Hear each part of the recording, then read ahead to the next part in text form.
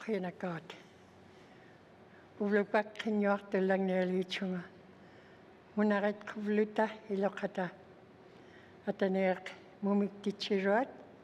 Ukwallu hivun nyoktit. Isumangit ataneak hilivilluge ilihimanaktuanik. Matkot inuit ilokanyik mani. Nunapting ni ikayone armatigit. Kutshakiliwilit kosay toami kuvlupak munakahilit kitit. Havaktuat matkot munakriruat o kauchip tingnik. Atanekilig nun kahit kitka. Wanga huilyo kama hiling nun kinyoakto. Ataramik atanek. Ukwadahin nyo kakak patay suamik kaktilugit. Umihutay suamik kuvenak tuamik kahit simawakaluit. Uvlupakahin mo nakaligit sumaiptigot kanok. Inyuni ako tikrap tingnik. Inyuni ako tikput ilihimanakan. Unitakpolo inyuni ako tikput ilihimanakan atanek. Ilibit ka manaktuatin mo nakanyaligit kiptigot. Jesus at kagon, aperigpin. Amen. Please be seated. I'd like to thank Mr. Elias for the prayer. Minister statements. Minister responsible for housing and NWT. Mr. Speaker, members of this Legislative Assembly have spoken about the importance of repairing our existing social housing units. I want to assure members and all Northerners that real, measurable progress is happening. Today, I will highlight the work Housing NWT and local housing organizations have done over the past year in repairing and improving social housing units in the NWT. Since the start of this fiscal year, 278 social housing units across the territory have received much-needed repairs through collaboration between Housing NWT, local housing organizations, and contractors. These repairs were supported with the GNWT's 3-year, $150 million funding commitment to replace and upgrade social housing units across the north. Units received repairs to structures, electrical systems, heating systems, plumbing and drainage systems, and freeze protection systems. Regular repair work, including repairs to freeze protection systems, help protect buildings from severe weather and ensure residents have safe, reliable homes all through the winter. This protection is crucial in the NWT, where extreme cold, high winds, and long winters place immense pressures on buildings. Not only does repair work and proper maintenance help extend the lifespan of our units, it also contributes to our tenants' overall safety and well-being. A maintained home offers more than shelters. It provides a sense of security and a peace of mind. Over the years, I've seen firsthand how access to a safe, healthy living space can transform lives. Individuals and families can focus on work and school, and elders can remain comfortably in their communities. A reliable, well-maintained home provides the stability people need to focus on their health and responsibilities. Mr. Speaker, a total of 94 units were repaired in the Beaufort Delta this year. It includes upgrades, including upgrades to Kiglavik House for seniors in Tuktoyaktuk. 8 units were repaired in the Nahande, where our teams completed a full renovation following long-term occupancy of a social housing unit in Fort Simpson. In the North Slave, 25 units were repaired, including siding replacements at Bigelow Crescent in Yellowknife and exterior renovations at a fourplex in Wati. 49 units were repaired in the Sawtoo, including complete renovations of 4 units in Norman Wells. 102 units were repaired in the South Slave, including boiler replacements at Whispering Willows and Riverview Lodge in Hay River. In addition to these repair projects, Housing NWT also allocated $14.7 million this past fiscal year to support LHO's maintenance activities across the NWT. To help accelerate repairs in 2026, Housing NWT will pilot a trades team initiative with regional trade professionals hired in the Beaufort Delta, Sawtooth, and the Nahunde districts to support local housing organizations in repairs and maintenance and improve the quality of our housing assets for residents. The GNWT's investment reduced the number of social housing units sitting empty due to repair need, helping more families and individuals access safe housing sooner. This work also created steady employment opportunities and gained experience for apprentices, tradespeople, and local businesses. With the support of over 40 Journey certified staff working with our local housing organizations, our apprenticeship program continues to provide up to 15 apprenticeship learning opportunities each year. I strongly encourage residents interested in trades to explore this program. It offers a path to become a skilled housing maintainer, plumber, carpenter, or oil heat systems technician right in your home community, while helping create safer and more sustainable homes for Northerners. Housing NWT has been taking steps to better ensure maintenance activities are documented, reported, and acted on consistently and effectively. A capacity gap assessment for maintenance activities performed by LHOs was recently completed, and a modernized maintenance management system has been implemented with new training and online reporting tools available.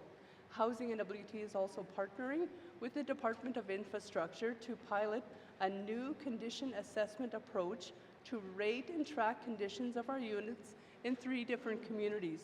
Lastly, we are finalizing the evaluation framework for the social housing maintenance programs.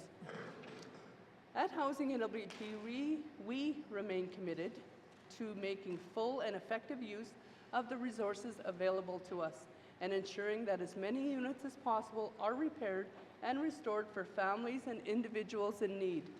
I want to thank the local housing organizations, contractors, and trades teams who make this work possible. Their efforts create safe homes for our people who live in them. I look forward to seeing many more homes repaired by the end of this Legislative Assembly. Koe Naini, Mr. Speaker. Thank you, Minister. Responsible for Housing NWT. Member statements, or minister statements, I should say. Minister for NTPC. Mr. Speaker, I would like to provide members an update on the board governance structure and future opportunities for the Northwest Territories Power Corporation, or NTPC. The vision of NTPC is to enrich the lives of Northerners by providing power that supports living, working, and investing in the Northwest Territories. Strong, independent governance is an important part of delivering on that vision. Mr. Speaker, this year marks an important step forward with the transition to a hybrid board of directors that includes 7 independent members from across the Northwest Territories, alongside 2 senior representatives from the Government of the Northwest Territories. This governance model balances local representation, diversity, and experience with a whole-of-government perspective and is consistent with the priorities of this Assembly. The board is chaired by Judy Goucher of Hay River, who brings with her to the board more than 15 years of experience as a senior utility executive in the Northwest Territories and 10 years of experience in GNWT financial management, providing a balanced foundation for the governance responsibilities of a public utility. The independent members of the board come from communities across the territory and bring a broad mix of Indigenous governance, public sector, regulatory, and technical expertise, informed by first-hand knowledge of Northern energy systems, infrastructure, and the impacts of climate change in the North. Together, these perspectives strengthen oversight and support informed long-term decision-making. In 2025, the GNWT had issued a direction letter to the new public board of directors for NTPC and NT Hydro. This letter provides clear policy direction from the GNWT as the sole shareholder, outlining priorities and expectations to ensure strategic oversight and effective governance. Mr. Speaker, the board has completed an extensive onboarding process and is actively working with NTPC management, preparing a response to the letter of direction issued by the government. This work reflects a clear focus on accountability, planning, and the responsibilities that come with governing a public utility on behalf of Northerners. Energy is fundamental to daily life in the Northwest Territories and a key priority for this government. With aging infrastructure and the growing impacts of climate change, this area faces considerable challenges, but also opportunities. These opportunities lie in modernizing how we plan, invest, and make decisions about energy infrastructure in the North in ways that reflect Northern realities and support long-term affordability, reliability, and resilience. Working together will be critical to achieve these goals. I met with the new board members when they were in Yellowknife for their onboarding. The members expressed their appreciation for their appointments, acknowledged that NTPC has a critical role to play in the North's future and economic growth, and conveyed their commitment to work with management to be responsive to the letter of direction. This governance structure provides a solid foundation as the NTPC plans for the future, and the new hybrid board is well positioned to provide effective oversight to deliver reliable, affordable, and sustainable power for communities across the Northwest Territories. Thank you, Mr. Speaker. Thank you, Minister responsible at TPC. Minister statements, member statements, member from Range Lake. Merci, Monsieur le Président. Yellowknife a abri le Collège nordique francophone, la seule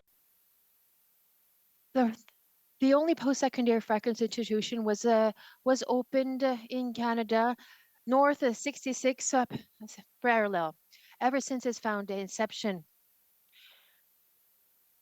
in 2011.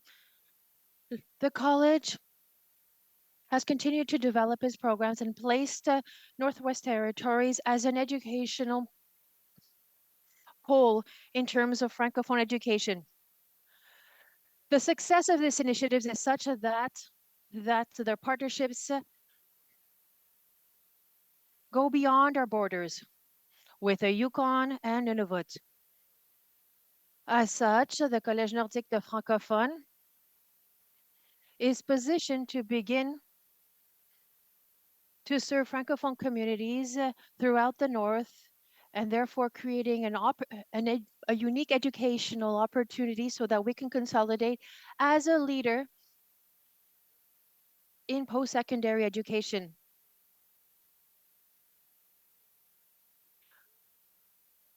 Even though the Collège Nordique has been prosperous, it cannot overcome the next step if there's no financing available, because in the current budget, there's no funding available, even after that the federal government made that 2 million cuts. And to be able to respond to the French education in the 3 territories in Canada has become even more difficult for the Collège Nordique. Without having a multi-annual and continuous funding, the Collège Nordique is facing uncertainty. Therefore, it has to set aside long-term planning, innovation, and stability of programs so that they may concentrate on the staffing, administrative tasks, and to reinforce their organizational capacity.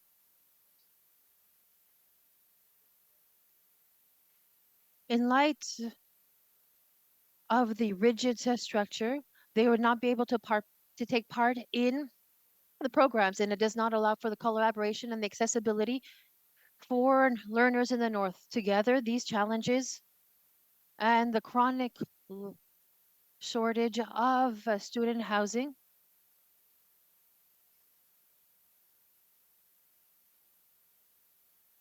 hinders the Collège Nordique to reach and fulfill its full potential. Mr. Chair, there is no reason to not support the Collège Nordique francophone. Thank you. Member from Range Lake is seeking unanimous consent to conclude his statement. Seeing no nays, you may conclude your statement. Merci, Monsieur. Thank you very much. There's no justification to not support the Collège Nordique francophone.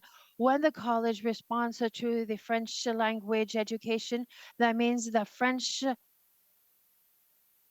language rights is not just an obligation, but it's in order to ensure that we have that the entire territory can thrive. I will have questions for the Thank you. Member from Range Lake.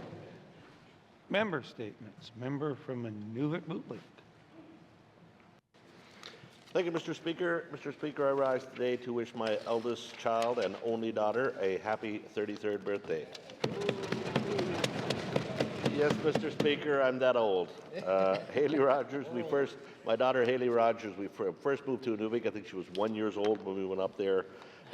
Obviously grew up in Inuvik, went off to U of A, got her teaching degree, taught in Inuvik for 6 years, Mr. Speaker, and actually was a page in this house. I can't remember the assembly when Mr. Rowland was, when Premier Rowland was here.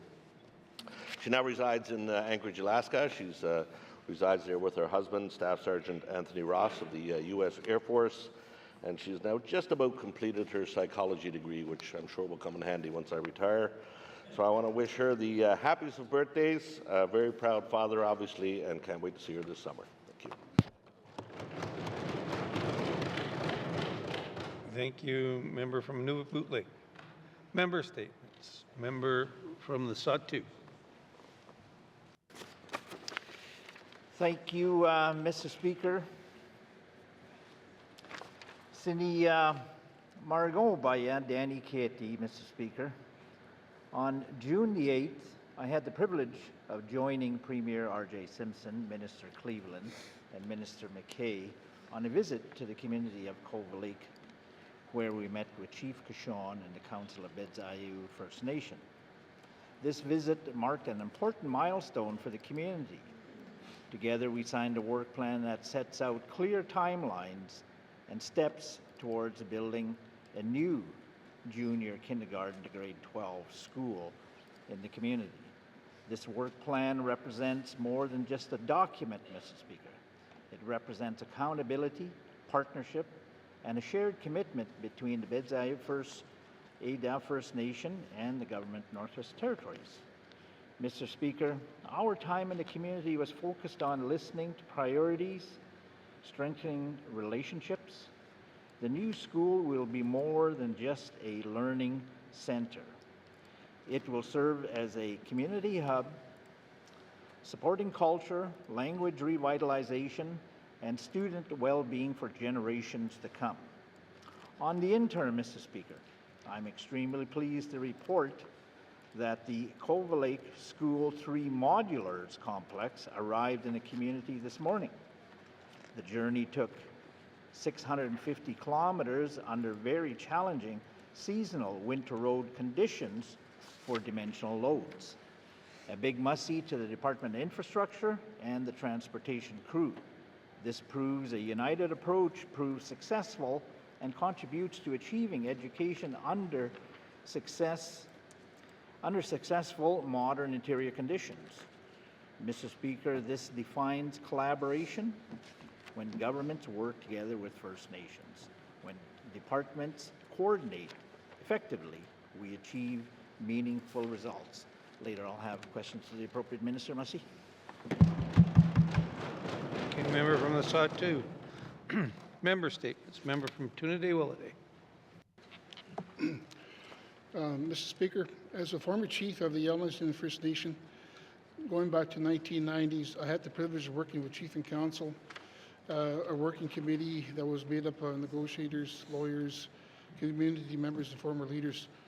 Alongside my colleagues, we worked to establish a resource development agreement with BHP Bilton, David Diamond Mines, De Beers, Gotcha Coin, and out of those agreements, we got skilled miners, skilled tradesmen, and heavy equipment operators. Through these efforts, I have learned how challenging cultivating Indigenous-led mining economy can be, but also essential that work is to creating jobs, developing the skilled workforce, attracting investment, and opening business opportunities for our community members and developing corporations. This week, I just learned that Winter Bailey, a member of Dennequin First Nation, has been honored with the Indigenous Trailblazing Award for Women in Mining by Women in Mining Canada, celebrating the Prospector and Development Association in Canada Convention. I want to extend my congratulations to her for this award, and I have long admired the important work she has done. Winter began her career on site in the mining industry and advanced into a leadership position with David Diamond Mines. eventually becoming one of the first Indigenous women on DIVIC management team. In her role, she has shared her expertise across Canada and the United States, South America, and Australia, building relationships with fostering collaboration with Indigenous communities and industry partners. Trailblazers is fitting word to describe her.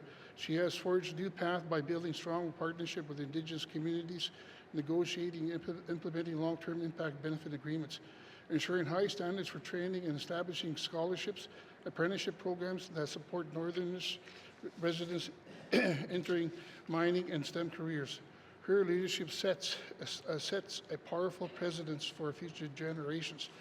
Brenter's work exemplifies what responsibilities community-focused mining can look like. She has advanced Indigenous participation, equity, and leadership while weaving traditional knowledge in the fabric of our northern economy. Mr. Speaker, I seek unanimous consent to conclude my member statement. Thank you. Thank you. Member from Trinidad-Willity. Member from Trinidad-Willity is seeking unanimous consent to conclude his statement. Seeing no nays, you may conclude your statement. Thank you, Mr. Speaker, and thank you, colleagues. Our territory has long and proud history of mining. As we navigate a low point in the economic cycle, we rely on incredible homegrown talent like Winter and the many individuals she's inspiring. Thanks to her vision and leadership, and our communities are building on her examples, creating a strong foundation of Indigenous expertise. We must harness that talent to develop a thriving Indigenous-led mining economy for the Northwest Territories. Thank you, Mr. Speaker. Thank you, member. Thank you, member from Trinidad-Willity. Member statements. Member from Yellowknife North. Cheryl. Mr. Speaker, I often stand up with lots of concerns about health care, but today I can say I'm finally hopeful we are headed in the right direction, at least for primary care. We know that at least a quarter of Yellowknife's residents are not yet assigned to a primary care team, and so I've been asking for a clear pathway with resources to get everyone attached to a team. It's not as simple as just making the list of patients longer for each team.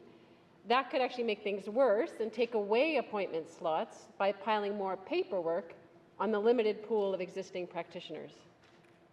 Now, we finally got a commitment that a primary care workforce plan will be completed within the year, so we can set out how many and what kinds of practitioners are needed on these teams. Now, I've been yammering on about a healthcare workforce plan for 2 years now, so it's good to see it finally being done.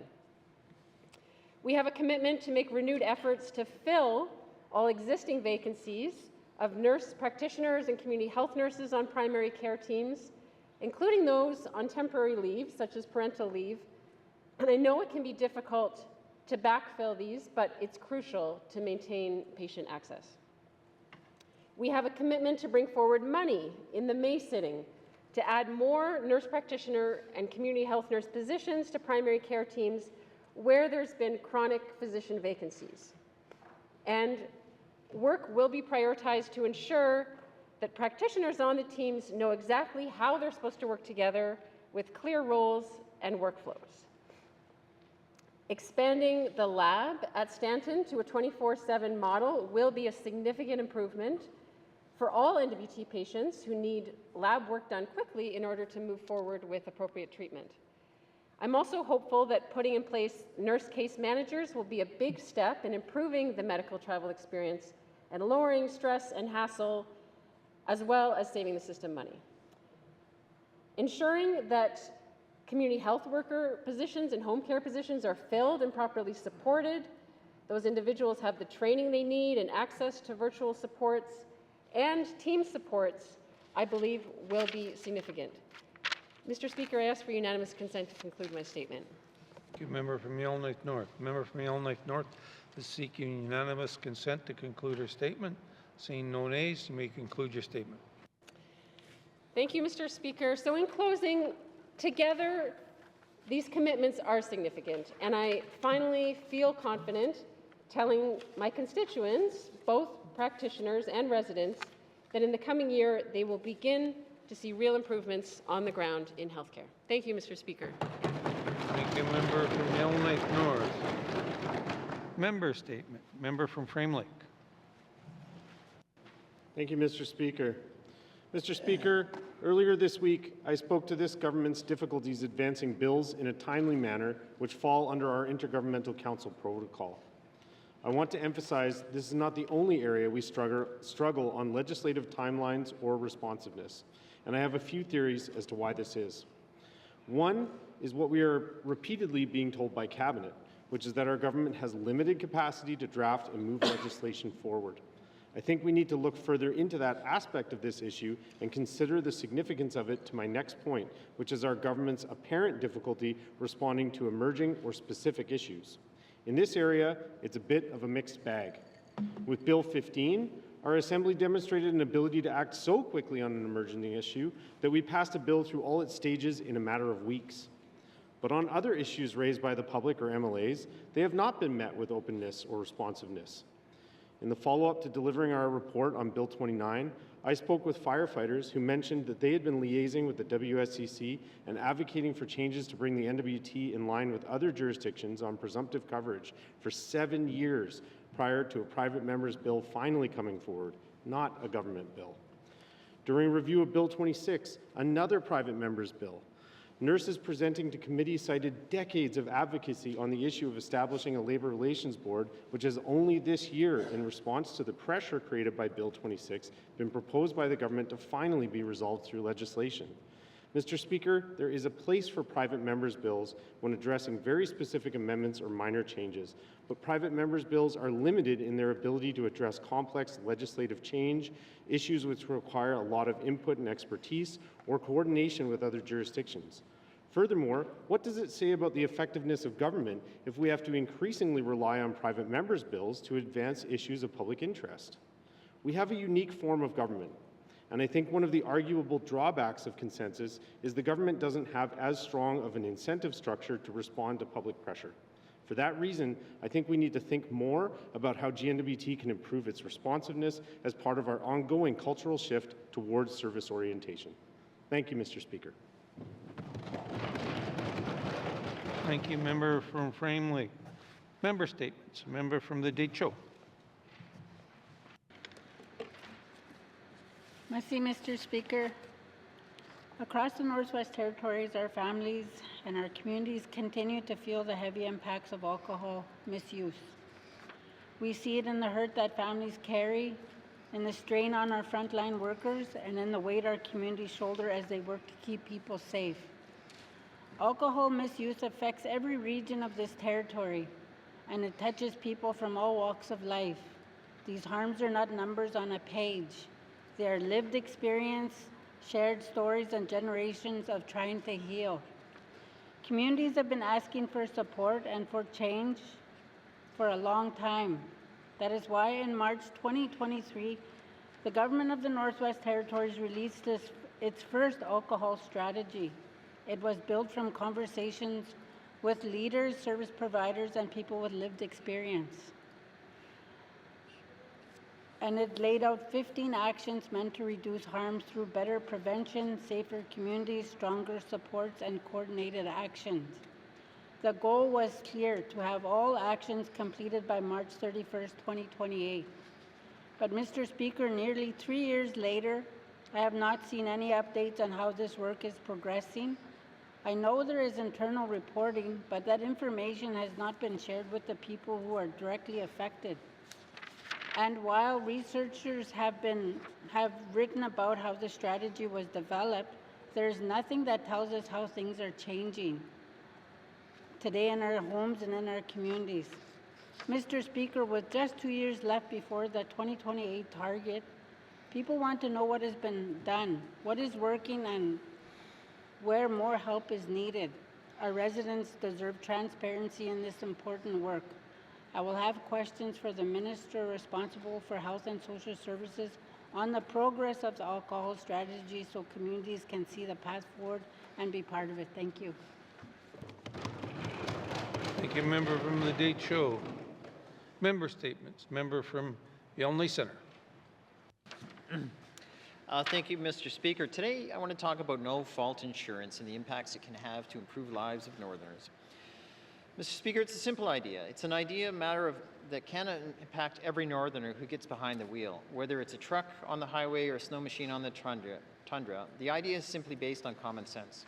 Right now across the country, we're seeing a shift. Jurisdictions are moving towards a no-fault system, and they aren't doing it for the sake of bureaucracy. They're doing it for the sake of the people and the impact it has on them.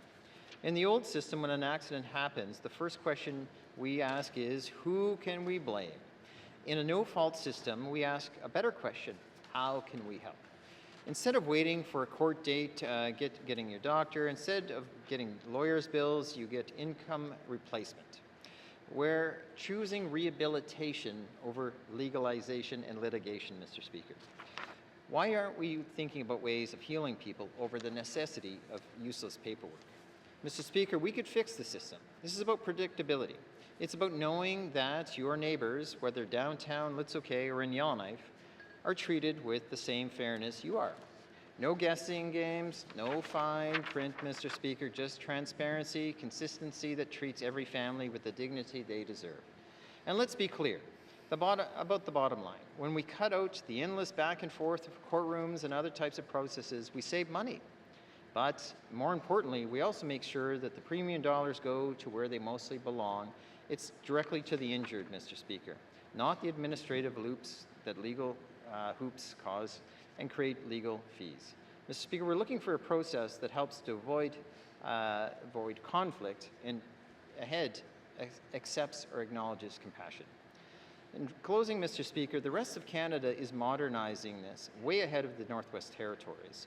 We cannot afford to stand by while the people deserve the system needs to step up, built around efficiencies. They deserve fairness and a system that takes care of them, because at the time of crisis, the last thing you need to be doing is looking for a lawyer.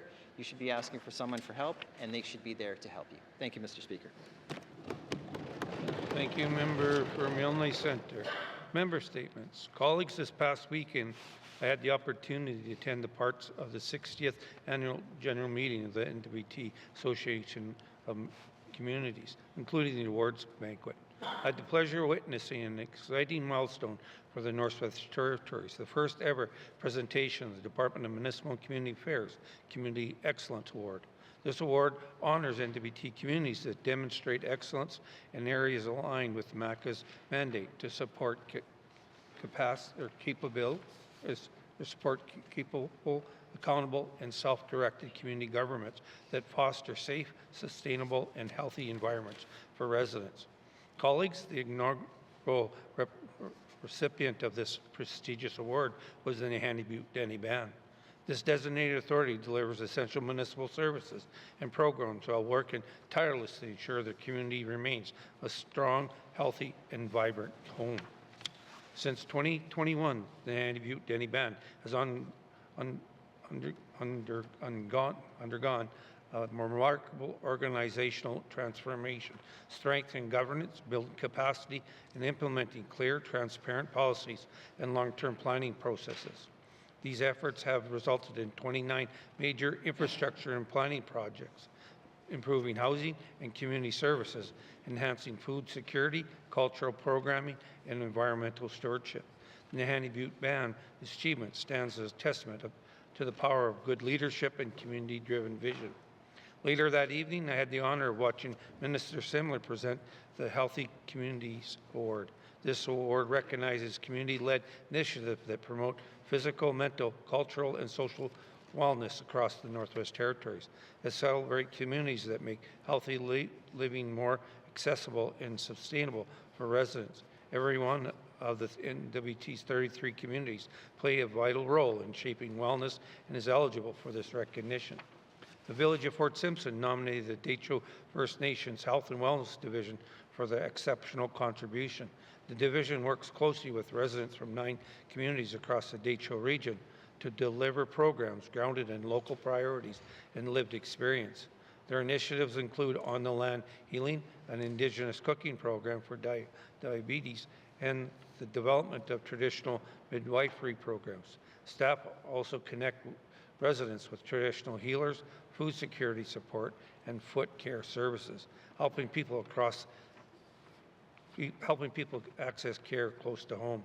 I'd like to congratulate the Detroit First Nation Health and Wellness Division for their excellent work in supporting the health and well-being of Detroit residents, and the Nahanni Butte Band on receiving the first MACA Community Excellence Award.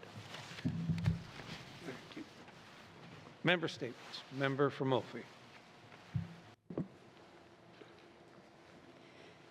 Thank you, Mr. Speaker.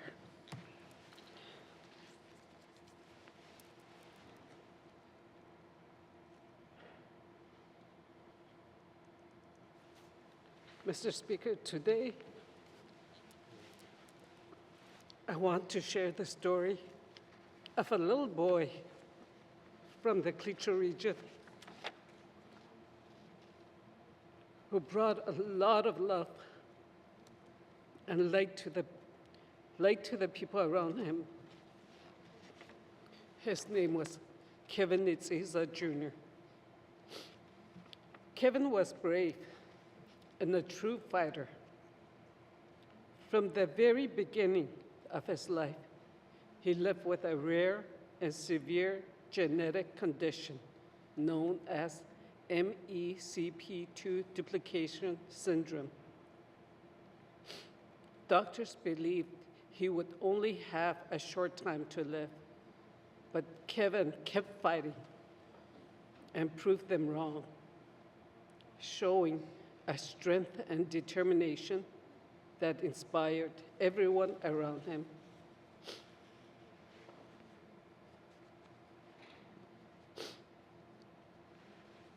To raise a child with that kind of fighting spirit takes strong and resilient parents. Mr. Speaker, Kevin Jr.'s parents, Ashley and Kevin Sr., showed that strength every day. They stood beside their son through every challenge, carrying responsibilities and making sacrifices that very few of us can fully understand. For 9 years, they poured their love, time, and care into Kevin's life, always fighting to give him the best they could. On March 2nd, Kevin's brave fight came to an end, leaving a deep loss for his family and community. Mr. Speaker, I want to use this time to celebrate Kevin's story, but also to give this assembly an opportunity to reflect. Kevin's story is truly inspiring, but it also reminds us of the difficult and often heartbreaking realities families face when caring for a child with complex needs. Kevin's family experienced that reality firsthand. They had to leave their home in Wati so Kevin could receive the medical care he needed. They had to leave behind the love and support of aunties, uncles, cousins, and extended family. They were denied access to low-income support, disability programs, and social housing, even though it was clear they needed help. Again and again, obstacles were placed in front of a family already carrying so much.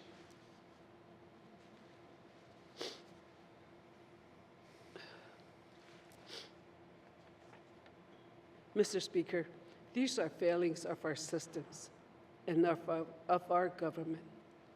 We must do more to protect our people, especially those who are vulnerable and who need it most. Families like Kevin shouldn't have to fight so desperately just to access the support their children need. Mr. Speaker, before I close, it was also important to Kevin's family that the support of their community be recognized. They shared that the phrase, "It takes a community to raise a child felt especially true in Kevin's life. They want to acknowledge the family that stood beside them, a family that extends throughout the Klitscho region and includes so many people who cared for Kevin along the way. They also want to recognize the support of the Klitscho government and the schools he attended here in Yellowknife. He was enrolled in Welladay School. When he was in school, 32 classmates were given an opportunity to play with Kevin 10 minutes throughout the day. Kevin was a popular child in school. He will be missed and remembered by the teachers and students alike. When Kevin was able to attend school, those were some of his happiest moments. His family shared that those days brought out his biggest smile. Kevin was never able to walk or run or do many of the things most children do growing up. But when he passed, his mother shared with me a beautiful vision. She said she saw Kevin run through the gates of heaven, free and full of joy. As he passed through those gates, he turned back with the biggest smile and thanked his parents and his community for the love and care that have filled his life. Our thoughts and prayers are with Ashley and Kevin Jr., their family, and the community that loved Kevin so deeply. Mr. Speaker, today, Kevin is being laid to rest, but his spirit remained here with his family and loved ones. May he now run freely among the angels in heaven in joy and in peace. Merci, Mr. Speaker.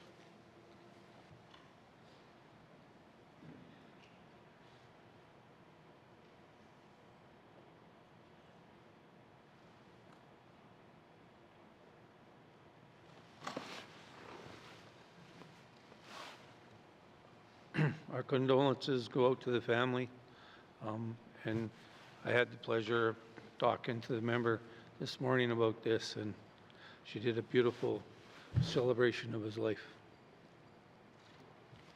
Member statements. Member statements. Recognition of visitors in the gallery. Member from the Sawtooth.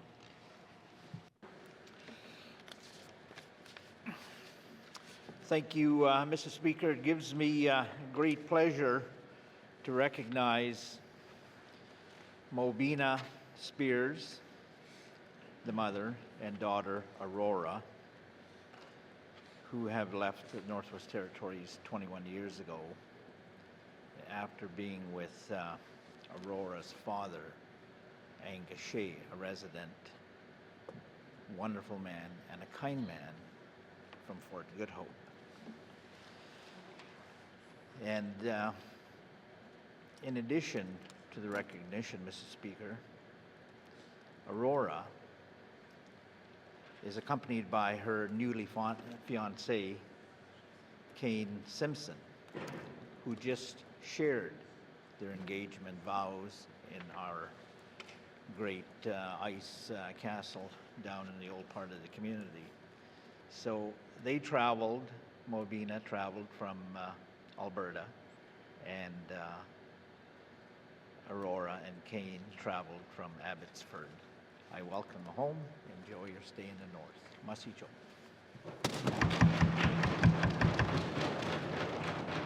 Recognition of visitors gallery. Member from Great Slave.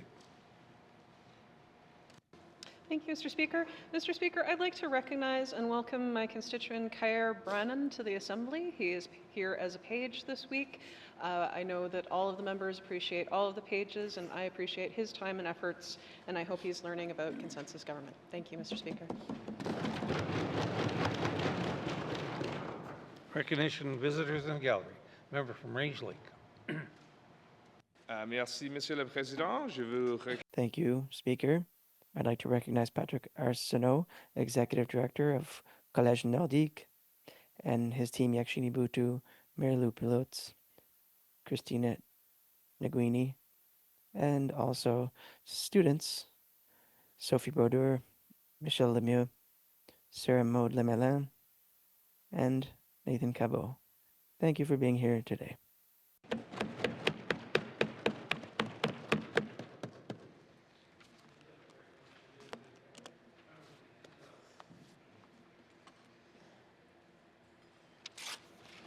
Thank you, Mr. Speaker. Today, I'd like to recognize 3 patrons from the community of Tsigachick, Ms. Sydney Van Loon, Ms. Rose Blake, and Ms. Ariana Corden. I'd like to welcome you to the Assembly, and we appreciate the work that you've done this past week, and thank you for your work. Thank you, Mr. Recognition of visitors in the gallery. Recognition of the visitors in the gallery. If we missed anyone in the gallery today, we welcome to your chambers. Hope you enjoy the proceedings. It's always nice to see people in the gallery. Recognition of visitors gallery. Recognition of visitors in the gallery. Notice of motions. Notice of motions. Motions.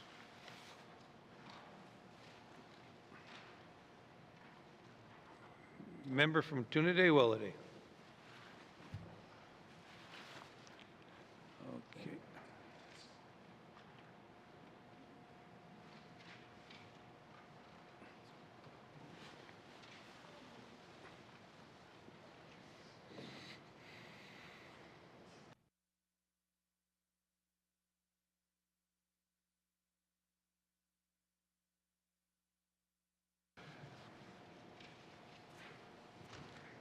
Member from Trinidad Willity. Thank you, Mr. Speaker. Mr. Speaker, the motion I have here today is protection of transboundary water and the rights of northerners.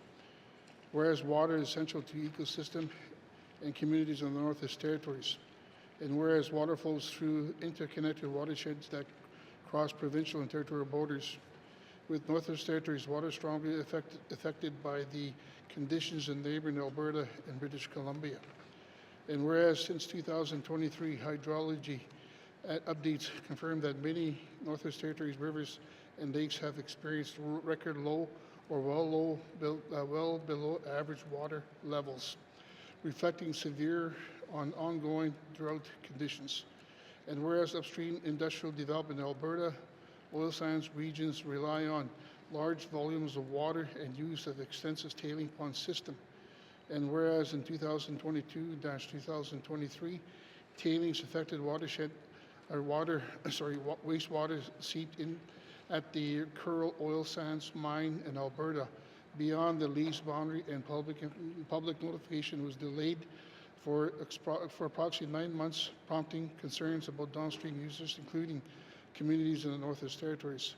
And whereas Alberta Water Amendment Act 2025 merges the Peace Slave and Athabasca basins, introduces a new low-risk inter-basin transfer pathways, changes the environmental Indigenous organizations have warned may reduce oversight and heighten ecological and downstream risk.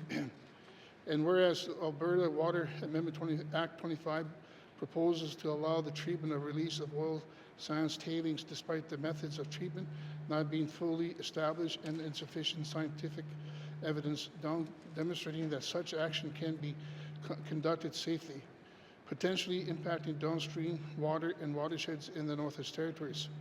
And whereas the government of Northwest Territories, government of Canada and several provinces have adopted one project, one review approach to streamline environmental impacts assessments, including formal cooperation agreements with New Brunswick and Ontario, which aims to reduce duplication but also shift greater reliance onto provincial assessment processes. And whereas Indigenous leaders in the Northwest Territories have publicly raised concerns about inadequate consultation regarding Alberta Water Amendment Act 2025 and the potential severe impacts on watersheds and downstream users. And whereas Section 35 of the Canadian Constitution, 1982, recognizes and affirms existing Indigenous and treaty rights, including those under Treaty 8 and Treaty 11, which guarantees Indigenous people in the Northwest Territories the right to continue their traditional livelihoods, such as hunting, fishing, trapping, and gathering, which rely on the water and ecosystem of the Northwest Territories. Now, therefore, I move second by the member of the Deitcho that this Legislative Assembly calls on the Government of Northwest Territories to formally oppose Alberta Bill 7, Water Amendment Act 2025, and any upstream policies that could enable inter-basin transfer on basin mergers without robust science-based safeguards and fully considered of downstream impacts of the Northwest Territories. And further, that the Government of Northwest Territories urge the Government of Canada to ensure that one project, one review agreement preserves strong enforceable protections for water quality, aquatic ecosystem, and cumulative effects oversight, including shared watersheds that affect the Northwest Territories. And furthermore, that the Government of Northwest Territories ensure its transboundary water agreement allow for transparent, timely, and proactive notification and information sharing from Alberta and federal regulations regarding any incidents and releases or release with potential transboundary effects consistent with best practices learned from the Curl tailing seepage event. And furthermore, that the Government of Northwest Territories ensure that its transboundary water agreement allow for transparent, timely, and proactive notification and information sharing from Alberta and the federal regulations regarding any proposed or actual treatment, discharge, or release of oil sands tailings with potential transboundary impacts. And furthermore, that the Government of Northwest Territory reaffirms that First Nation, Inuit, and Métis people must be meaningfully consulted and involved consistent with their rights on decisions affecting shared water and watershed governance. And furthermore, that the Government of Northwest Territories strengthen and publicly communicate its ongoing hydraulic monitoring and drought report for the Northwest Territories, including clear summaries of conditions, drivers, and implications for communities and the ecosystem. And furthermore, that the Government of Northwest Territories respond to this report in 120 days. Thank you, Mr. Speaker. Thank you, member from Trinidad-Wellade. To the motion.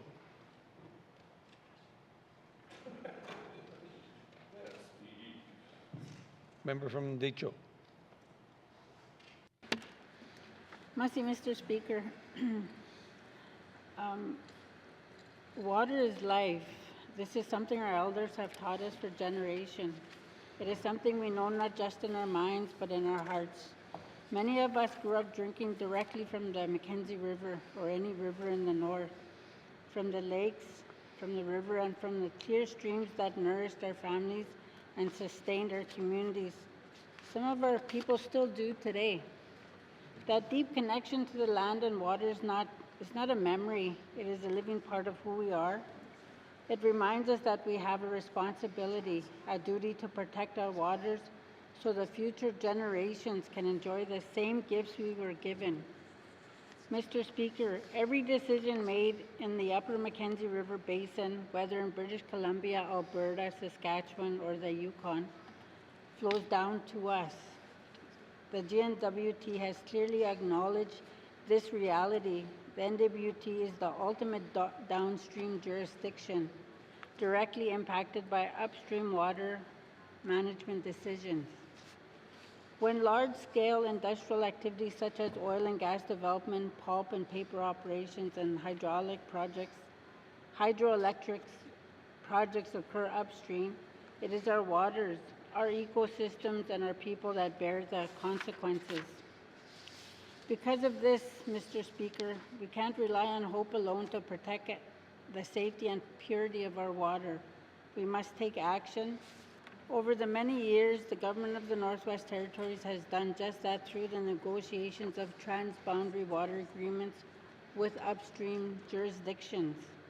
These agreements are rooted in the 1997 Mackenzie River Basin Transboundary Waters Master Agreement, signed by Canada, British Columbia, Alberta, Saskatchewan, the Yukon, and the Northwest Territories.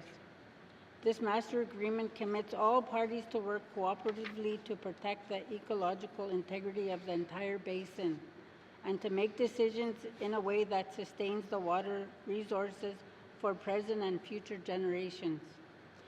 Mr. Speaker, these agreements are not just technical documents. They are powerful tools that affirm our right to clean water, that recognize the importance of aquatic ecosystem health, and that ensure upstream governments cannot unreasonably harm downstream jurisdictions like ours. Bilateral agreements with Alberta, British Columbia, and updated agreements with the Yukon set clear expectations for water quality. Groundwater protection and ecosystem health. They require cooperation, information sharing, and joint stewardship. They give us a seat at the table so that decisions affecting our waters are not made without our knowledge or our voice. These agreements also recognize something fundamental, the central role of Indigenous peoples and Indigenous knowledge in protecting the land and water. The Mackenzie River Basin process and its bilateral agreements emphasize the importance of Indigenous participation, ensuring that traditional knowledge and community experience shape decisions that affect our shared waters. This is not only good practice, it is an expression of respect for the people who have cared for these lands since time immemorial. Mr. Speaker, protecting our water is not just environmental policy. It is about the health of our families, the safety of our food source, the well-being of our communities, and the future of our culture. Water holds our stories, our history, and our responsibilities. It connects all of us, upstream and downstream alike. As legislators, we must continue strengthening our protections, holding upstream partners accountable, and ensuring that the commitments made in these important agreements are upheld. We must continue speaking for the water, because the water cannot speak for itself. And we must always remember that the decisions we make today will shape the world our children and grandchildren inherit. For these reasons, Mr. Speaker, I fully support this motion and its goal of protecting the waters and the rights of the people of the Northwest Territories. Merci. From the date show. To the motion. Member from Trinidad-Willity. Thank you, Mr. Speaker. Mr. Speaker, at the heart of this motion is the health of our people. My communities face alarming high rates of cancer, chronic illnesses that are forced our people to face serious challenges at an even younger age and take our elders from us too soon. In the past year alone, as the MLA for Trinidad-Willity, I have contributed to over 20 funerals, and that is only a fraction of the loss of our communities have endured. Countless others are battling cancer and serious illnesses, and my office works tirelessly to advocate for them and ensure their treated rights to health are honored. This is an experience I know I share with my colleagues who represents Indigenous communities, because our people are far more likely to be affected by cancer and other serious illnesses.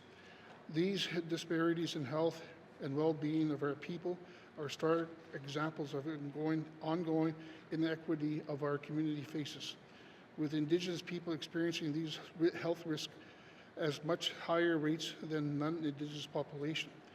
Our people spend much time on the land, sustaining ourselves directly from hunting, fishing, trapping, and we rely on these waters, on our ecosystem, which rely on these waters as well.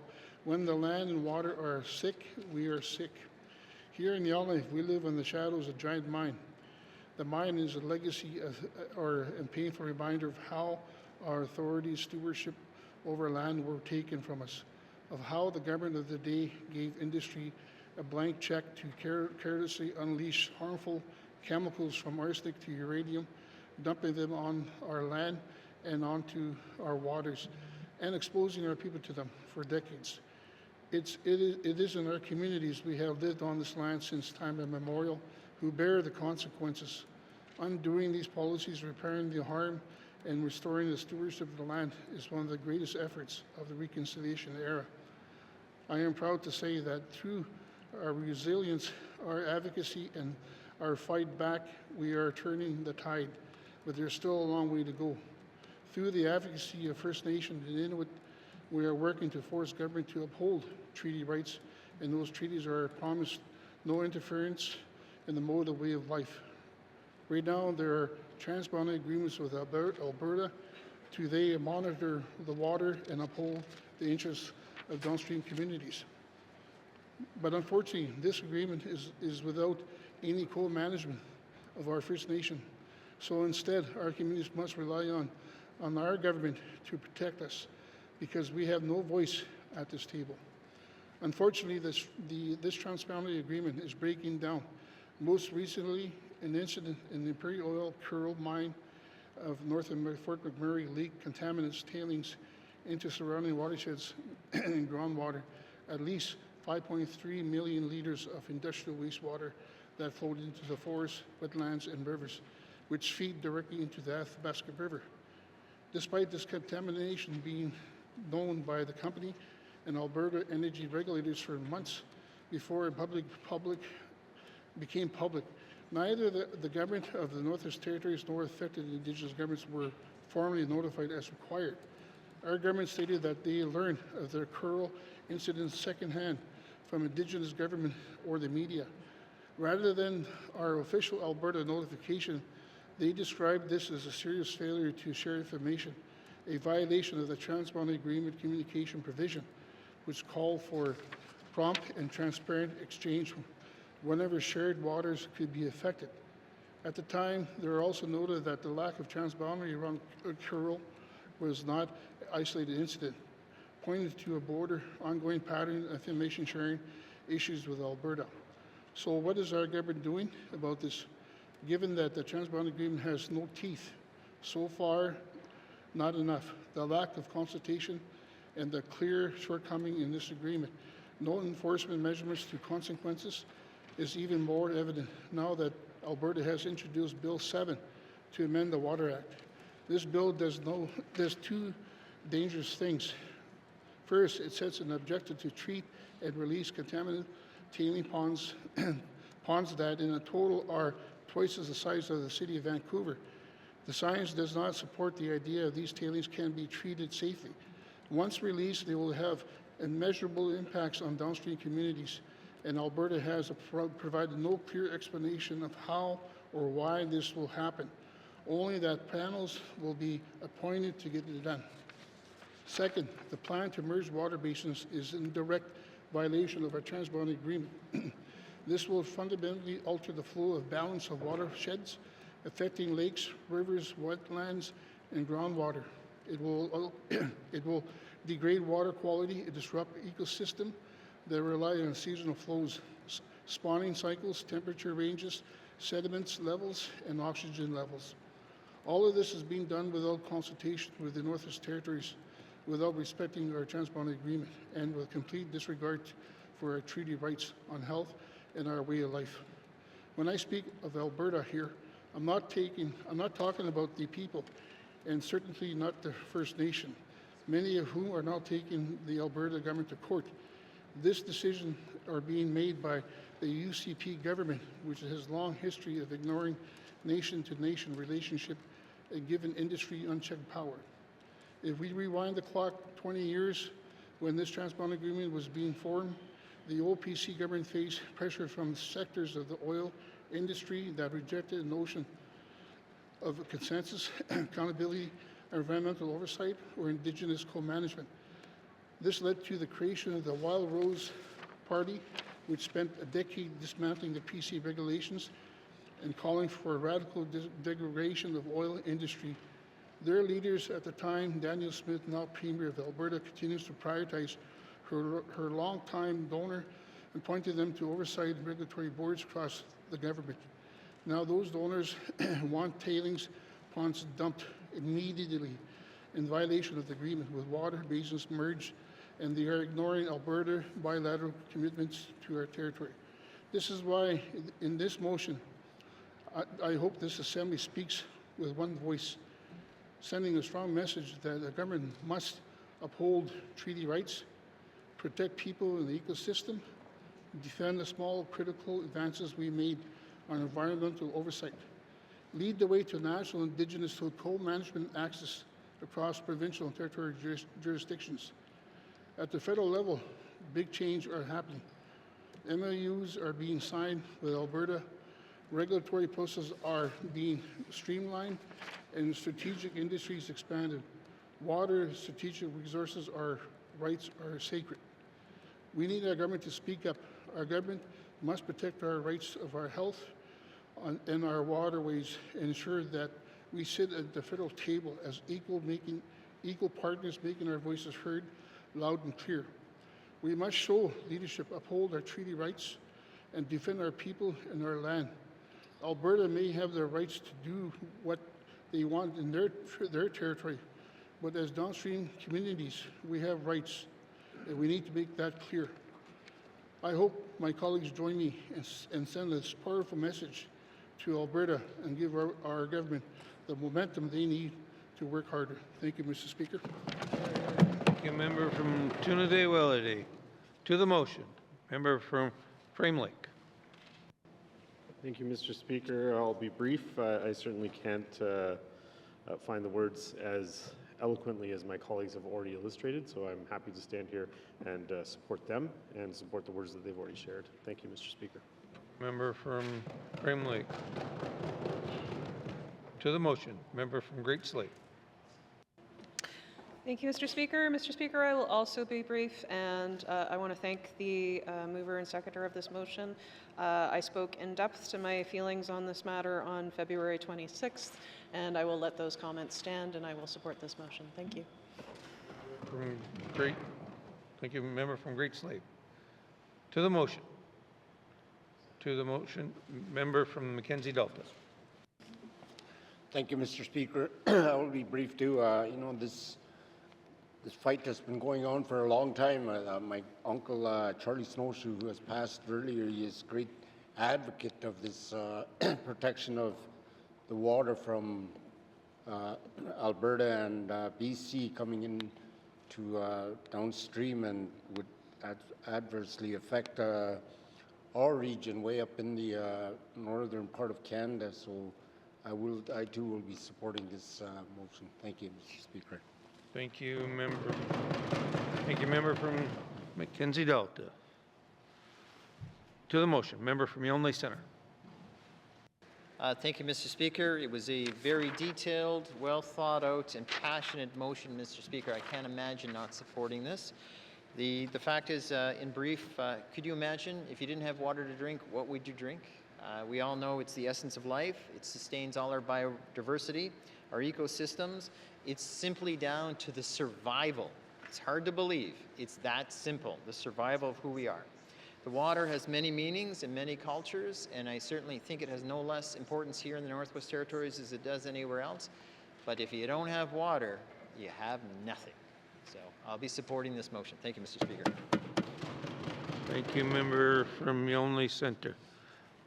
To the motion, member from Range Lake.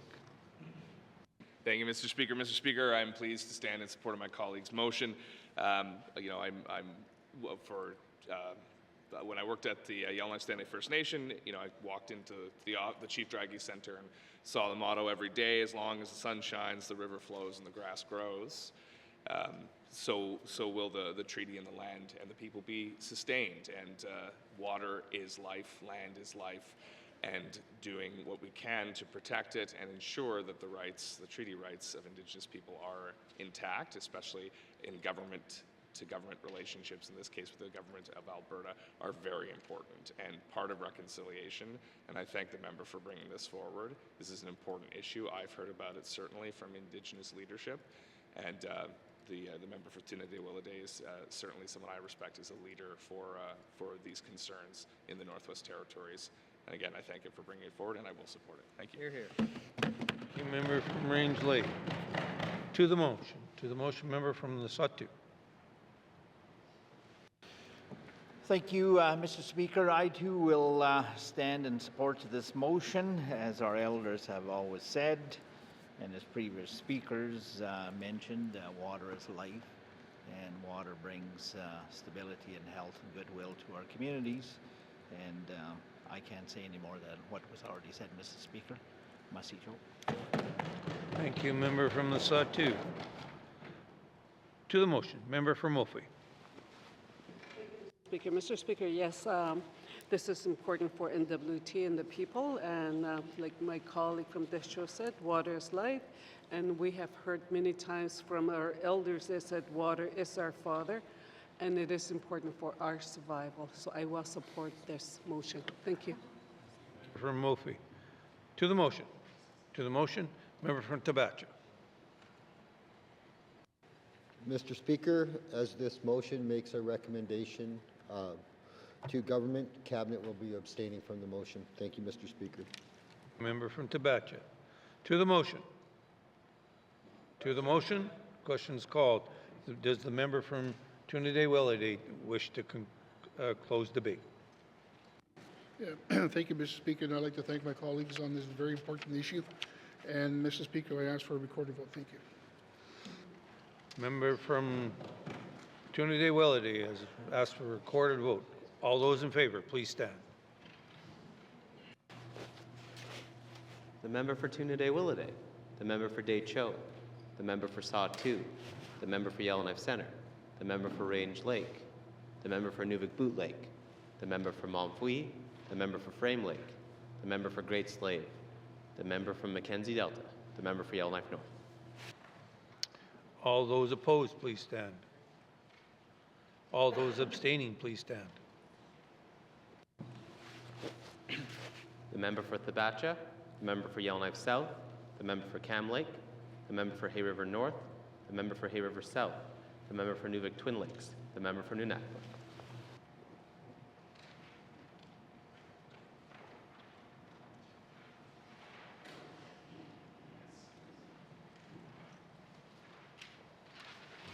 Thank you. Colleagues, all those in favor, 11, opposed, 0, abstention 7. Motion is carried.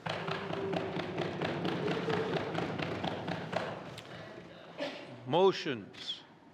Member from Yellowknife Centre. Thank you, Mr. Speaker. I have two motions to read into the record. I'll obviously do one at a time. The first one is with respect to the Electoral Boundaries Commission. So, Mr. Speaker, whereas tabled document 483-20(1), the 2025-26 Electoral Boundaries Commission final report has been tabled in the House.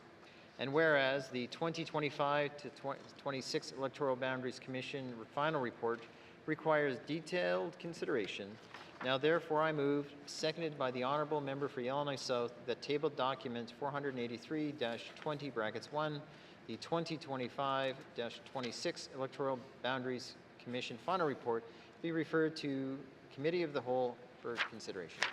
Thank you, Mr. Speaker. From Yellowknife Centre. To the motion. Question has been called. All those in favor, please.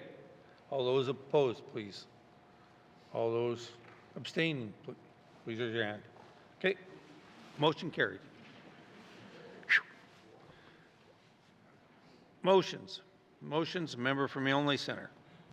Thank you, Mr. Speaker. My second motion is regarding the Legislative Assembly Compensation and Benefits Report. Whereas the table document 445-20(1), the 2025 review of the members of the Northwest Territories Legislative Assembly Compensation and Benefit Report has been tabled in this House. And whereas the 2025 review of the members of the Northwest Territories Legislative Assembly Compensation and Benefits Report requires detailed consideration.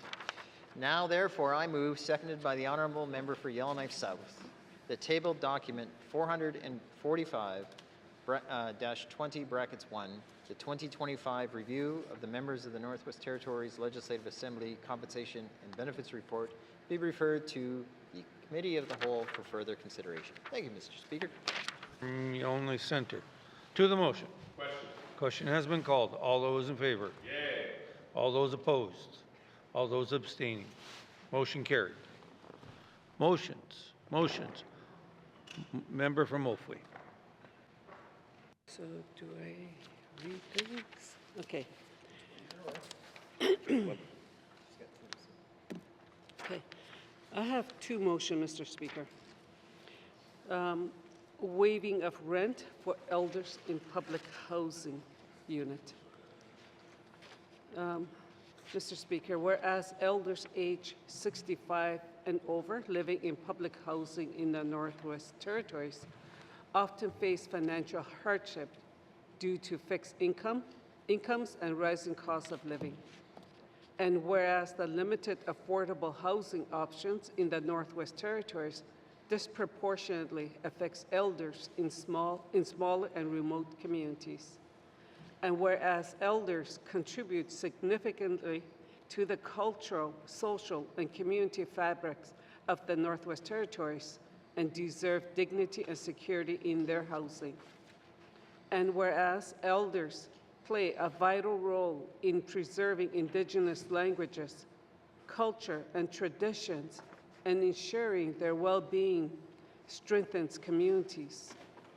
And whereas housing insecurity among elders can lead to negative health outcome and increased reliance on health and social services.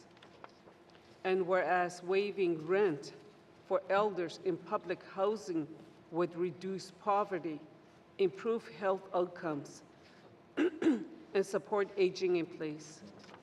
Now, therefore, I move, seconded by the member for Decho, that this Legislative Assembly calls upon the government of the Northwest Territories to implement a policy to waive rent for all elders age 65 and over residing in public housing units as soon as administratively feasible. And furthermore, that the government of the Northwest Territories respond to this motion in 120 days. Thank you, Mr. Speaker. From Oakville. To the motion. To the motion. Member from the Decho. Merci, Mr. Speaker. Colleagues, I want to voice my strong support for this motion, calling on the government to implement a policy to waive rent for all elders aged 65 and over residing in public housing. This is not simply a matter of financial relief, it is a matter of dignity, equity, and respect for those who have built and continue to sustain our communities. Across the Northwest Territories, elders living on fixed incomes face increasing financial pressures. The rising cost of food, fuel, utilities, essential goods place an ever-growing burden on those least able to absorb it. For many elders, every dollar is already stretched to its limit. When rent becomes one of the most significant monthly expenses, the result is hardship that no elder in our territory should experience, especially after a lifetime of contributing to the well-being of their families, communities, and cultures. This issue is even more pronounced in our smaller and remote communities where affordable housing options are extremely limited. Elders in these regions often face higher costs of living and fewer economic opportunities, intensifying the strain. Housing should not be a source of insecurity for the knowledge keepers, language holders, and cultural leaders who play such a vital roles in the life of the Northwest Territories. Elders are central to preserving Indigenous language, cultural practices, and community identity. When elders thrive, communities thrive. Ensuring stable and secure housing for elders supports healthy aging in place, allows them to remain in their home communities, and strengthens intergenerational ties that are fundamental to cultural continuity. There are also clear social and health benefits. Housing insecurity is linked to poor health outcomes and greater reliance on health and social services. By waiving rent for elders in public housing, the government would reduce poverty, reduce stress, and promote better physical and mental health measures that would likely reduce pressure on government systems in the long run. Rent Waivers are not merely a financial policy, they are an investment in community strength and cultural resilience. They honor the contributions of the elders have made throughout their lives, and acknowledge the responsibility we carry to ensure they are cared for with the respect they deserve. For these reasons, I urge the members to support this motion. Let us act decisively to ensure that elders aged 65 and over living in public housing can live with dignity, security, and peace of mind. Merci, Mr. Speaker. Thank you, member from the Deschaux. To the motion, member from Moultrie.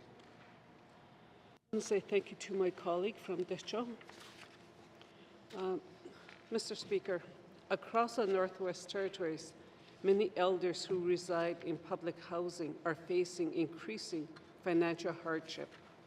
With fixed incomes and continuously rising costs of living, even modest increases in expenses can push elders into difficult choices between essentials like food, heat, medication, and housing. Mr. Speaker, these challenges are felt most acutely in our smaller and remote communities, where affordable housing options are limited and the cost of living is even higher. For many elders, public housing is not just a place to live, it is the only viable options available to them. We must remember that elders are the heart of our communities. They are the keepers of our languages, our knowledge, and our traditions. Their contributions, cultural, social, and emotional, enrich the Northwest Territories in ways that cannot be measured in dollars. Ensuring their well-being is not only an obligation, it strengthens families, communities, and the continuity of culture for future generations. Housing insecurity among elders is not just a housing issue, it has direct impacts on health, increasing pressures on our healthcare and social systems. By waiving rent for elders in public housing, we can reduce poverty, improve health outcomes, and support elders to age in place with dignity. Mr. Speaker, through this motion, we are expressing a clear expectation that elders should not longer face financial strain simply to maintain a safe and stable home. It urges the government to take meaningful action to eliminate rental costs for elders in public housing, ensuring they can age in their communities with dignity, security, and the respect they deserve. I urge all members to support this motion and reaffirm our commitment to honoring and protecting our elders. Merci, Mr. Speaker. Thank you, member from Moultrie. To the motion, member from Yonge Centre. Thank you, Mr. Speaker. I will be voting in favor of this motion. I like the spirit and the intent of it. If anything, I based my career on a lot of it was supporting seniors and elders, and any way to make their life better is certainly an issue I will take on, a fight I'll take on any time. I have not forgotten the journey of those who've come before us, and to me it's an important story of their life that we must make sure that the winter of their life is not as burdened as much as possible. As this is a public housing issue, I'm also worried, and it gives us a chance to do some evaluation with respect to it, to cost it out. And often I've thought about the issue, whereas it's just a shell game. For example, housing or maybe health is paying the rent. Sorry, my apologies. Income support is paying the rent of housing, which is just the government shell game, taking one money from one pocket, moving it into the next. And I don't see any true efficiency of that. It's like once people are assessed, maybe that's when you say, okay, they've been fully assessed at this time. So we need to stop doing this process. All we're doing is making work and making paperwork, and that's certainly not efficient. This process could actually help define and save government money in the long run. So in short, Mr. Speaker, I'll be supporting this motion. I would like to know some details further along the lines when the government does its evaluation for implementation, because I'm confident they'll see the wisdom of this motion. And lastly, I want to thank the member for Montfouille. She continues to be an ardent champion on supporting elders as well, and I must acknowledge her strong will and the voice of her people. So I cannot imagine not helping carry some of that voice and passion with her. Thank you. Member from Yellowknife Centre. To the motion, member from Tune-a-Day-Willity. Yeah, thank you, Mr. Speaker. I rise to, as well, to give support to this motion. I just want to reflect back to the 19th Assembly when we had a social development committee that traveled to Bichicon and to talk about housing in that community. And I recall we had an elder that came to that meeting, and it was very touching because that elder lived in public housing, but his senior income from his pension was about 80% garnished seed, and he got $20 a month. And that's very disturbing, all because the NWT Financial Act talks about that. So that act needs to be updated in line with UNDRIP. But Mr. Speaker, as we get claims done and self-government agreements done, similar to what's going on in Bichicon, you know, our elders are the ones that are, I guess, teaching us right from as we're growing up. And I was raised by an elder too, my grandparents. And it's very important that you know, that these homes that they're talking about, that I really support this motion because it brings a lot of memories to them in these homes. But I got to think back too as well that in 2038, housing in NWT is also going to be their agreements with CMHC are going to come to an end. And what becomes after 2038? What becomes of all the housing assets, the liabilities, all that needs to get sorted out. So it makes only good sense that we start looking at this and look at ways to liquidate these assets, even if they're old. I'm sure that we could figure that out at a community level. So, Mr. Speaker, I do support this motion. Thank you. Thank you. Member from Tune-a-Day-Willity. To the motion, member from the Sawtooth. Thank you, Mr. Speaker. I too will support this motion. I've had tea and bannock with a number of elders throughout the communities that I represent and talked to the elders in some other communities, and I don't think we should be treating our elders in their golden years of their journey, but be there to ease the tension. As we all know, the cost of living is so high in all our communities. They're really extremely battling the hardships of stretching their dollar values and still being there for their children, their grandchildren, who is always requesting some money assistance for their toys or whatever the children want or request at the time. So that's just part of a parcel of my efforts to show support for our elderly community. Thank you. Thank you, member from the Sawtooth. To the motion. To the motion, member from Tabasco. Thank you, Mr. Speaker. Mr. Speaker, as this motion makes a recommendation to government, Cabinet will be abstaining from the motion. Thank you, Mr. Speaker. Tabasco. To the motion, member from Yellowknife North. Thank you, Mr. Speaker.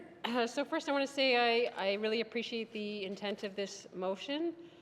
My colleagues have spoken to the financial hardship that many elders experience, and I agree that it seems that even though we have housing subsidies and we have income support, that those things don't necessarily have appropriate thresholds, and that we may be still demanding too much rent, for example, from people who are in demonstrated financial need. So it is a significant hardship on them. My colleagues also mentioned that it may be the case that elders who may not be in such financial hardship or need may not have other options in a community except to live in public housing. And that also speaks to the need for us to create more housing options in communities that are appropriate for people both in varying levels of financial need, but also in need of various kinds of supports, and we need that fuller spectrum or range of housing options.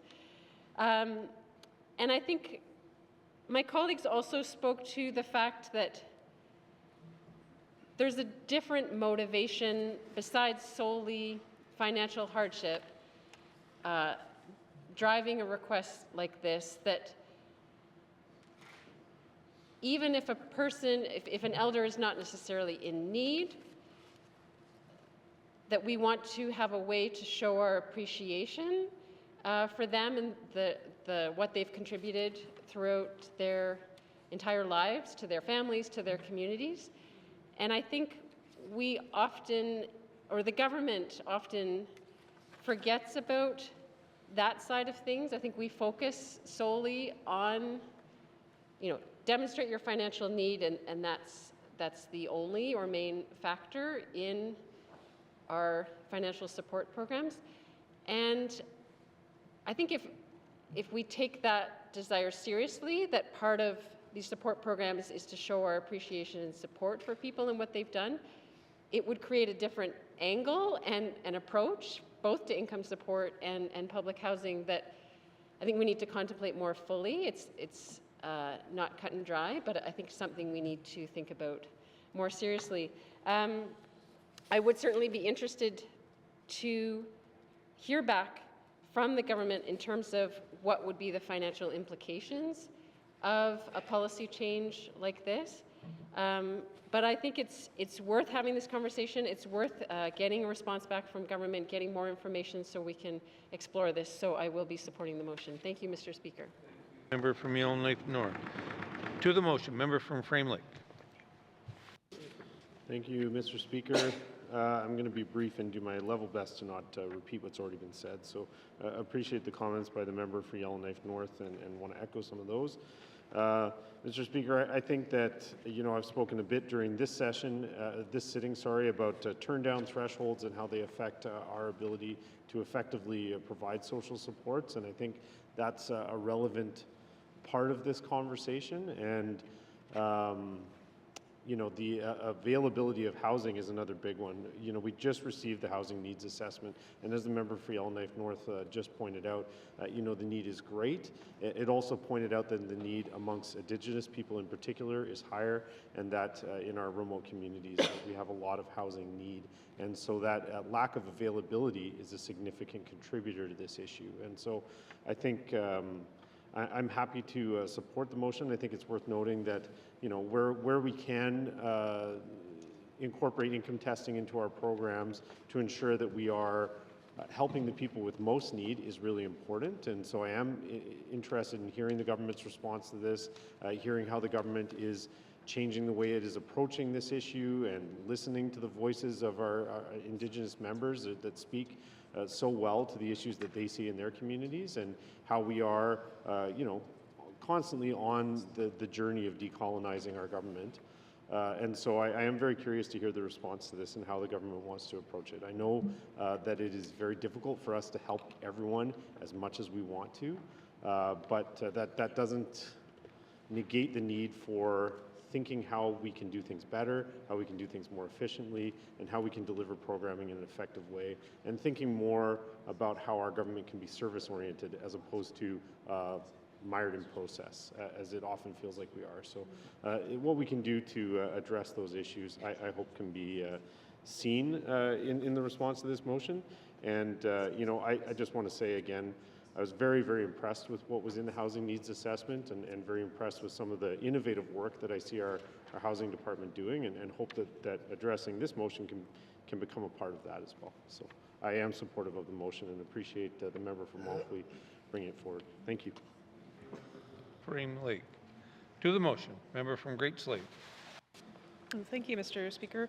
Mr. Speaker, I also too want to thank the member for Montfouet for bringing this forward.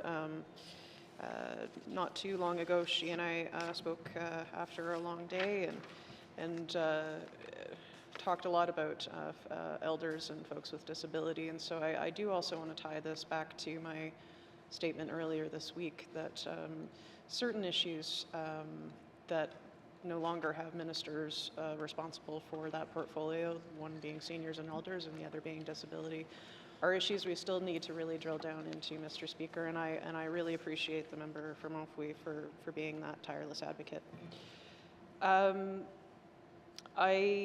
I do believe that the mover and the minister responsible for housing NWT have been doing some really good work together, have been having really good positive conversations. We've seen that now with some of the programs that have been announced this past week, and I think there's more good work to be done ahead. And so I look forward to the government response to explore and understand and cost out and to develop a good way forward on the intent of this motion. So thank you, Mr. Speaker.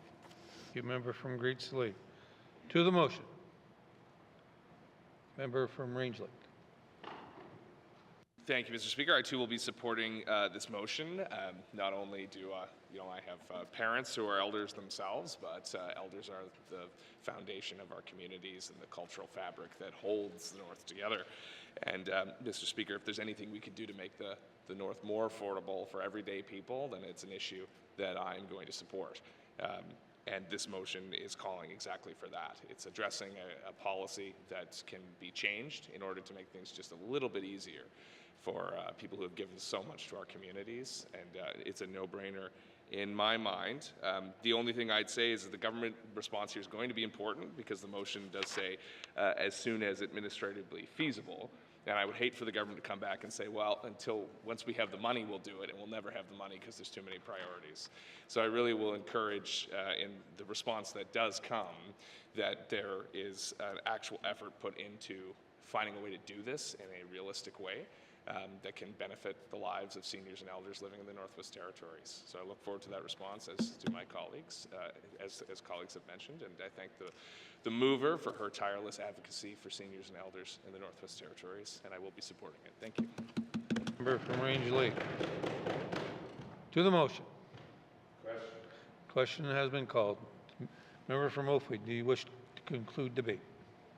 I want to say thank you to all my colleagues here, to Decho for seconding the motions, and to all my colleagues here, the regular MLAs, for speaking in favor of the motion.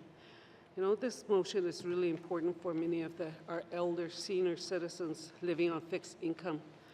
You know, the struggles are real, especially in small, remote communities.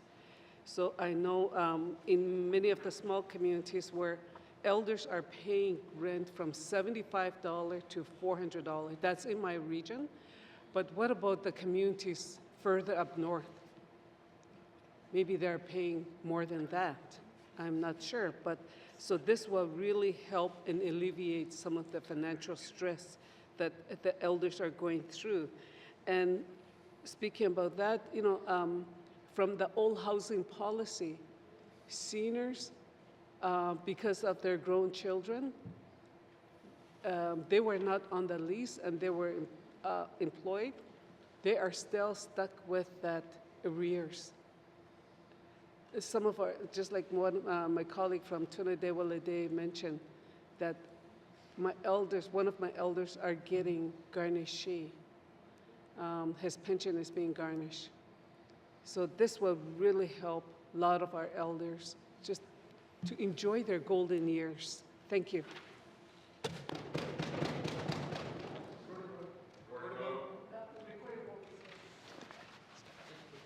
Thank you, member from Montfouet. No, just ask for it. I ask for a recorded vote. There we go. Okay. Member from Montfouet has asked for a recorded vote. All those please stand.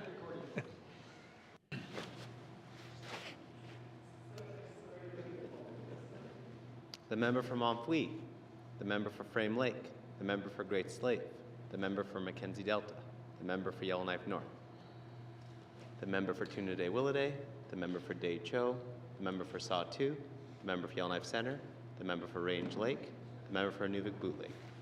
All those opposed, please stand. All those abstaining, please stand. The member for Thavacha, the member for Yellowknife South, the member for Cam Lake, the member for Hay River North, the member for Hay River South, the member for Nuvik Twin Lakes, the member for Nunavut.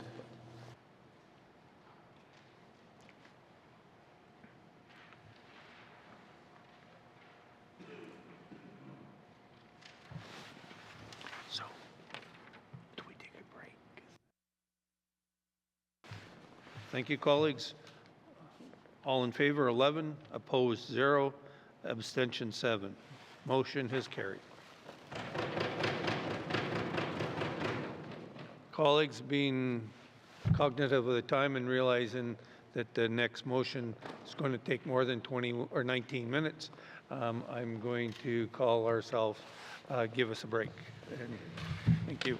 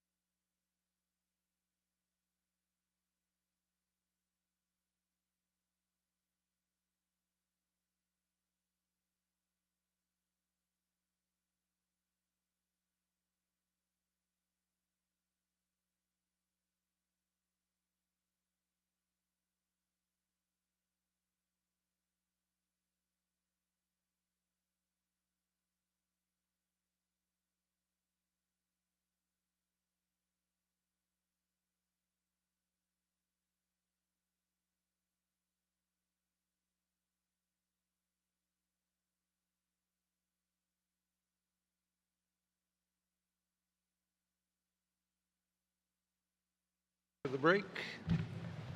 Motions. Member from Tuna Day Willowday. Thank you, Mr. Speaker.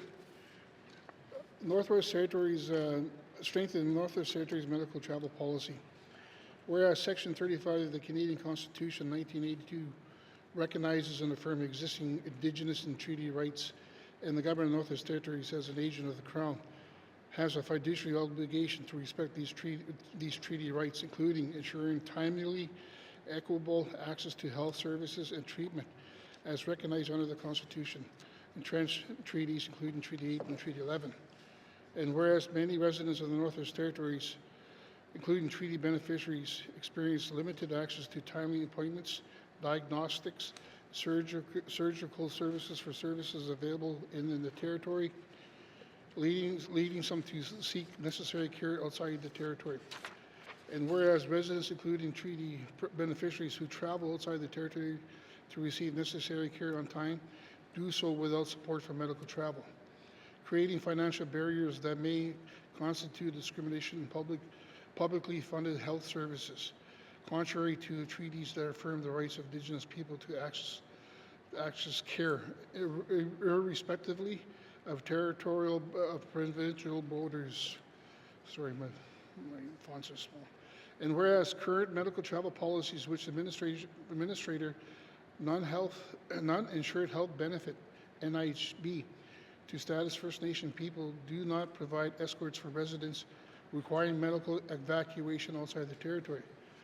And whereas residents, including treaty beneficiaries, are therefore required in a medical ambulance situation to pay out of pocket to serve as an escort for patients being medically evacuated from the territory to receive care, incurring significant costs despite treaty rights that extend irrespectively of territorial borders.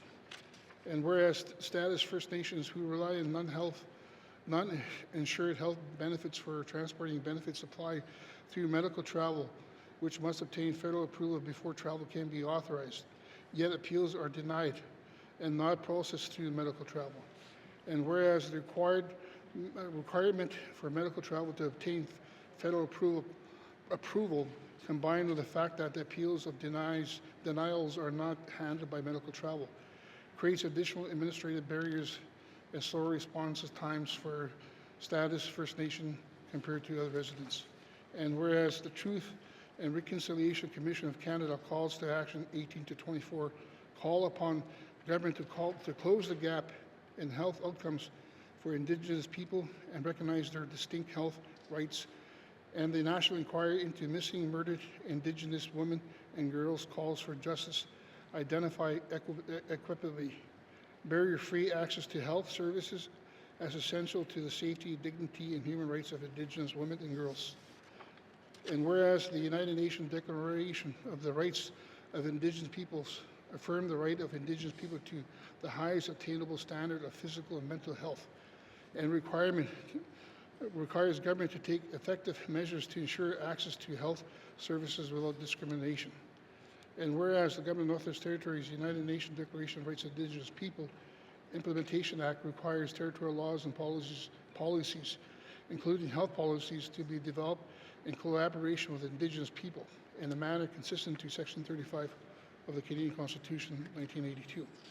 And whereas the Legislative Assembly adopted Motion 49-20(1) on March 6, 2025, calling on the Government of Northwest Territories to establish a compassionate support for patients transported via emergency ground or air ambulance.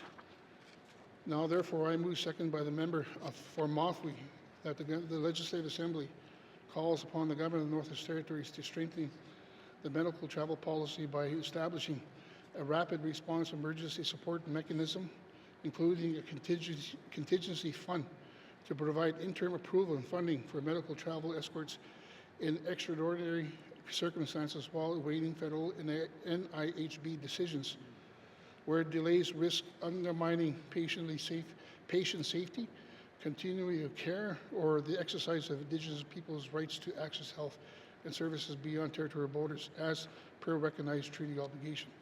And further, that the Government of Northwest Territories build greater flexibility into medical travel determination of whether in-territory care is reasonably available, explicitly considering the significant diagnostic, surgical, and treatment wait times.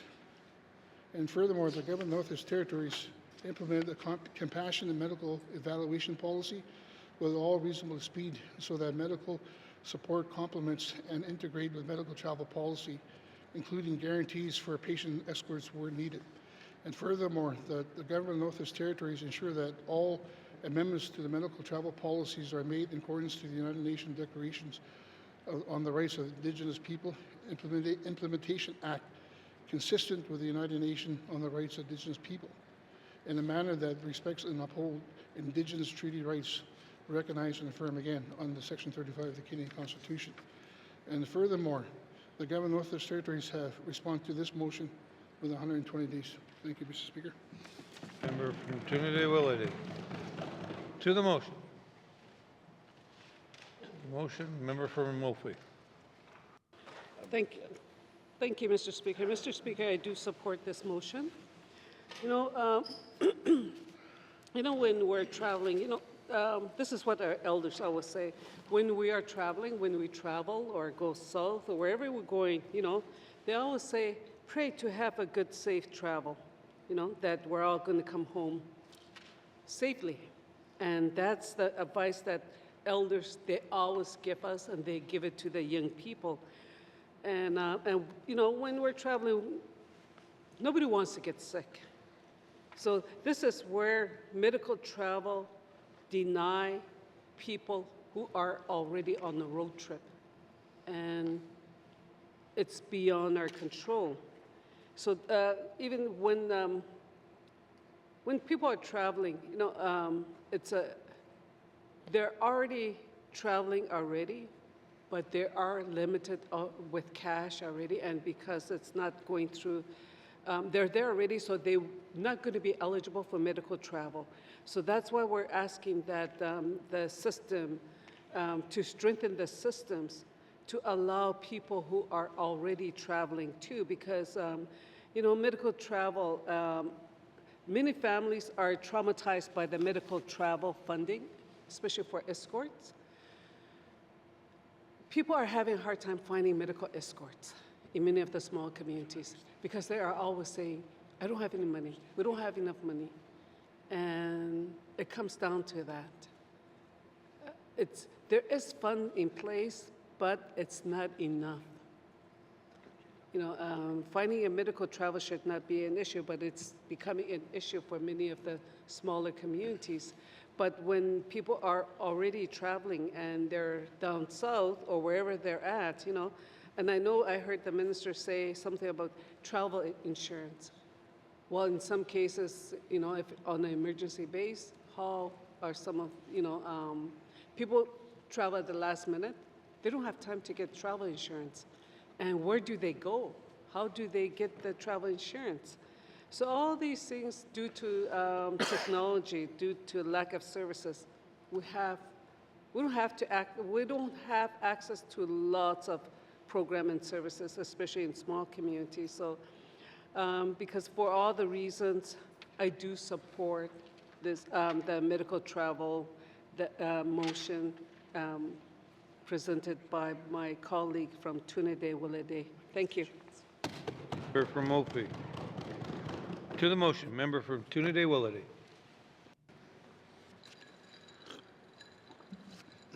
Thank you, Mr. Speaker.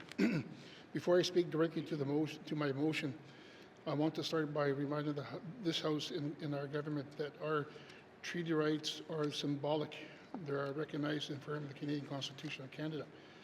And Section 35, again, the Constitution Act, states that Aboriginal and treaty rights of the Aboriginal people of Canada are hereby recognized and affirmed, and further affirms the Aboriginal people include First Nation, Inuit, and Métis peoples of Canada, and that treaty rights include those that exist through historic treaties and modern agreements. These rights are not optional, they're not imaginary, they're a constitutional obligation. We must also remember that what the Crown itself promised when treaty was signed in 1900, the Crown stated that supplies of medicine would be placed in charge of a person selected by government at a different point and distributed for free to those Indians who might require them. The Crown acknowledged that it would be difficult to provide physicians across such vast territory, but it will promise that the government will always take opportunities to provide medical services to those in need. Those promises did not appear over time. They did not end with the passing of a generation. Through the Indian Act and the creation of the Government of Northwest Territories, responsibilities for delivering services were delegated, but the Crown obligation to treaty people remain. That means that the GWT is part of the Crown governance in this territory and has a fiduciary obligation to uphold Treaty 8 and Treaty 11 rights, including the rights to access to care and medicine. And we all swore an oath in this assembly to honor and respect the treaty you signed with Indigenous people and to serve the people of the Northwest Territories faithfully. Our own assembly priorities recognize the responsibility that commit us to improving access to health care, addressing trauma, and working in true collaboration with Indigenous governments. And the Premier's mandate letter are clear. Ministers are directed to advance reconciliation and good governance by implementing the United Nations Declaration on the Rights of Indigenous People, advancing Indigenous rights agreements, implementing the Truth and Reconciliation Call to Actions, and working in partnership with Indigenous governments while maintaining openness, transparency, and accountability. Mr. Speaker, those commitments must mean something in practice, because the reality facing our communities today is a growing healthcare crisis. I will be brief to the provision of this motion because I have spoken at great lengths through this session about upholding our treaty rights to health. And my perspective and the perspective of my communities is already clear. But I brought this motion forward because our people are getting sicker and the government is not reacting. Preventive care is failing. People cannot access service in time. Conditions worsen until emergencies occur. Then our people are flowing south for treatment. And when that happens, their treaty rights to health, regardless of jurisdiction boundaries, is not being honored by this government. This is not the fault of our frontline workers. Our doctors and nurses and health professions, from our hospitals to our community health care centers, are doing extraordinary work under very difficult circumstances. But the resources that are given are inadequate. The policies that have governed access to health care are broken. The minister may want to frame this an issue affecting all residents, and she is right to do so. Because this crisis is not limited to Indigenous people, it's affecting every community across the North.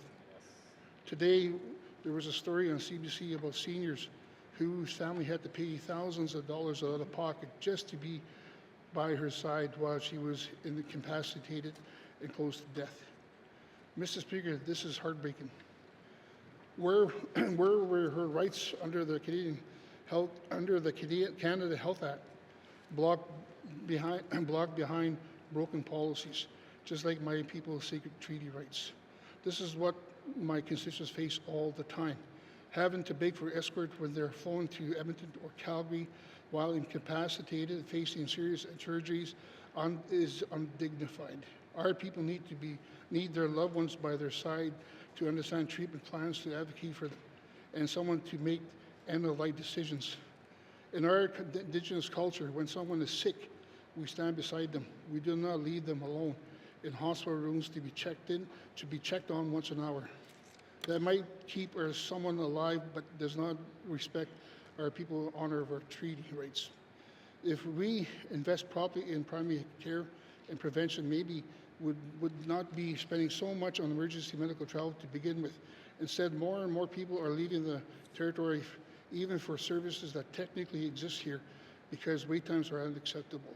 Treaty beneficiaries have rights everywhere. Those rights do not stop at the Alberta border.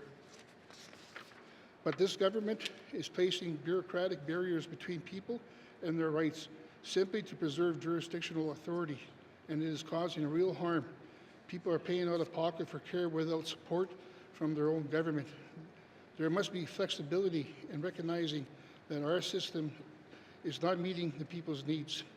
And this motion addresses another problem, non-insured health benefit, NIHB.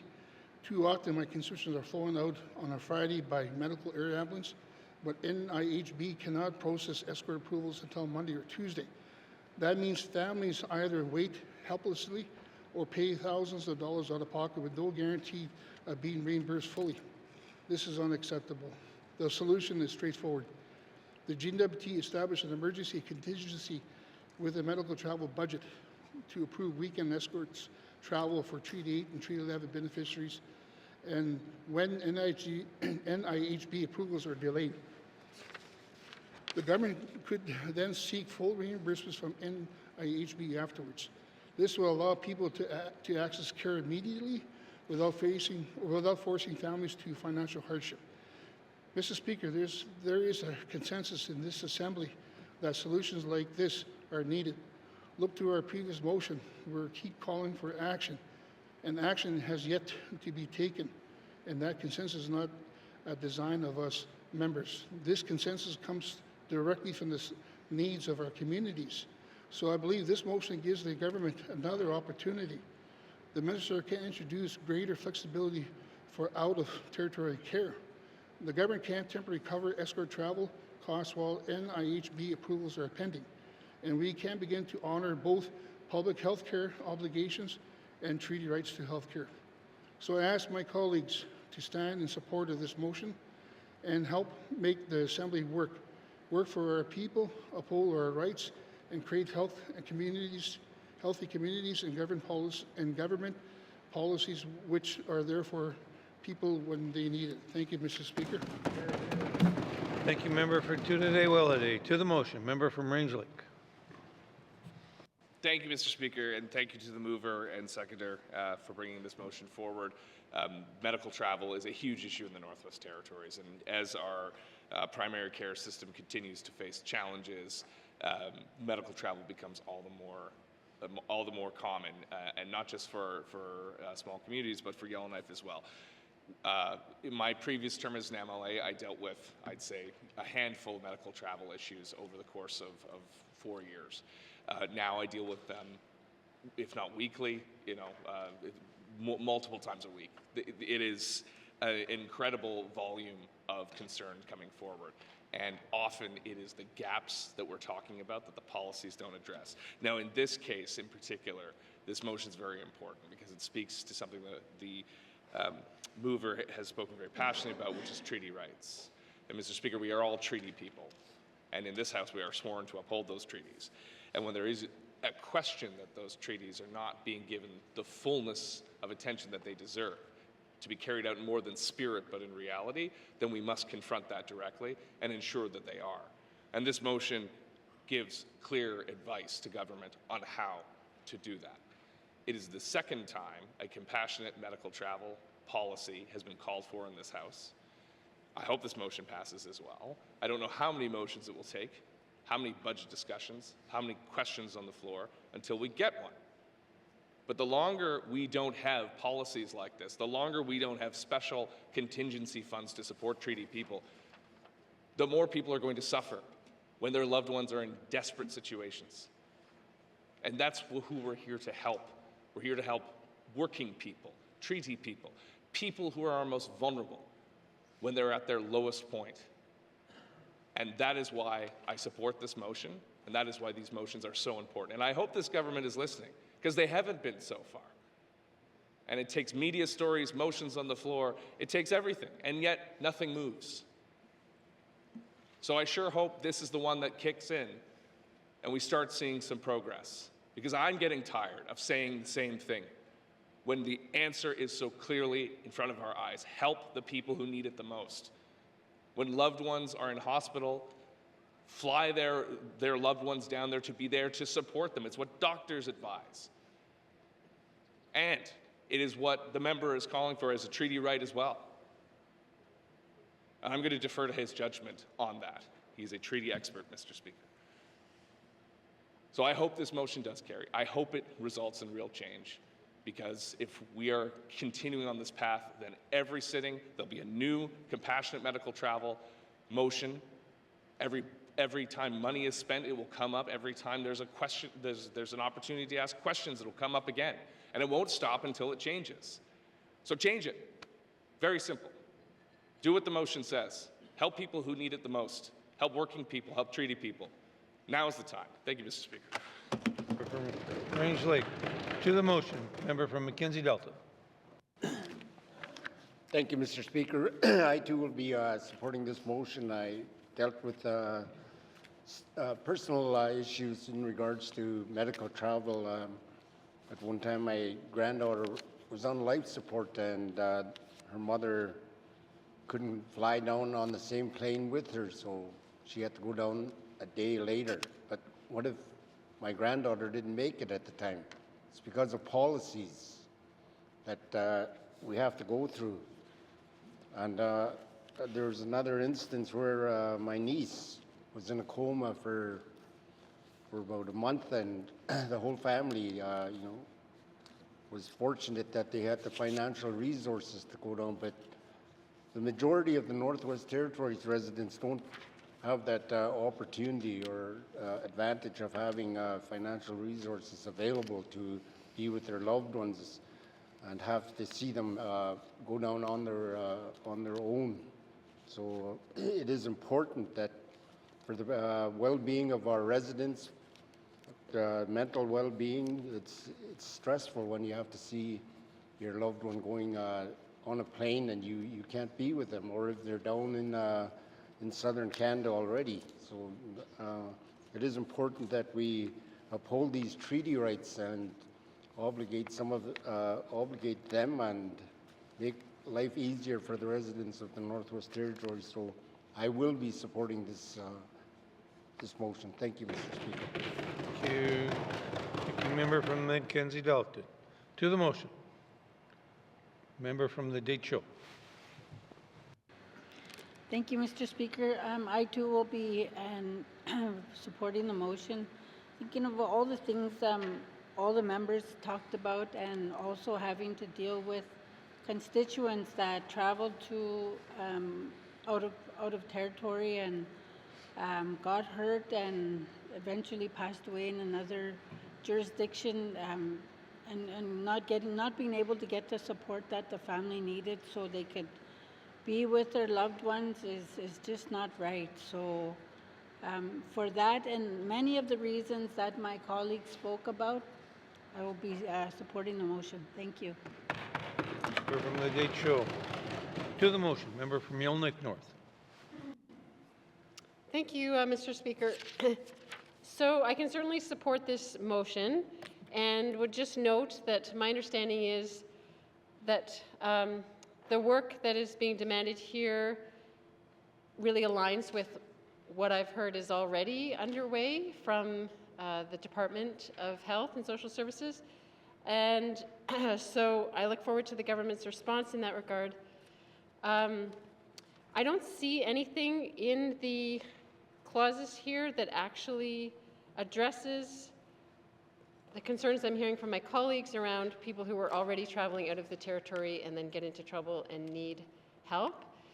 So I won't address that now, but I'm not sure that we're going to get a government response on that through this motion, given that it's not in the operative clauses. Just wanted to note that, but could be a topic of future conversation. Thank you, Mr. Speaker.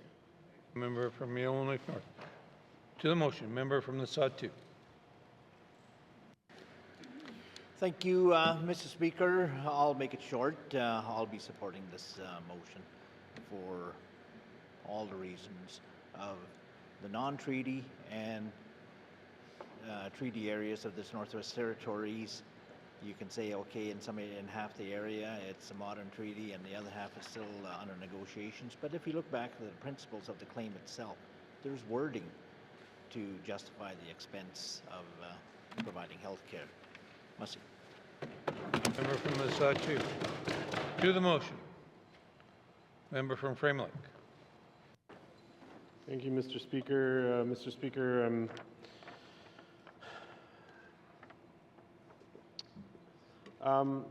yeah, as previously noted, this is something that I know the health department is putting a lot of energy into working on, updating medical travel policy, the entire framework around it, and seeking to resolve some of the issues that are being raised here. Insofar as I'm interested to,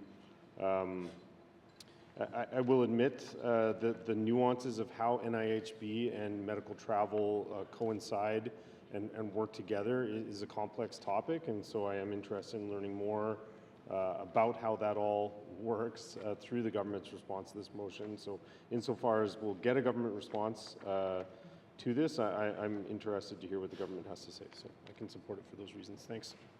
Member from Frame Lake. To the motion, member from Great Slave. Yep, thank you, Mr. Speaker. I'll also keep it brief. A few things I would like to say about this motion is I absolutely agree with the mover that there is the need to uphold the treaty rights on healthcare across the territory. That is undisputable. I think the thing that that frustrates me most about this, Mr. Speaker, is that medical travel is so urgent when you need it and so misunderstood when you need it and when you don't need it. I think there's more work we can do to explain how NIHB works and how it doesn't work, how Métis health benefits work and don't work adequately for our residents.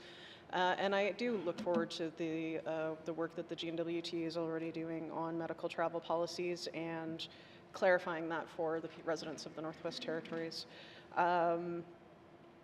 I don't have a lot more to say about it at this point, except that clearly what we have is not working, Mr. Speaker, so I'll leave it at that. Thank you. From Great Slave. To the motion, member from Yonley Centre. Well, Mr. Speaker, something slightly different. If the government's getting tired of motion sickness, this is your blueprint, your roadmap to where to go. Mr. Speaker, when I was first elected in 2003, there were many subjects that were priority and many subjects that were, they found just we can't quite get it. Believe it or not, medical travel has been talked about repeatedly as we're constantly redeveloping and reorging and fixing medical travel policy. And to be clear, this is not about the administrators or the people to take your call during those darkest, frustrating hours. This is about the policy that, for some reason, here it is, 23 years later, we're still talking about trying to create meaningful action and urgency on the medical travel file. My goodness, Mr. Speaker, it just seems like one hot potato moved to one assembly and keeps moving forward. I wonder one day, maybe the instructions of a motion should be, you have a blank piece of paper, why don't we just start over? I can't imagine that there has ever been a policy been spoken to, about, rewritten, or dealt with more often than medical travel. Mr. Speaker, I implore this government to finally write the last page of this ongoing saga. Thank you, Mr. Speaker. Member from Range, or Yonley Centre. To the motion. To the motion, member from Tabacha. Mr. Speaker, as this motion makes a recommendation to government, Cabinet will be abstaining from the vote. Thank you, Mr. Speaker. Member from Tabacha. To the motion. Question has been closed. Member from Trinidad-Willowday, do you wish to conclude debate? Yeah, thank you, Mr. Speaker. Yeah, this is a very sensitive issue, so I know that my colleagues, I hear what you're saying, and I really appreciate your feedback on this as well. And all we could do is build on it and move forward and look for solutions collectively. So I just want to thank all my colleagues on this very important motion. And we hear it, everybody hears it from our small communities on medical travel issues in our communities, especially here today, and especially what I heard on the radio this morning, and it hits home. So, Mr. Speaker, I just want to thank everybody in the House here today for listening to my motion, and I'm going to ask for a recorded vote. Thank you, Mr. Speaker. Member from Trinidad-Willowday. Member from Trinidad-Willowday has asked for a recorded vote. All those in favor, please stand. The member for Tunde-Willowday. The member for Day Cho. The member for Saw 2. The member for Yellowknife Centre. The member for Range Lake. The member for Nunavut Lakes. The member for Montfouille. The member for Frame Lake. The member for Great Slave. The member for Mackenzie Delta. The member for Yellowknife North. All those opposed, please stand. All those abstaining, please stand. The member for Thabatcha, the member for Yellowknife South, the member for Cam Lake, the member for Hay River North, the member for Hay River South, the member for Nunavut Twin Lakes, the member for Nunavut.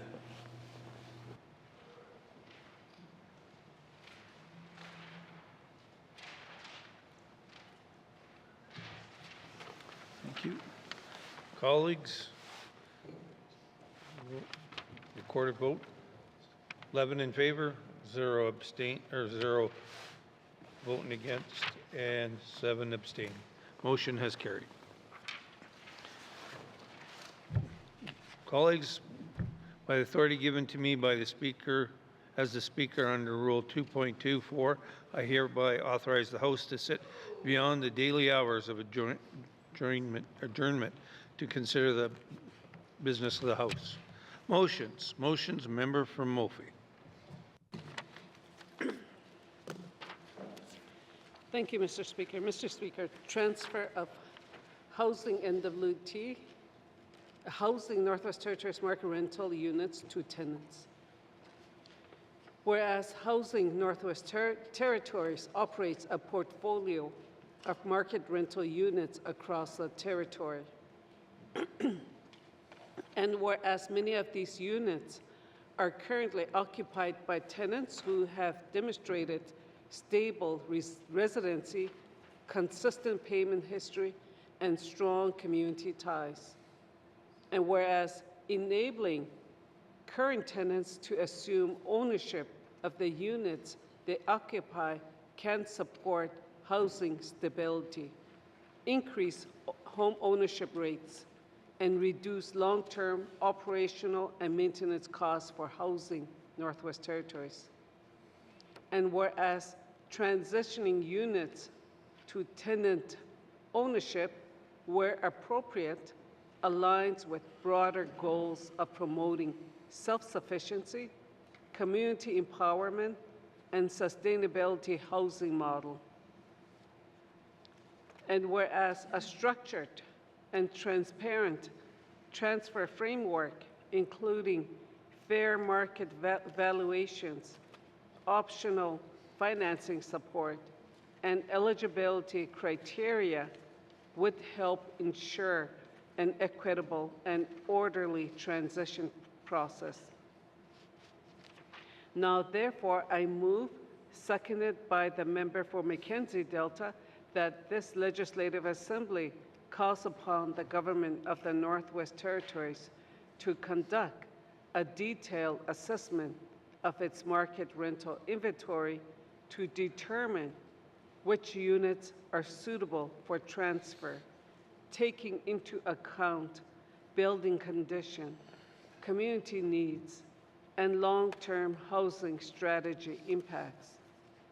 And further, that the government of the Northwest Territories develop and implement a program allowing for transfer or sale of selected market rental units to the current tenants occupying them, subject to clear eligibility criteria, including but not limited to tenancy durations, payment history, and demonstrated capacity for property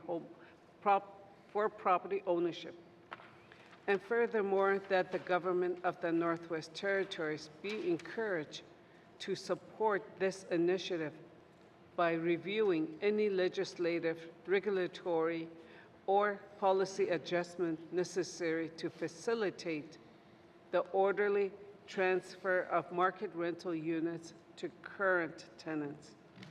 And furthermore, that the government of the Northwest Territories respond to this motion in 120 days. Member from Mackenzie Delta. Thank you, Mr. Speaker. I'd like to thank the member from Montfrey for asking me to second this motion. It's very important that we give back some transfer back to the community to be more self-sufficient. The Indigenous governments, the local governments I feel are ready to take on this responsibility. Most of the territories under modern treaties, so we can take more of these roles on. And it's starting the process with this government to start a detailed assessment within each of the communities on what units, market housing units, could and should be moved into the possession of their occupants. It's starting a relationship, continuous relationship between the government of the Northwest Territories and the Indigenous governments to be more self-sufficient, give them more responsibility in services that they can deliver to their communities. It's an area where we can work together to combat the crisis of housing that exists throughout Canada. You know, it's giving back to, we have to give back to the communities. I can recall prior to when government came to our communities, we were self-sufficient, we were strong. I always mentioned that. And it's time to give this strength and independence back to our communities. And starting the process of the assessment process is one area we can work on.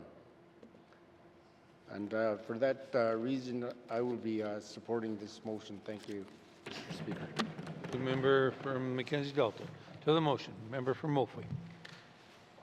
Thank you, Mr. Speaker. Mr. Speaker, in this Assembly, we often speak about promoting self-sufficiency, strengthening our communities, and expanding opportunities for home ownership across the Northwest Territories.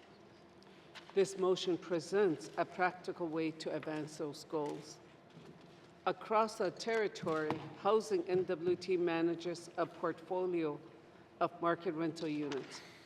Many of these homes are occupied by tenants who have demonstrated long-term stability and responsibility. They have built their lives in these units and contribute meaningfully to their communities. Where tenants have demonstrated that stability and the capacity to assume ownership, we should create a pathway for them to take that next step. Home ownership builds equity, strengthens long-term housing security, and encourages people to invest in their homes and in the communities where they live. Mr. Speaker, this motion calls on the government to undertake a strategic assessment of its market rental portfolio to determine which units may be suitable for transfer to current tenants. It further directs the development and implementation of a structured program that would allow selected units to be transferred or sold to the tenants who occupy them. This work should include a careful review of the portfolio supported by clear eligibility criteria, fair market valuation, and consideration of long-term housing strategy impacts. The goal is to establish a transparent framework to guide how such transfer could take place. Mr. Speaker, transitioning appropriate units to tenant ownership could also help reduce ongoing operational and maintenance pressure on Housing NWT, allowing public resources to be focused where they are most needed. Ultimately, this motion is about creating opportunity. It is about recognizing responsible tenants and supporting them in building lasting security for themselves and their families. I urge all members to support this motion. Merci, Mr. Speaker. Member from Montfrey. To the motion. Member from Tuna de Willity. Yeah, thank you, Mr. Speaker. Mr. Speaker, I rise to give support to this motion as well.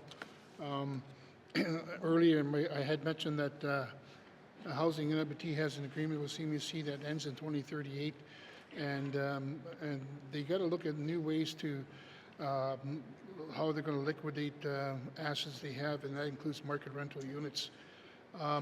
My only concern is that when they sell these units back to the people that want to buy it, it needs to be assessed fairly, not based on the market rates here in Yellowknife, because in small communities, the market rates are totally different. So it needs to be assessed fairly. And so because of that, I agree with this motion and I support it. Thank you, Mr. Speaker. Member from Tuna de Willity. To the motion. To the motion. Member from Tabacha. Mr. Speaker, as this motion makes a recommendation, the government cabinet will be abstaining from the vote. Thank you, Mr. Speaker. From Tabacha. To the motion, member from Range Lake. Thank you, Mr. Speaker. Mr. Speaker, I think these kind of motions around housing are very important. We've seen an Auditor General report about the conditions of housing programs, especially home ownership programs, and the issue of transferring units or community transfers of home ownership is a problem, and it's one that the Housing Corporation, NWT Housing, is working on, which is good, and they've made commitments to time-bound, measurable things, but in the meantime, we need to do things differently, and this motion specifically speaks to that issue of transfer, and I think building a regime where you have people living in a market rental or public housing and reaching the point where the asset is reached its value, the person's been living in there, they're a good tenant, let them become a homeowner, empower them to build a home for themselves and their families and to grow in a community, especially communities that are not market communities, where this could go a long way to providing equity, because that's the reason you want to buy a home is for many people. It's not just to have a roof over your head, but it's the equity to use to build your future. It's a seed that plants and grows. And that's important that we provide that opportunity, even in communities that don't have the kind of economies that I think people in my community of Yellowknife often take for granted, and certainly people in Toronto definitely take for granted. Mr. Speaker, I do appreciate again that this motion's come forward. This is the last of our motion marathon today, and as you have previously allowed speakers to opine on the utility of motions, I just want to say I really appreciated the debate today that seemed to find unanimous consent that these motions are good, that the responses we're going to get from government are going to be meaningful, and that the ideas of establishing contingency funds are sound. That was not the case yesterday, but apparently a good night's sleep can change your position on motions. So I really appreciate that everyone's come together on this, and we are a united front speaking to the issues that matter most to working people and small communities in the Northwest Territories. Thank you, Mr. Speaker. From Range Lake. To the motion. Member from the Satu.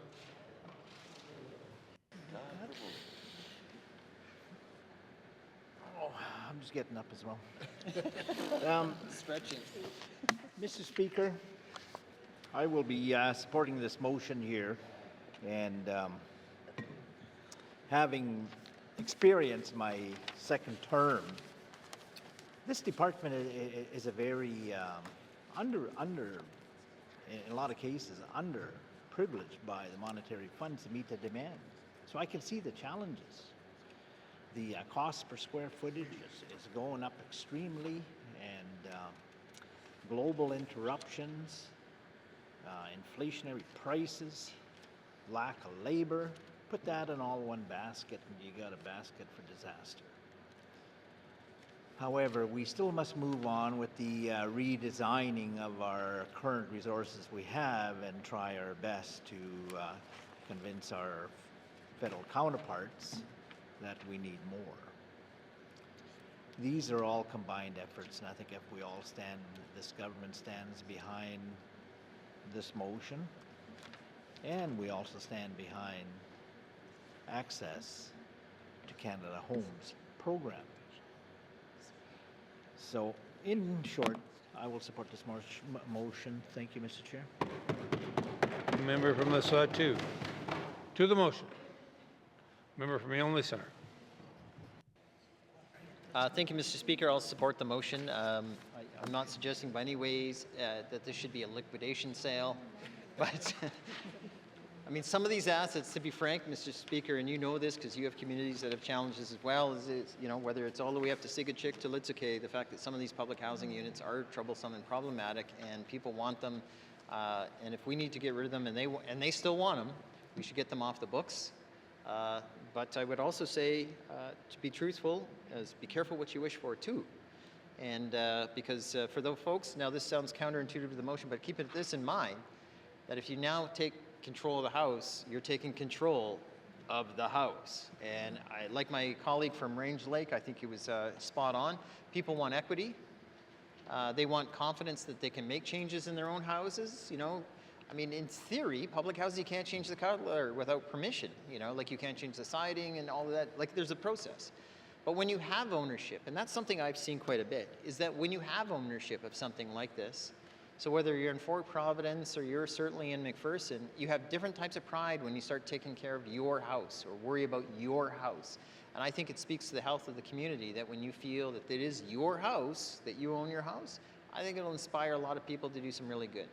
So at the end of the day, if we got to get this housing minister on an auction block out there auctioning off the houses, and you know, if that's what it takes, that's what it takes.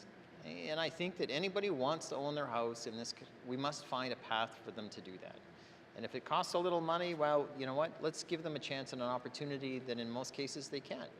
I mean, I think, again, as my colleague from Range Lake pointed out, the differences between a Yellowknife solution and a Toronto solution.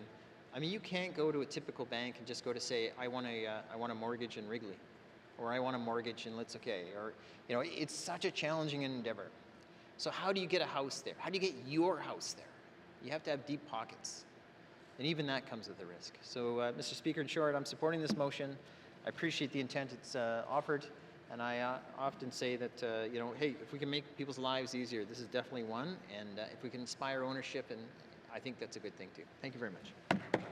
Thank you, member from Elmley Centre. To the motion, member from Deschaux. Thank you, Mr. Speaker. I too will be supporting the motion. I spoke to the member that brought the motion forward and talked about home ownership and how important it is, and how when you own your own home, like my colleague said, that you have a sense of pride, of taking care of your own home. You feel independent. You're independent from a system that keeps you stuck in a system. So you become a homeowner, you have pride, you can do what you need to do, and you can fix up your house and do whatever you want to do. And just to know that you have a home for your family, a roof over your head that you can call home. This is very, it's very near and dear to me, and a lot of people that I know that are living in market rental units that want to own the homes. So I was thinking, you know, get those houses off the books to make room for new stock. So for that reason, and all the reasons that my colleagues are talking about, I'm going to be supporting the motion. Thank you, Mr. Speaker. Thank you, member from the Deschaux. To the motion. To the motion. Question has been called. Member from Moultrie, do you wish to conclude debate?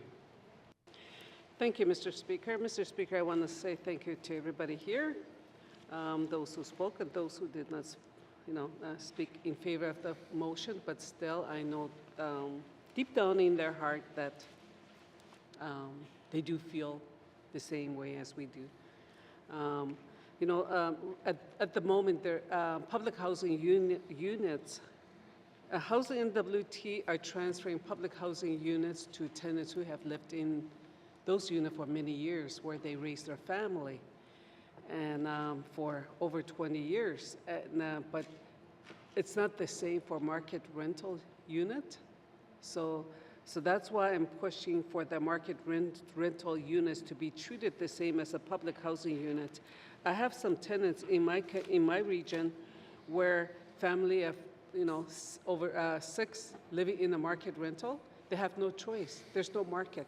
There's no places where they can go to buy and sell a house. So market rental unit is the only place that they can go that they are eligible for.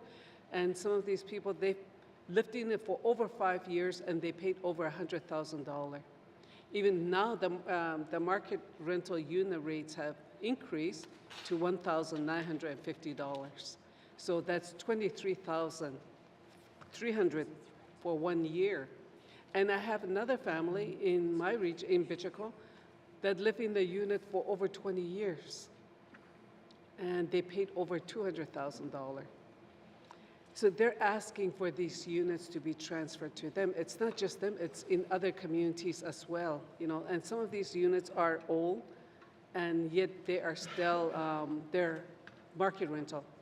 I even have an elder that is living in a market rental unit in Bichico. It's a rundown trailer, and she's paying over $1,500 a month.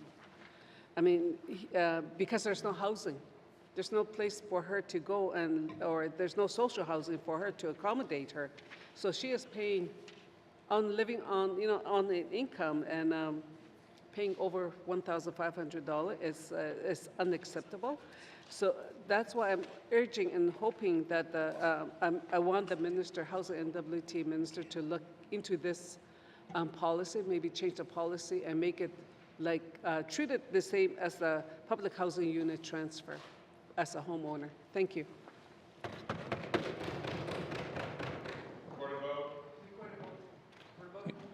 Thank you. Member from Moffa's asked for a recorded vote. All those in favor, please stand. The member for Montfouille, the member for Frame Lake, the member for Great Slave, the member for Mackenzie Delta, the member for Yellowknife North, the member for Tune-a-Day-Willowday, the member for Day-Cho, the member for Saw 2, the member for Yellowknife Center, the member for Range Lake, the member for Nuvik-Blue Lake. All those opposed, please stand. All those abstaining, please stand. The member for Thabacha, the member for Yellowknife South, the member for Cam Lake, the member for Hay River North, the member for Hay River South, the member for Nuvik Twin Lakes, the member for Nunakput.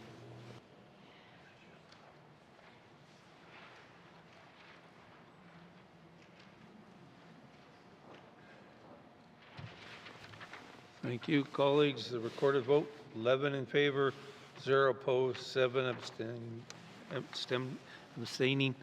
The motion is passed. Motions.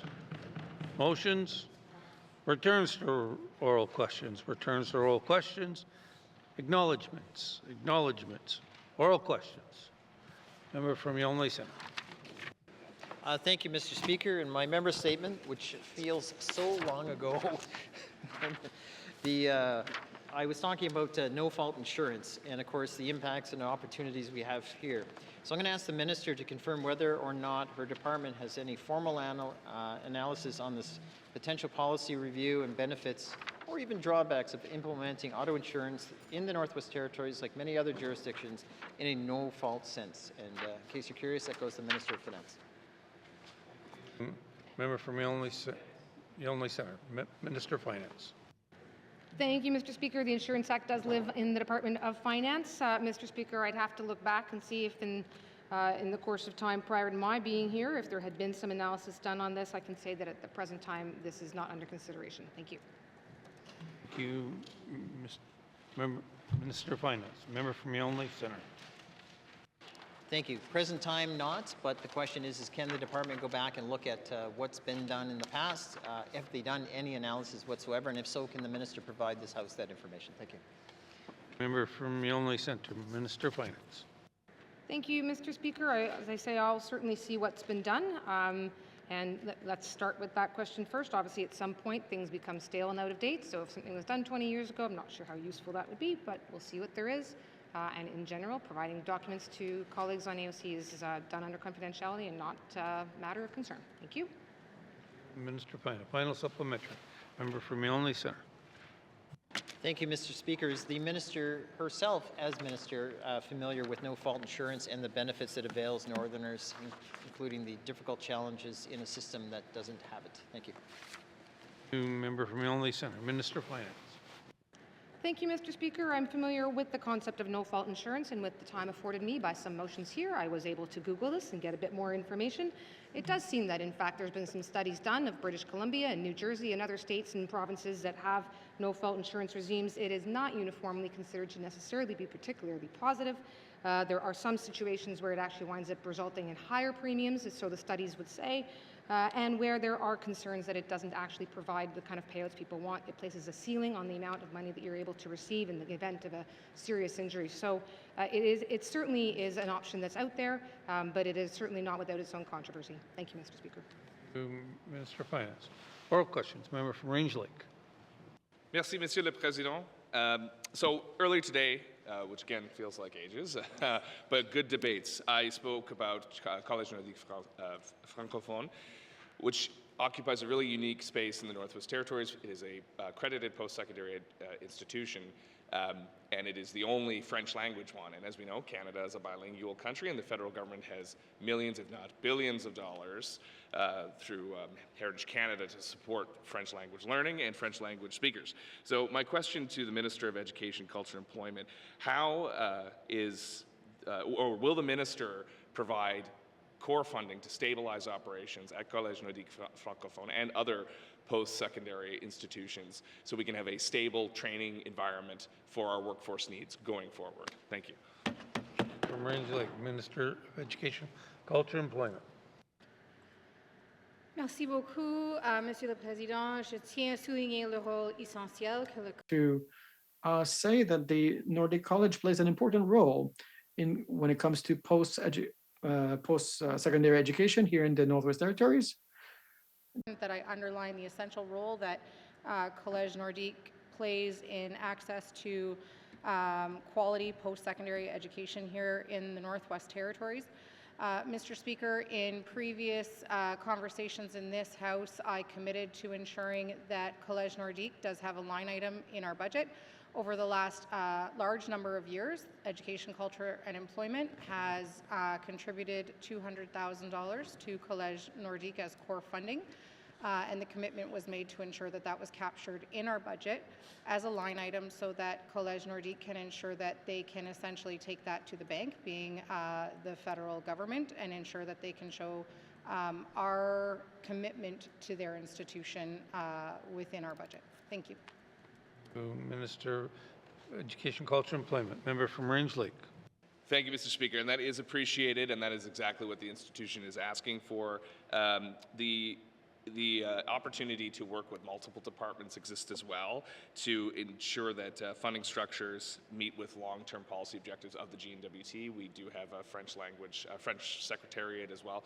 So can the minister work with CNF to bring them into the attention of other departments that may need the services in French language training services to support the work of the public service? Thank you. From Range Lake, Minister of Education, Culture and Employment. Thank you very much, Mr. Speaker. Mr. Speaker, if I'm understanding the member's question correctly, what I heard him ask is, will I introduce Collège Nordique to other departments in the event that they require French language services? So I want to clarify that that was the question. Thank you. Minister of Education, Culture and Employment. I will turn to Range Lake to clarify. Thank you, Mr. Speaker, and apologies to the minister for not being clear. Yes, that's more or less it. There's a very valuable service here. They're looking to grow and continue to support the government and French language education and learning, lifelong learning in the Northwest Territories. Thank you. Member for Range Lake, Minister of Education, Culture and Employment. Thank you very much, Mr. Speaker. Mr. Speaker, I'd be more than happy to, I guess, bring Collège Nordique into a meeting with our French language secretariat, although I do know that the director of our French language secretariat is well acquainted with the executive director of Collège Nordique as well. So always happy, though, to be in a meeting with both of them. They're both fabulous people, so that would be a good day. Thank you. Minister of Education, Culture, and Employment. Final supplementary, member from Range Lake. Thank you. Now, finally, and here's the literal million-dollar question. They've lost about, the institution's lost about $2 million from the federal government. It's unsure where that's going to go. Investing in stable Francophone institutions is part of the NWT's commitment to official languages in the Northwest Territories and in Canada, indeed. So will the minister increase funding to Collège Nordique to strengthen the institution, provide more training capacity for Northerners, and bring more Francophones into the Northwest Territories through schooling, post-secondary, and immigration? Thank you. Member from Range Lake, Minister of Education, Culture, and Employment. Thank you very much, Mr. Speaker. So, Mr. Speaker, I spoke already about the $200,000 in core funding, in addition to that exists within the budget that, of course, we approve in this House every year.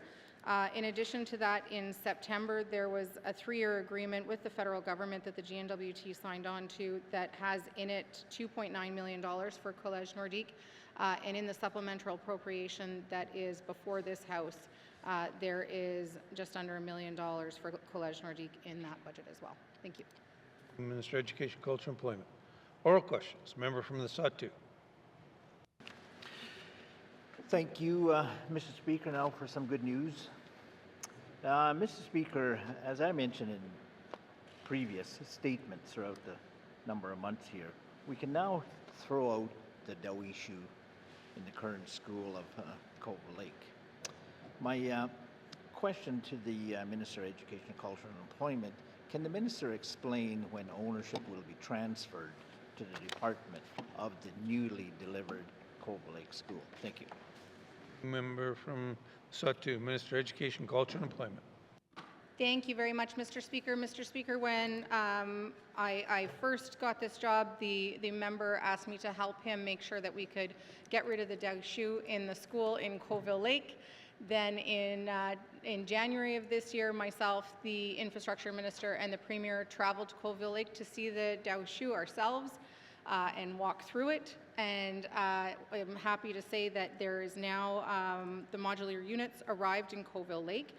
So the units need to be placed on site. They need to go through the proper and necessary connections. That work will be done by an installation contractor through the Department of Infrastructure. And this work is to be completed by the end of August of 2026. That is the timeline that they are working on. Once that work is completed and any deficiencies noted and dealt with, the modulars will then be put into service and at that time then transferred as to Education, Culture and Employment and become an ECE asset. Thank you, Mr. Speaker. To Education, Culture and Employment. Member from the Sahtu. Thank you, Mr. Speaker, and thanks to the Minister for that information on transfer. My next question is, can the Minister explain when this new complex will see furniture and equipment mobilized to the community? Thank you. Member from Sahtu, Minister of Education, Culture and Employment. Thank you, Mr. Speaker. So, Mr. Speaker, the intention is to see furniture delivered over the course of the summer so that it can be installed in time for the 2026-2027 school year. Thank you. Minister of Education, Culture and Employment. Final supplementary, member from the Sahtu. Thanks to the Minister for that reply. Since the delivery this morning here, I've got numerous positive feedback, including videos of the children welcoming the modulars into the community. My last question here to the Minister, can the Minister provide some dates for the official opening? Masi. Member from Sahtu, Minister of Education, Culture and Employment.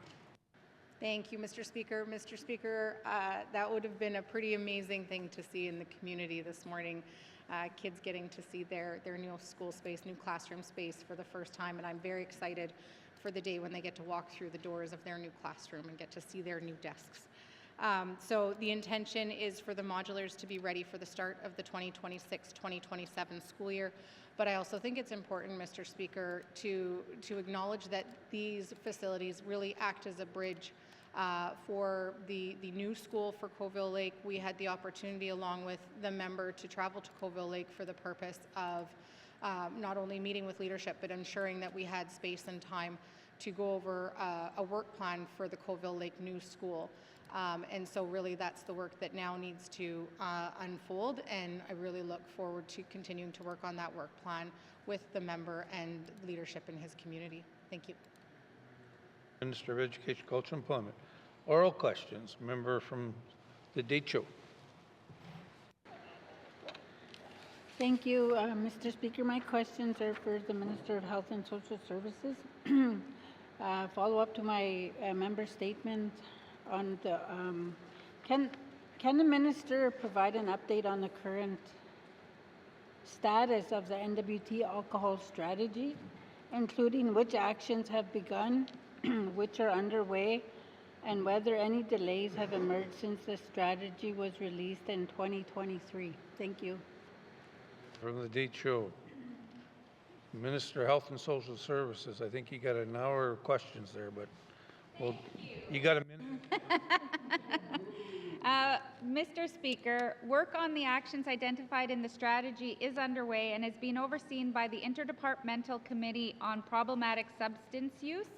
A monitoring and evaluation plan has been developed and progress is being tracked. So when the interdepartmental committee is basically a whole of government, so there's many moving pieces within all of our areas. Key accomplishments under the strategy include secure bilateral funding through Shared Health Priority Agreement, that's the federal agreement, and established a territorial substance use medicine team, including implementation of medical detox services in the territory, policy development and training within health and social service system for all health professionals on facility-based addictions treatment, development of an interdepartmental communication plan to collaborate on alcohol-related messaging, and Inclusion NWT was supported to fund Yellowknife bars and restaurants to offer free mocktails during dry February. Thank you, Mr. Speaker. Minister of Health and Social Services. Member from Decho. Thank you. Given that residents and stakeholders have not seen any public progress report since the strategy was launched, will the Minister commit to releasing a public update on implementation, including key milestones, challenges, and early outcomes? And does the department recognize alcoholism as a disability? Thank you. Member from the Decho, Minister of Health and Social Services. Thank you, Mr. Speaker. Mr. Speaker, a formal monitoring and evaluation plan does exist and is progress is being tracked by the Mental Wellness and Addiction Recovery Division in Health and Social Services. The Problematic Substance Use Committee will be reconvening this month to take a fresh look at the strategy and its actions and identify priorities for the upcoming fiscal year. And at that point, I can brief committee on what comes of that meeting. Thank you, Mr. Speaker. Health and Social Services. Final supplementary. Member from the Decho. Thank you, Mr. Speaker. With just 2 years remaining before March 31st, 2028 completion target, what concrete steps is the department taking to ensure that the remaining work is achievable, adequately resourced, and aligned with what communities say they need most to address alcohol misuse? Merci, Mr. Speaker. Member from the Decho, Minister of Health and Social Services. Thank you, Mr. Speaker. Mr. Speaker, as I mentioned, the Interdepartmental Committee on Problematic Substance Use continues to coordinate efforts across multiple departments to ensure a whole of government is aligned on this work, and that a monitoring and evaluation plan is already in place to guide the progress and ensure accountability between now and 2028. And as I mentioned, the things that in Health and Social Services is doing, as I mentioned, this is across government, so I can't really speak to what education is doing with, you know, and I know like there's some stuff within finance with alcohol, like with the sale of liquor and, you know, and those types of things, but every part of the government that sits on this polysubstance committee has a role to play in this alcohol strategy. Thank you, Mr. Speaker. Minister of Health and Social Service. Oral questions. Member from Frame Lake. Thank you, Mr. Speaker. Mr. Speaker, I want to continue on the thread that I started with my member statement and ask questions. I believe these fall to the Premier as the leader of our government. Mr. Speaker, has the Premier reviewed our ability to draft and move legislation forward and considered any systemic changes to improve our ability to respond to emerging issues more effectively? Thank you. Frame Lake. Mr. Premier. Thank you, Mr. Speaker. The drafting of legislation is really done within the Department of Justice, but I can speak to the general process.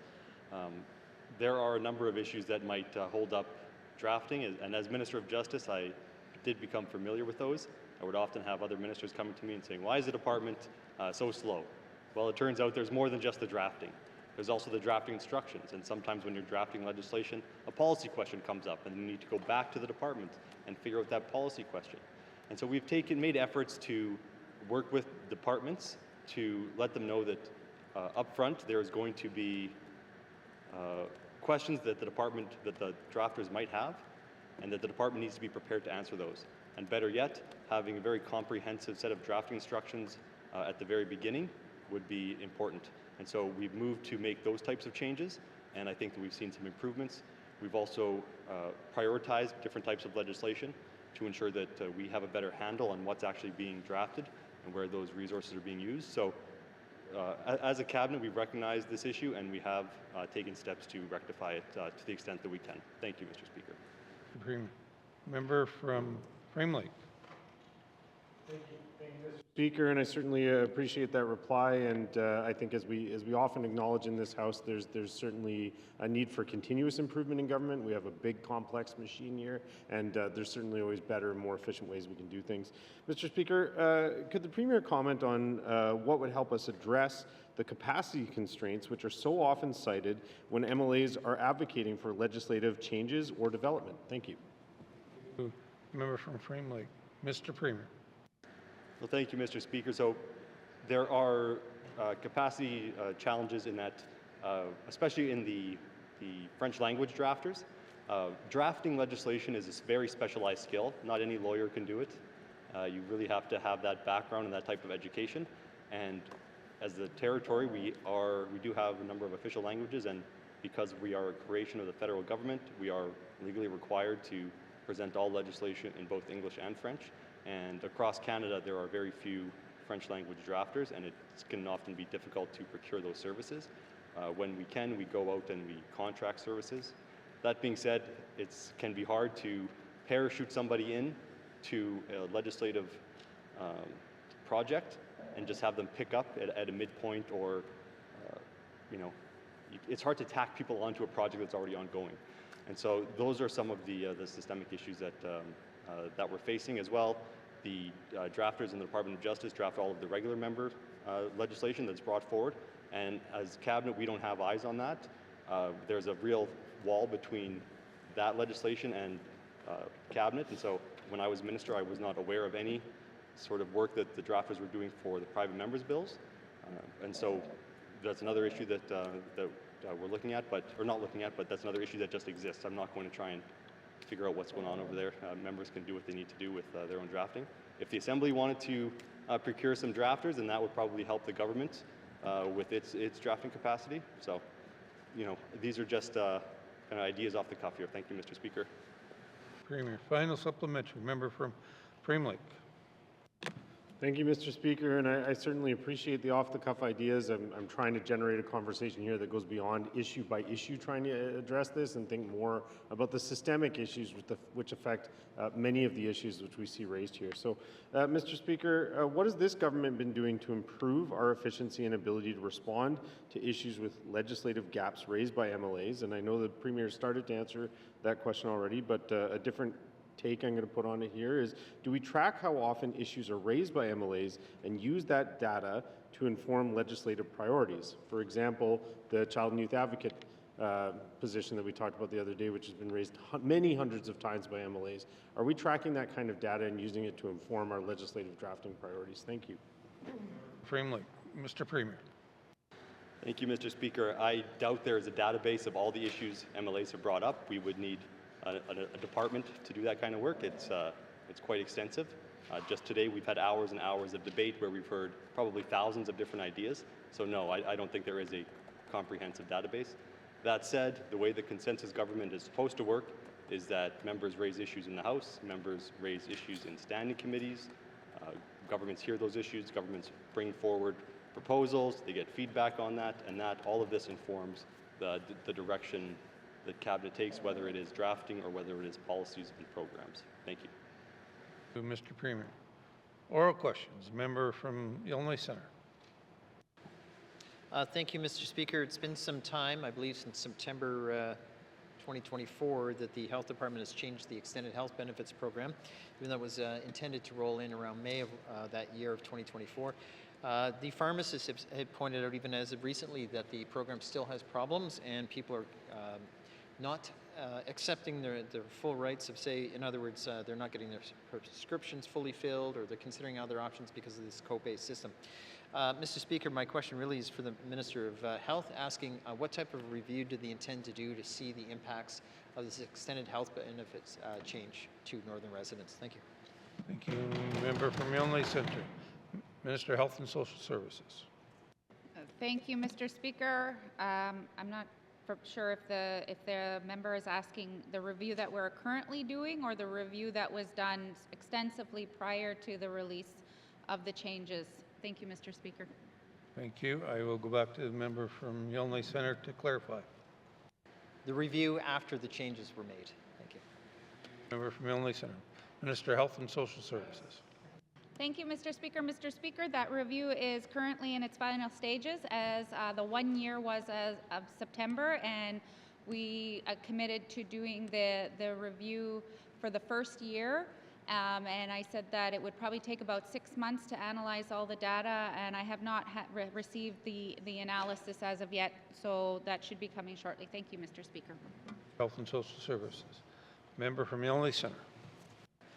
Thank you, Mr. Speaker. If the Minister could explain to the House why it takes 6 months to review this particular data, like what's the threshold or issue? I know this has been top of mind for many Northerners because the 1 year anniversary was September of 2025, and now we're talking 6 months since then. Thank you. Member from Range Lake. Minister of Health and Social Services. Thank you, Mr. Speaker. Mr. Speaker, there are many areas within the extended health benefits, and there are many bans within the extended health benefits, so we are reviewing that right now, and as it is 6 months, we have been in session, so I haven't been doing a lot of briefings. Thank you, Mr. Speaker. Minister of Health and Social Services. Final supplementary. Member from Illinois Centre. Thank you, Mr. Speaker. What's the type of the mandate that this particular review? I've seen pharmacists say this doesn't work, constituents say this doesn't work, and no one seems to be happier. So I'm not sure who this change of extended benefits has changed more for, and what's the mandate of the review process? Is it to consider other options, or is it just to double down? Thank you. Thank you, member from Illinois Centre. Minister of Health and Social Services. Thank you, Mr. Speaker. Mr. Speaker, this change was raised to ensure that we could continue having a sustainable program in the Northwest Territories. So when what we did know prior to going into this is that there were many people in the Northwest Territories that did not get access to any benefits because they didn't have a specific disease earmarked in the specified disease category. So when we did the changes, the senior benefits remained the same, so they get all full benefits, and anybody under that category, excluding non-insured, so First Nation and Inuit and Métis, those that have Métis benefits in Northwest Territories are excluded as they get all those benefits through those programs. So right now, part of the analysis is those that have been previously, we're analyzing that were previously, and the new, how many new people have come into the system. And you know what, as part of the review, it is working with pharmacists and ensuring that we're here getting those feedbacks. Thank you, Mr. Speaker. Your Health and Social Services. Oral question. Member from Yellowknife North. Thank you, Mr. Speaker. So a few days ago, the Health Minister gave an update in her statement in the House on the progress made on the Public Administrator's Work Plan. And it was mentioned in that statement that progress has in fact been made on financial sustainability in particular. And so I wanted to ask for more details on some of the statements made at that time. So with regard to progress made on deficits, can the Minister tell us, and this is Minister of Health and Social Services in case it was not clear, can the Minister tell us in which areas of Health Authority spending savings were found in order to reduce the operations-related deficit by $8 million between 2025-26 and 26-27? So that was mentioned in the statement. Thank you, Mr. Speaker. Thank you. Member from Yellowknife North, Minister of Health and Social Services. Thank you, Mr. Speaker. So within the 25, 26, 26, 27, so the reductions include voluntary holding non-essential positions vacant, reductions in non-clinical travel and non-clinical training and other O&M expenses, reduction of non-essential overtime, any standby and callback for non-essential, and redirecting any unused funding to other priorities within NTHSSA. Within 25-26, NTHSSA worked closely with the Department of Health and Social Services to ensure one-time funding received for chronically underfunded program, which included underfunding costs related to laboratory and diagnostic imaging, underfunding costs to medical travel program, underfunded costs to COVID-19 vaccine and chemotherapy drugs, underfunding costs for foster care, and the NTHSSA continues to look at the financial sustainability of medical travel and adult out-of-territory services, as well as other programs. Thank you, Mr. Speaker. Mr. Health and Social Services. Member from Yellowknife North. Thank you, Mr. Speaker. There was also a statement made that previous to that, can the Minister tell us what areas of Health Authority spending were cut, or where were the savings found to reduce the operations-related deficit by even more, by $34 million in 24-25 compared to what had been budgeted? Thank you, Mr. Speaker. Member from Yellowknife North, Minister of Health and Social Services. Thank you, Mr. Speaker. Mr. Speaker, within 24-25, one of the biggest pieces was that we were able to secure additional federal funding. I think that was the first year that we got the 2-year special allotment ever in the Northwest Territories for the medical travel piece to offset our costs. So that helped. Additional one-time GNWT funding, lower than budgeted cost across the NTHSSA programs, and some fiscal restraint measures implemented in our fourth quarter also contribute to the decreased deficit. Thank you, Mr. Speaker. Minister of Health and Social Services. Final supplementary, member from Yellowknife North. Thank you, Mr. Speaker. So finally, can the Minister help explain to us any specific actions that the Public Administrator is in charge of that will lead to further savings and deficit reductions in the year to come? Thank you, Mr. Speaker. From Yellowknife North. Oh, sorry. Mr. Speaker, thank you. So the continuation of the fiscal, I think the piece with the PA, he's been working closely at making sure that organizationally, and just most recently, the conversations that we've been having is looking at operationally within each area, within each region, working with staff to kind of say what, with COOs and their budgets, if they know that there's areas where, there's changes that need to happen. So we're actually, that's one of the pieces that he's leading.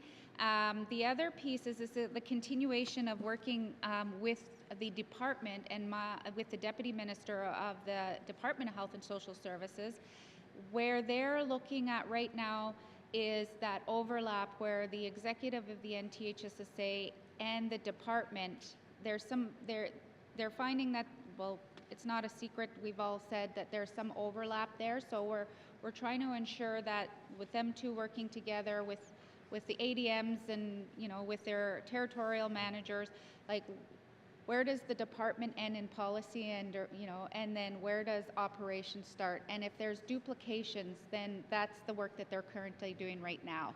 Thank you, Mr. Speaker. Thank you, Minister of Health and Social Services. Oral questions. Member from Yellowknife Centre. Thank you, Mr. Speaker. February 12th, I followed up with the minister regarding the dental review officer, and I'm still waiting for some answers, so maybe I can get a couple of them at least to keep the discussion moving forward. I have constituents that are concerned that it's going very slow, so we'll just get a couple of questions out to see if we can get some answers, and they feel that the government's responding to their concerns in a timely way. Mr. Speaker, my questions, I'll put one together, two questions into one, which is simply, who is the current dental review officer? When did their appointment start? And does it come with a scope that the minister can enlighten the House with? Thank you. From Yellowknife Centre, that was 3 questions instead of 2, but Minister of Health and Social Services.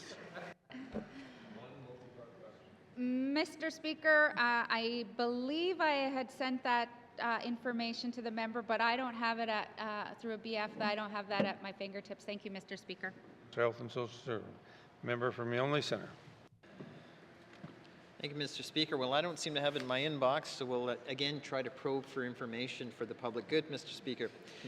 The dental review officer, currently, my understanding is from Edmonton. They took a contract. Is there a reason why the Department of Health doesn't go to the College of Dentistry, recognizing the expertise to be a member of that college, rather than a regular dentist to review our local dentists? Thank you. Give member from Yellowknife Centre. Minister of Health and Social Services. Thank you, Mr. Speaker. I don't have the exact details, but I do believe the legislation says that it has to be a dentist. So thank you, Mr. Speaker. Minister of Health and Social Services. Final supplementary. Member from Yellowknife Centre.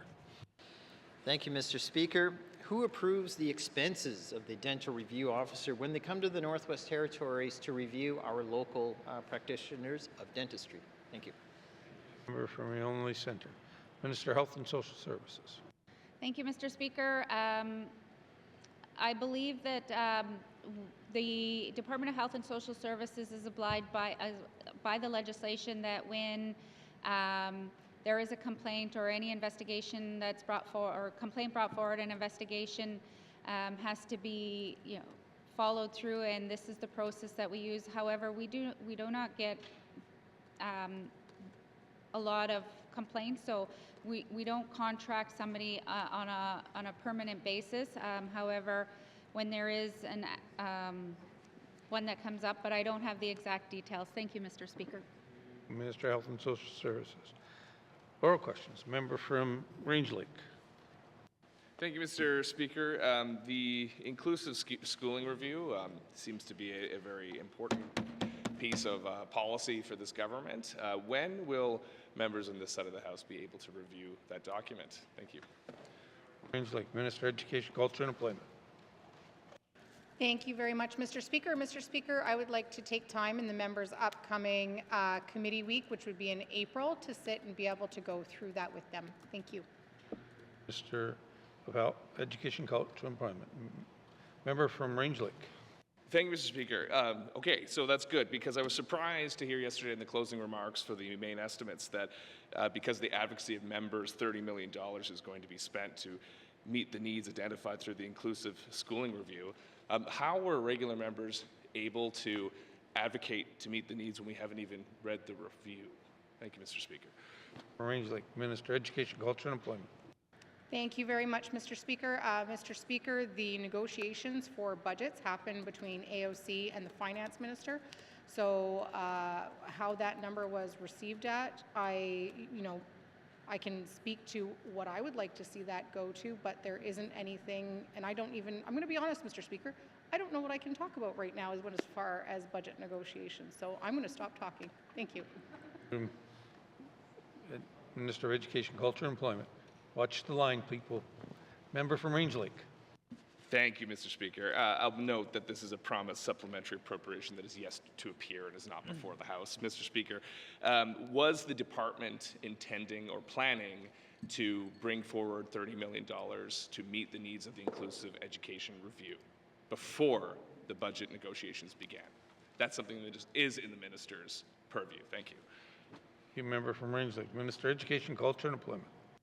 Thank you very much, Mr. Speaker. So, Mr. Speaker, the way that budgeting works in the House is that normally I have to first be able to substantiate an ask. I believe that the inclusive schooling ask is going to be greater than what is currently being referenced by the Finance Minister in her speech and the number referenced by the member.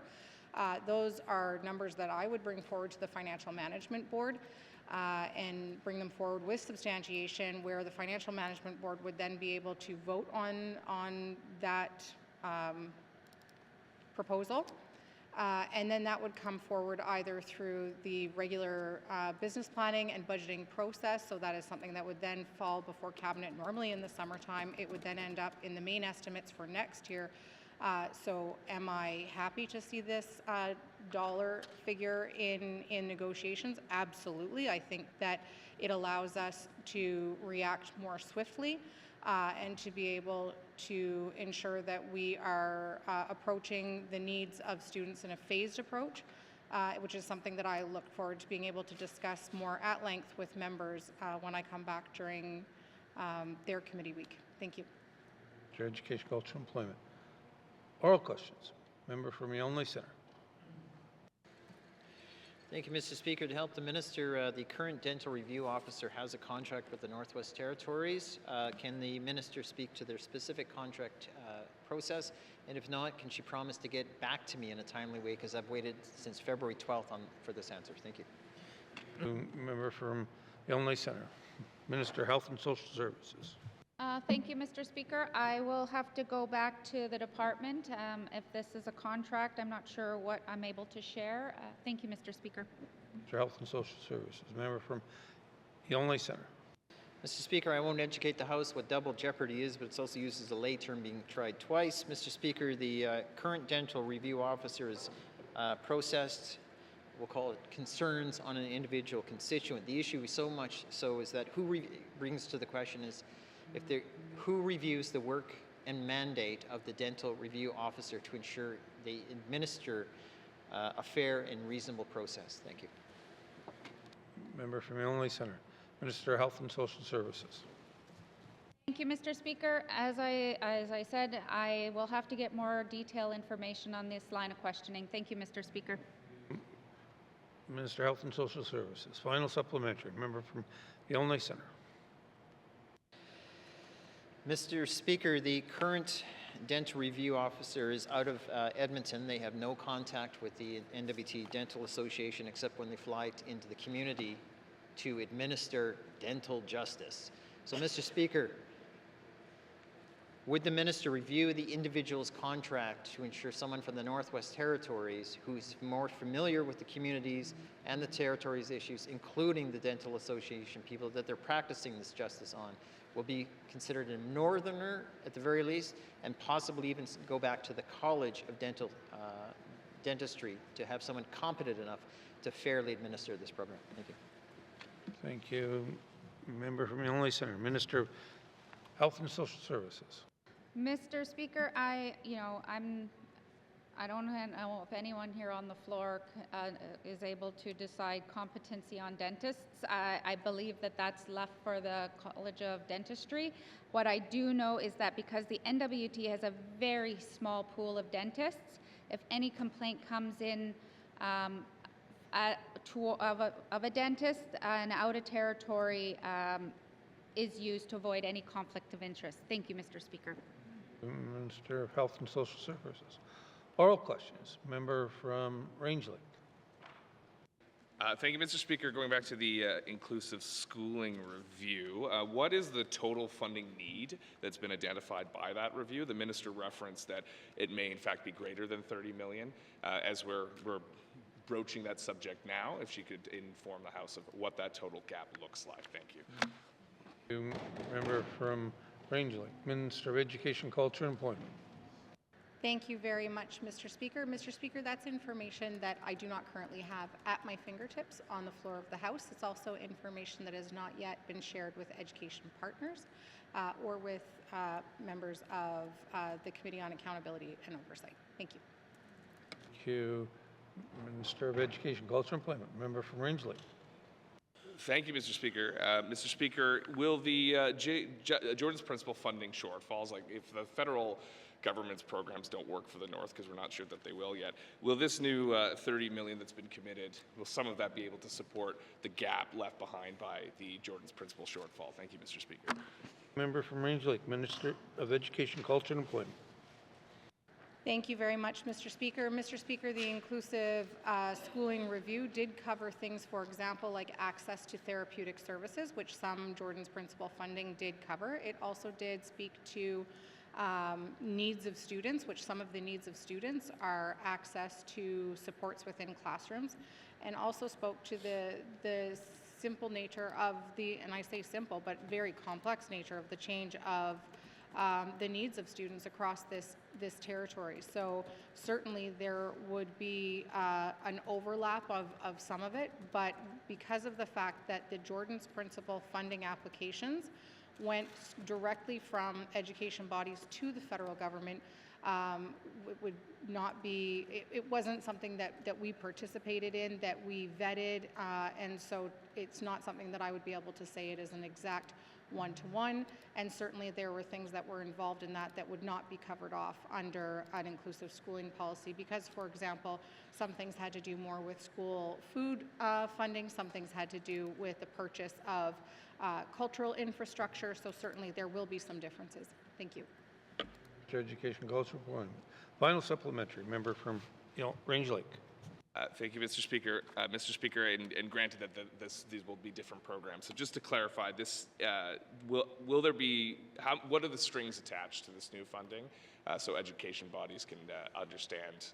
Is it the same policies that covered inclusive education or inclusive schooling funding before, or are we expanding the criteria to ensure the dollars reach farther and address some of those things that Jordan's Principle was filling? Because that's partially why we're so dependent on Jordan's Principle. The money wasn't going far enough, and it couldn't be used everywhere that it could be. And Jordan's Principle could be used at the time these applications were made anywhere for anything. So can the minister just clarify that these dollars are going to go to solve those problems and help keep our kids educated? And yeah, let's just leave it there. Thanks. Member from Range Lake. Minister of Education, Culture and Employment. Thank you very much, Mr. Speaker. Mr. Speaker, the dollars committed really are directly for the inclusive schooling review. They're committed to our JK to 12 education system, to the students who need them, and very much look forward to being able to sit down with committee, go through that review, go through the management response, go through the projected costs that will be associated with it, and ensure that our education bodies also have access to this information prior to that. Thank you. Thank you. Minister of Education, Culture and Employment. Oral questions. Member from Yonge Centre.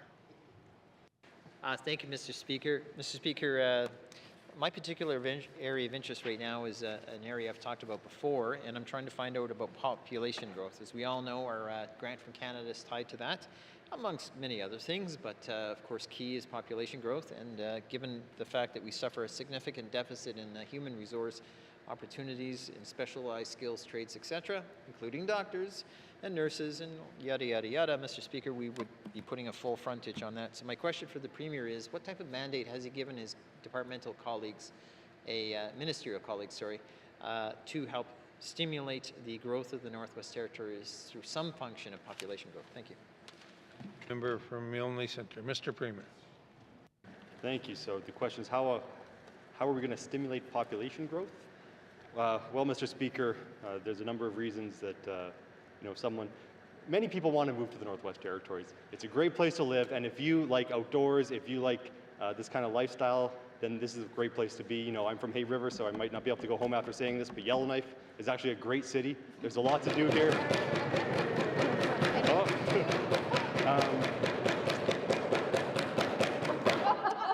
And that being said, there are challenges. We need to make more land available for housing so that we can build more houses and bring down the cost of housing. And so we have committed to that, and I didn't need to give direction on that one. The Minister of ECC has made that a priority of his to ensure that that happens. So we're doing that. We are looking at massive investments from the Department of National Defense. I'm expecting additional investments from the federal government in our major infrastructure projects. These are the types of things that will create an economy, generate jobs, open up lands for exploration and development.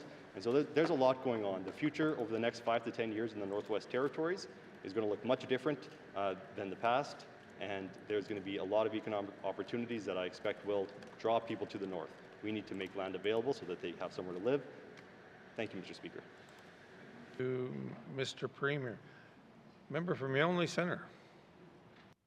I almost had a tear in my eye, Mr. Speaker, when the Premier talked about how great Yellowknife is. I was very emotional, and I want to thank the Premier for bringing me to a side I didn't realize.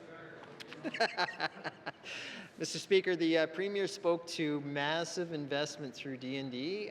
Please enlighten the House as to what massive investment and development are we intending to see through that description he provided. Can he be specific? Thank you. Member from Milne Centre. Mr. Premier. Thank you, Mr. Speaker. I think people in this House are aware that the Department of National Defense had a pre-procurement announcement to allow businesses to get ready, that there could be up to $10 billion invested in forward operating locations in the Northwest Territories. I don't have further details on that right now, but we are trying to reach out and work with the Department of National Defense to get an understanding of what those might be, but the possibilities are endless. Thank you, Mr. Speaker. To Mr. Premier. Final supplementary. Member from Milne Centre. Mr. Speaker, a lot of that is all theoretical, of course. We know nothing's actually been committed to. So back to the population growth origins of the question, which is ultimately, is there any mandate to try to grow population in the Northwest Territories directed to the ministers as part of their initiative or mandate letters? Because growth is key in population, and that will help sustain or lower costs here in the Northwest Territories, which at the end of the day, Mr. Speaker, is one of the fundamental issues I'm trying to raise by finding better ways of cost of living. Thank you. Thank you, Member from Milne Centre. Mr. Premier. Thank you, Mr. Speaker. The member snuck one by there, switching topics for the second question, but we're back on track now. The mandate letters are public. Thank you, Mr. Speaker. Thank you. Member from Milne Centre, your time is up for those questions. Oral questions. Member from Range Lake. Thank you, Mr. Speaker. I was quite taken with the Premier's comments about land access. Amongst other things, Yellowknife is the best place to live on Earth. And speaking to that, we need to grow Yellowknife. So I'd like to know from the Minister of Environment and Climate Change, we often talk about this memorandum of agreement with the City of Yellowknife on land tenure issues. So I'd like to ask the Minister today, because we've never delved into it, how does the how much shorter will timelines be because of this MOA? How does the MOA shorten timelines for land tenure applications? Thank you.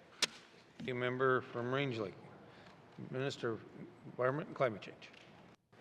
Thank you, Mr. Speaker. Mr. Speaker, I think one of the key positives of the MOU is the ability to communicate with the City of Yellowknife. We've had very good communications at our officials level. The city is bringing forward their asks and what they'd like to see. Our officials are looking for solutions that will improve the timeline. And through this process, we also have identified some potential positions when the budget is passed that will support the land transfer. And this is all part and parcel of ensuring that we are improving our timelines and responding more quickly to these requests. Thank you, Mr. Speaker. Thank you, Minister of Environment and Climate Change. Member from Range Lake. Thank you, Mr. Speaker. So how, again, the minister just committed that timelines would be shortened with new staffing, with the success of this new communication. How much shorter? Because time is of the essence. Again, we're expecting transformational, generational change, massive investment from the military. We need to be ready. So is the minister, can the minister tell me how much shorter that timeline is going to be? Member from Range Lake. Minister of Education, Environment and Climate Change. Thank you, Mr. Speaker. So, Mr. Speaker, what we've done here is, as we look at the current challenges and really the pressures that we're facing, at last count that I recall, it was 560 some odd applications for land related to housing across the territory. As a result of that, we've identified more resources to assist in this, and we're focusing those resources primarily on the consultation phase, and we're looking at about a 15% increase in our operations as a result of that investment. Thank you, Mr. Speaker.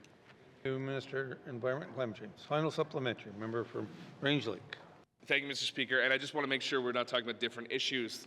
Freeing up land for housing is different than freeing up land in the city for development. So how much shorter is that timeline going to be, especially in areas that have been identified for investment from the military? Thank you, Mr. Speaker. Thank you. Member from Range Lake. Minister of Environment and Climate Change.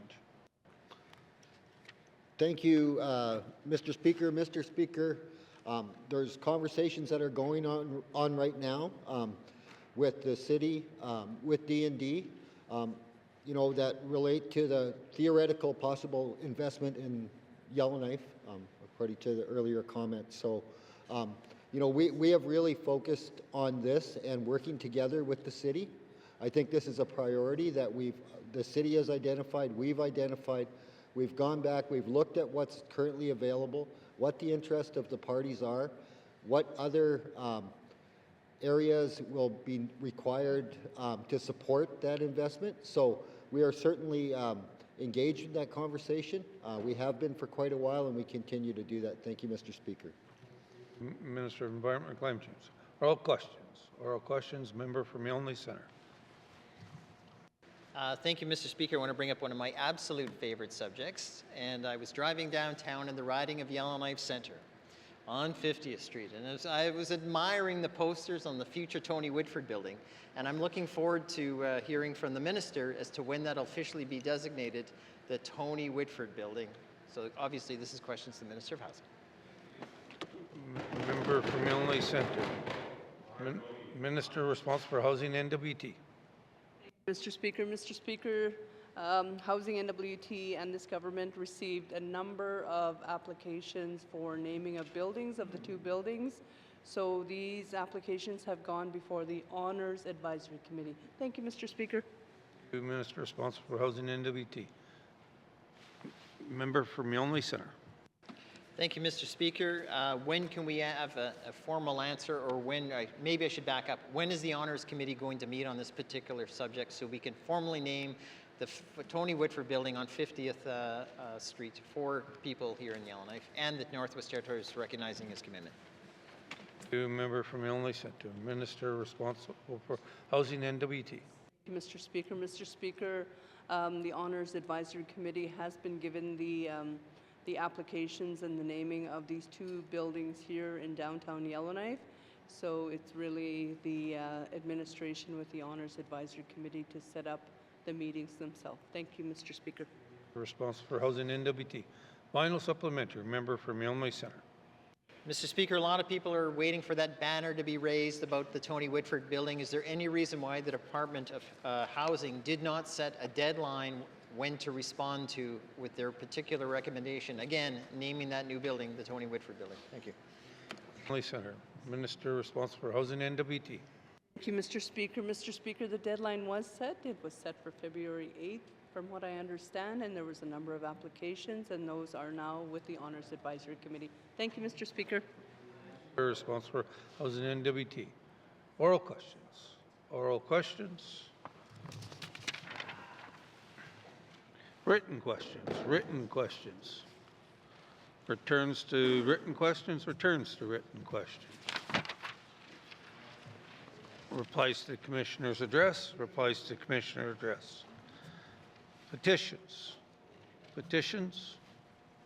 Reports on committee on the review of bills, reports of committee on the review of bills, reports on standing and special committees, reports on standing and special committees, tabling of documents. Minister Justice.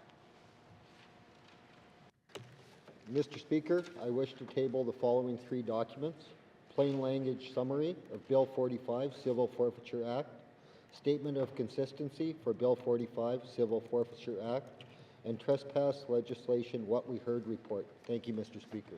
Thank you. Tabling of documents. Minister of Education, Culture and Employment. Mr. Speaker, I wish to table the following document, Annual Report for the Education Bodies of the Northwest Territories for the 2024-2025 school year. Thank you, Mr. Speaker. Thank you. Table and document. Minister of Finance.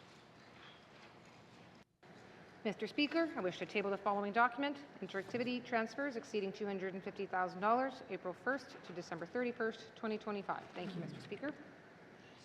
Tabling documents. Table document. Member from Range Lake. Thank you, Mr. Speaker. Mr. Speaker, I wish to table a CBC News item posted March 5th, 2026, titled Yellowknife Family Calls for Changes to Medical Travel Policy After Troubling Experience. Thank you, Mr. Speaker. Thank you.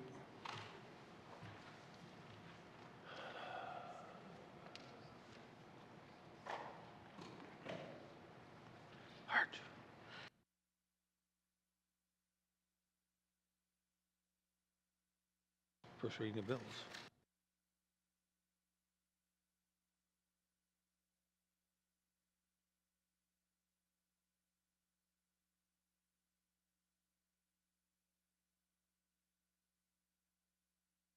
Just take a 5-minute break.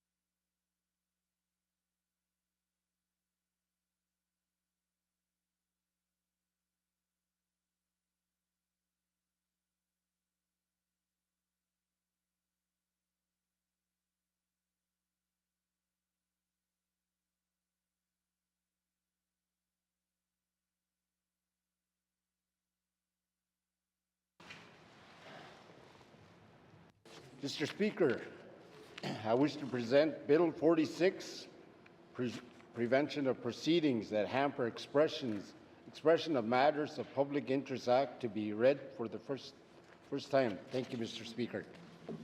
Thank you. Member from Mackenzie Delta. Pursuant to Rule 8.2, brackets 3, Bill 46 is deemed to have first reading and is ready for second reading. First reading of bills, Minister of Finance. Mr. Speaker, I wish to present to the House Bill 47, Appropriation Act, Operations Expenditures 2026-2027, to be read for the first time. Thank you, Mr. Speaker. Thank you, Minister of Finance. Pursuant to Rule 8.2, brackets 3, Bill 47 is deemed to have first reading and is ready for second reading. First reading of bills, first reading of bills.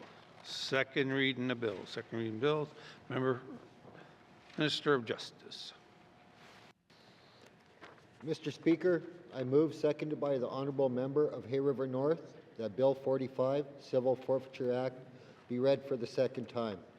The proposed Civil Forfeiture Act will provide the GNWT with a way to disrupt the flow of money from criminal activity that is distinct from criminal prosecutions. The proposed bill will authorize the GNWT to pursue civil forfeiture of property obtained by or used in unlawful activity. This ensures that people engaged in unlawful activity do not profit from crime and reduces the likelihood they will engage in further criminal behavior. The proposed bill lays out the procedural and evidentiary rules that will apply to civil forfeitures. The proposed bill also sets out rules for managing seized property and for how forfeited funds can be used. Thank you, Mr. Speaker. Thank you, Minister of Justice. The motion is in order. To the principle of the bill. Question has been called. All those in favor? All those opposed? All those abstain? The motion is carried. Bill 45 has been read a second time and is referred to the Standing Committee of the Assembly for further consideration. Second reading of bills, second reading of bills. Minister of Finance. Mr. Speaker, I move, seconded by the Honourable Member for Inuvik Twin Lakes, that Bill 47, Appropriations Act, Operations Expenditures 2026-2027, be read for the second time. This bill authorizes the Government of the Northwest Territories to make appropriations for operations expenditures for the 2026-2027 fiscal year. It also sets out limits on amounts that may be borrowed by the Commissioner on behalf of the Government, including information in respect of all existing borrowing and all projected borrowing for the fiscal year. It authorizes the making of disbursements to pay the principal of amounts borrowed. Thank you, Mr. Speaker. Minister of Finance. The motion is in order. To the principle of the bill. Question has been called. All those in favor? All those opposed? Nay. All those abstaining? The motion is carried. Bill 47 has been read a second time and is referred to a standing committee. No, just read for a second time. Second reading of bills. Second reading of bills. Consideration in committee of the whole of bills and other matters with the member from the Date Show in the chair.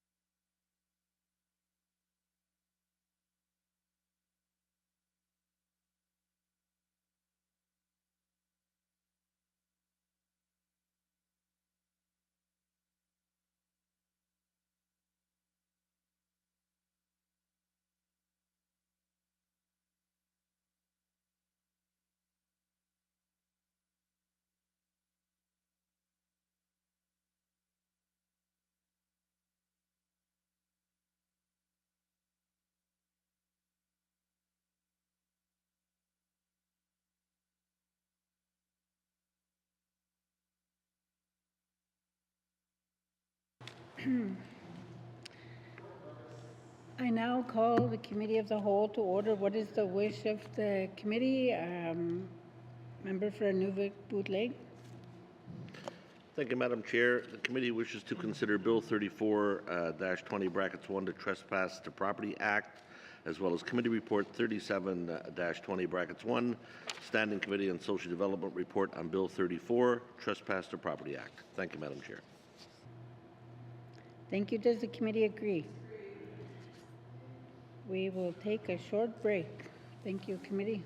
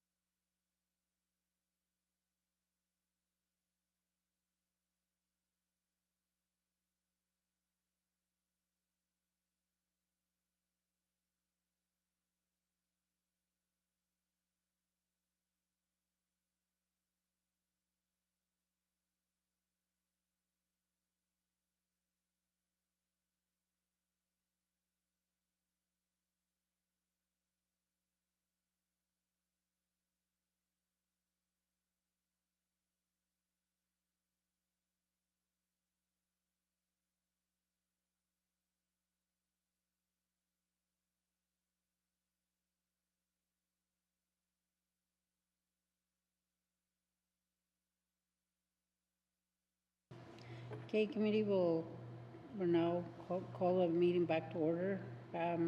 Committee, we have agreed to consider Bill 34, Trespass to Property Act. I will ask the Minister of Justice to introduce the bill. Thank you, Madam Chair. Madam Chair, I'm here today to discuss Bill 34, Trespass to Property Act. The purpose of the proposed act is to create a legislative framework that governs trespass to private property, to schools, and to certain types of private interests on public lands, such as leases. The legislation will create a trespass offense, as well as set out certain exemptions and defenses to trespass, forms of giving notice, arrest provisions, and sentences for violations. The Act will outline the rights of property owners and lawful occupiers and the consequences for those found in violation. The proposed bill includes significant safeguards for Indigenous rights, including explicit recognition of Indigenous and treaty rights, ensuring Indigenous and treaty rights take precedent in the event of conflict, and requiring that the Act be carried out in accordance with any applicable agreements. The proposed Act is part of the GNWT's commitment to address public safety concerns by deterring potentially criminal behavior and damage that trespassers may cause. Public engagement has indicated significant support for this legislation. I would like to thank the Standing Committee on Social Development for the work undertaken to advance motions to improve the bill. This concludes my remarks, and I would be pleased to answer any questions that members may have regarding Bill 34. Thank you, Madam Chair.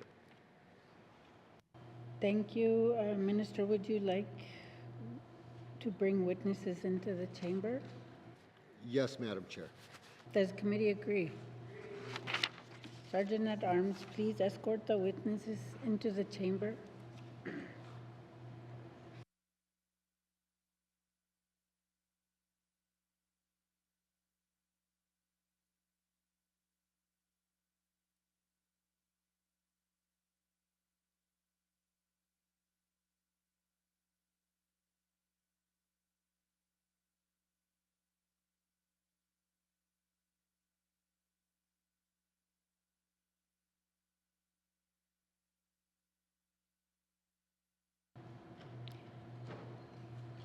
Minister, please introduce your witnesses.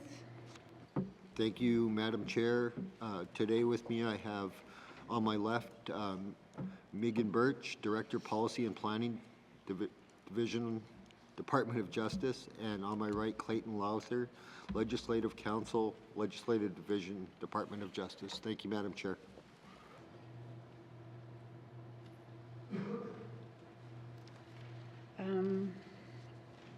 Thank you. I will now turn to the chair of the Standing Committee on Social Development, the committee that reviewed the bill, for any opening comments on Bill 34.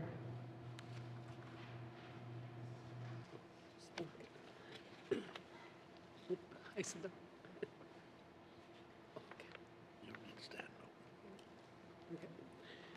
Okay, thank you, Madam Chair. Madam Chair, Bill 34, Trespass to Property Act, received second reading in the Legislative Assembly on October 31st, 2025, and was referred to the Standing Committee on Social Development for review. In January 2026, committee held public hearings on the bill in Yellowknife and Hay River, and met with the Hay River Healthy Community Committee. Committee also received 4 written submissions.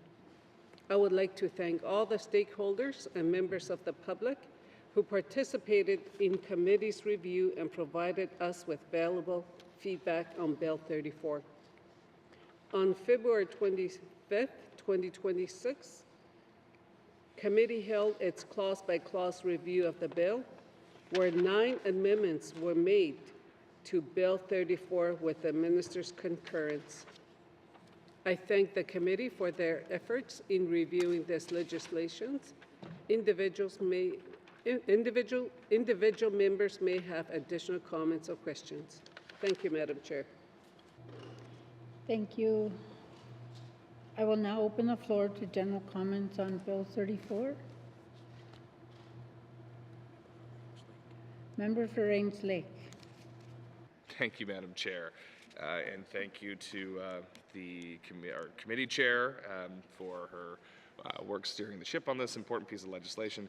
As noted, the bill was amended substantially with 9 pretty crucial amendments. One of those was to allow or expand the enforcement power to peace officers that can be defined in regulations. Now that that change has been made, I'd like to ask the minister what the process will be to develop those regulations, as a number of stakeholders wrote into the committee requesting that those responsible for enforcing the act could be broadened from the RCMP. So now that the bill's amended, that can be possible, but it's still not in there until the regulations are drafted. So can the minister just walk the public through how that process works and what the intentions of the department are? Thank you. Thank you. Minister of Justice. Thank you, Madam Chair. I think this area, as it being a change that happened during the review of committee, is certainly an area that I think will require a little bit more work and a look across the territory. There's a significant, I think, difference in sort of what the city, things might look like in the city and how it may look in a smaller community. So certainly I think there's some work to do on this, and I think we need to also ensure that we're consulting appropriately with the potential affected residents that need to have input as we move forward in drafting the regulations. Thank you, Madam Chair. Thank you. Go back to the member for Range Lake. Thank you, Madam Chair, and thank you to the minister for that. So it's important to note that this is an enabling power. It's not a prescriptive power. So creating the ability for other peace officers to enforce the act doesn't mean they must, but obviously if a community asks for that, that would be what the regulations would be drafted for. So where we're at now, I guess, what I'm trying to get at is, if the city of Yellowknife feels prepared, and the committee received written correspondence to that end, is prepared to use their municipal enforcement officers, or wants to use them under the act, how long will it take to get them into regulation so that's made possible? Thank you, Madam Chair. Thank you. Minister of Justice. Thank you, Madam Chair. I will pass to the Director for a little more detail. Thank you, Madam Chair. Director Birch. Thank you, Madam Chair. So in regards to your question, I think for the bylaw officers, the intent is not for this legislation to apply to municipal lands. So that's one thing we have to take into consideration. And then beyond that, I think in general, if we are looking at other enforcement bodies, we're going to have to engage with them to determine their capabilities under this legislation. We know that the RCMP are capable of enforcing this. We'll have to do some further work and analysis to determine what other enforcement bodies will also be capable of that before we prescribe them in the regulations. Thank you, Madam Chair. Thank you. Go back to the member for Range Lake. Thank you. So the key concern here is that the way the bill was drafted initially, it only applied to the RCMP, which the RCMP welcomed as an additional tool in the toolkit. But when the committee put questions to the RCMP around, will this increase your workload? Do you anticipate seeing more issues? They said no, because we already get a ton of complaints related to trespass. And this just allows us to deal with those when we want to proceed them. But the flip side to that is, so what good, there's not going to be a huge rush of operational need, and we're going to be short RCMP members. But the flip to that is, people want to see more results on the streets, they want to see more results in their businesses, and they want to see this act actually used effectively. So if we're not seeing more volume, that's why more peace officers would be helpful to this end. And that's also something that was shared by the RCMP. So I guess where I'm at is that's why we made this change. There are communities that are signaling that they're interested in this.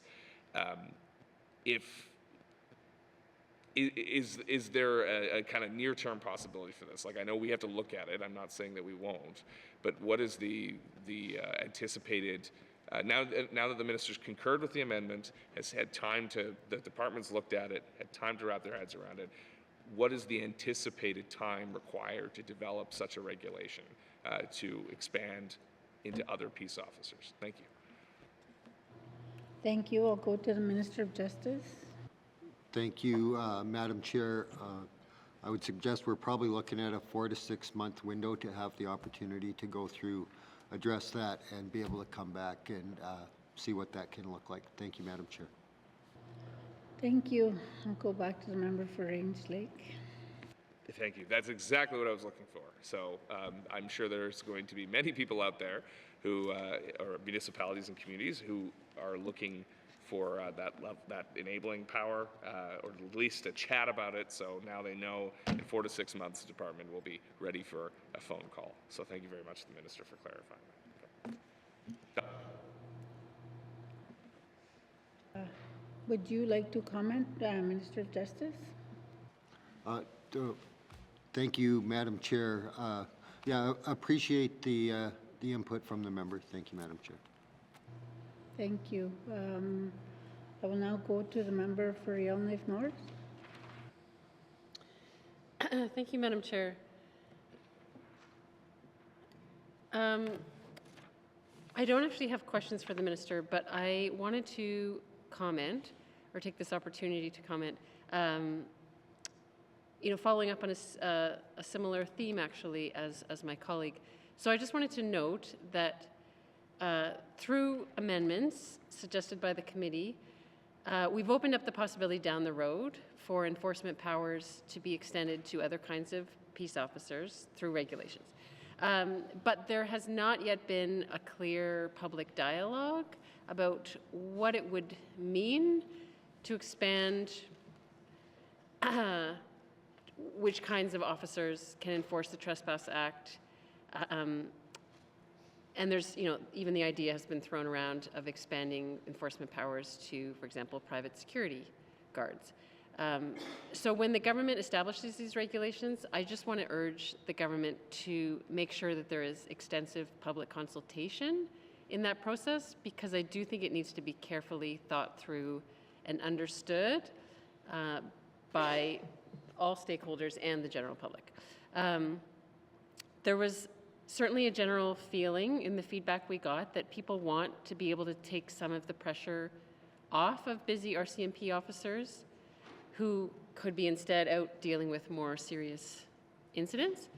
And so the idea is, well, just let bylaw officers or sheriffs or maybe private security guards deal with trespassers. Except that the way the Act is written is that enforcement includes arrest. And people, I think, expect that it must include arrest for the Act to be taken seriously. You can't just keep giving people tickets over and over again if they're not paying them, if they're continuously ignoring the warnings and the tickets. So I understand that we already may have private security guards, for example, handcuffing people or detaining people, and I assume this is under the authority of citizen's arrest, which is supposed to be used to protect people or property if someone is posing an active threat. I do have strong concerns about how that authority is currently being used and potentially misused by the unregulated profession of private security, and I spoke about that the other day. But even setting that aside, with the Trespass Act, we're contemplating something different.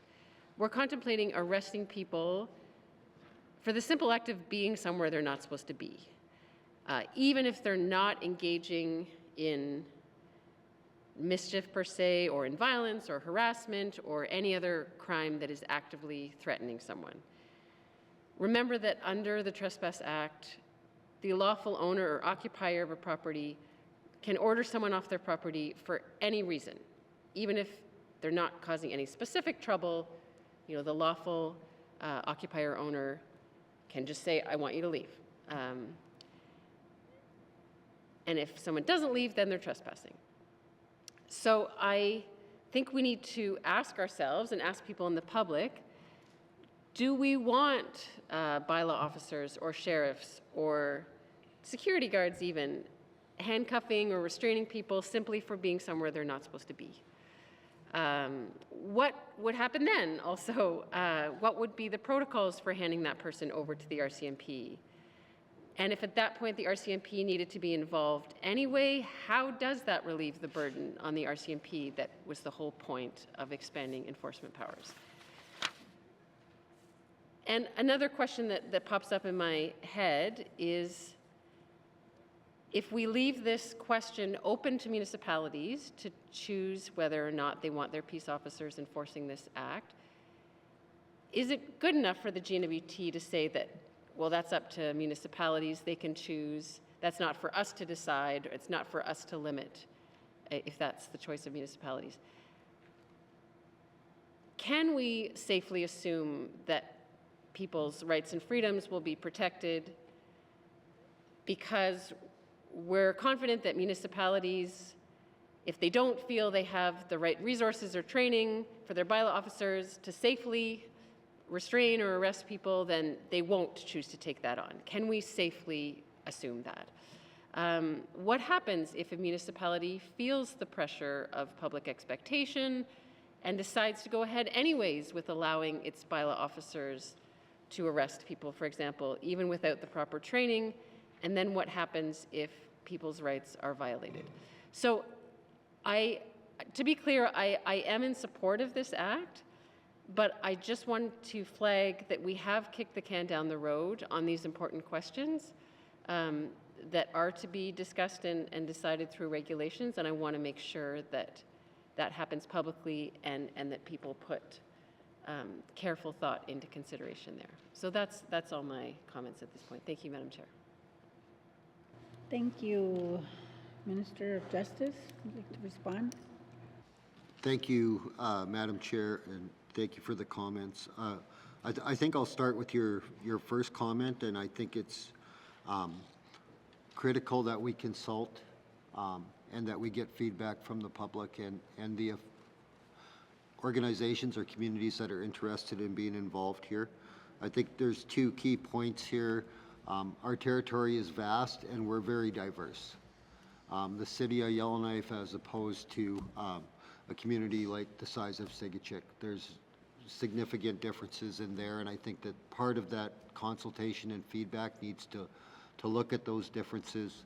I think we need to ensure that we're talking with municipalities, with Indigenous governments, and getting all of the feedback that we need as we develop these regulations to ensure that we're approaching it in a very pragmatic way. So, you know, I think that, you know, as we start out, we have some fairly solid parameters around the RCMP and their abilities and duties within the Act, and I think that that is a good starting point, but certainly there is some work to do on the regulation side. Thank you, Madam Chair. Thank you. I will now go to Frame Lake. Member for Frame Lake. Thank you, Madam Chair. Yeah, I have a few questions for the Minister.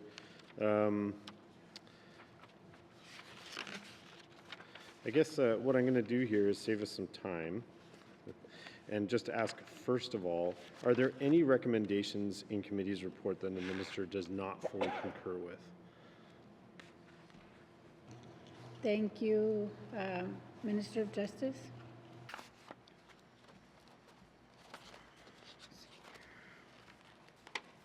Thank you, Madam Chair. My apologies, I don't have the report open in front of me. We'll have to analyze, obviously, some of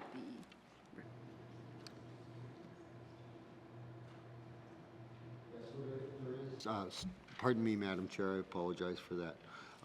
So there's the recommendation around the security guard. We'll definitely need some, we'll need to analyze that and look at what that could possibly look like.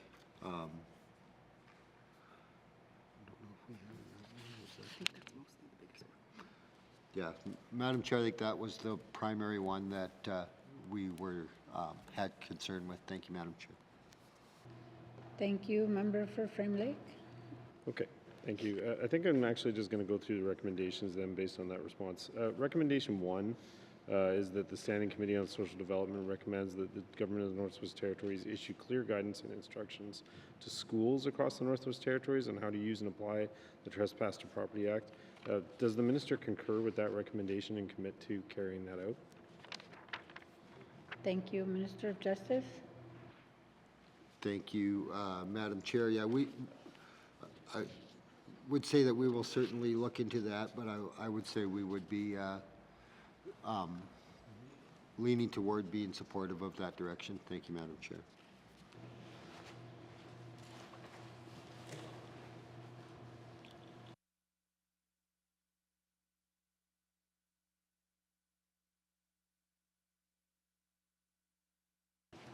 Thank you. I'll go back to the member for Frame Lake. Thank you, Madam Chair.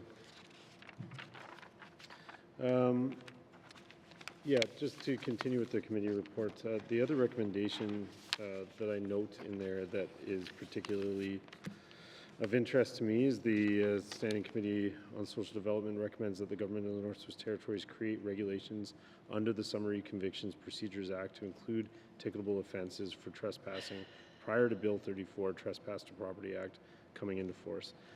This is something of concern to me, and I think it was raised during the review, and it was one that stood out to me, so I am curious to know how the Minister feels about that recommendation.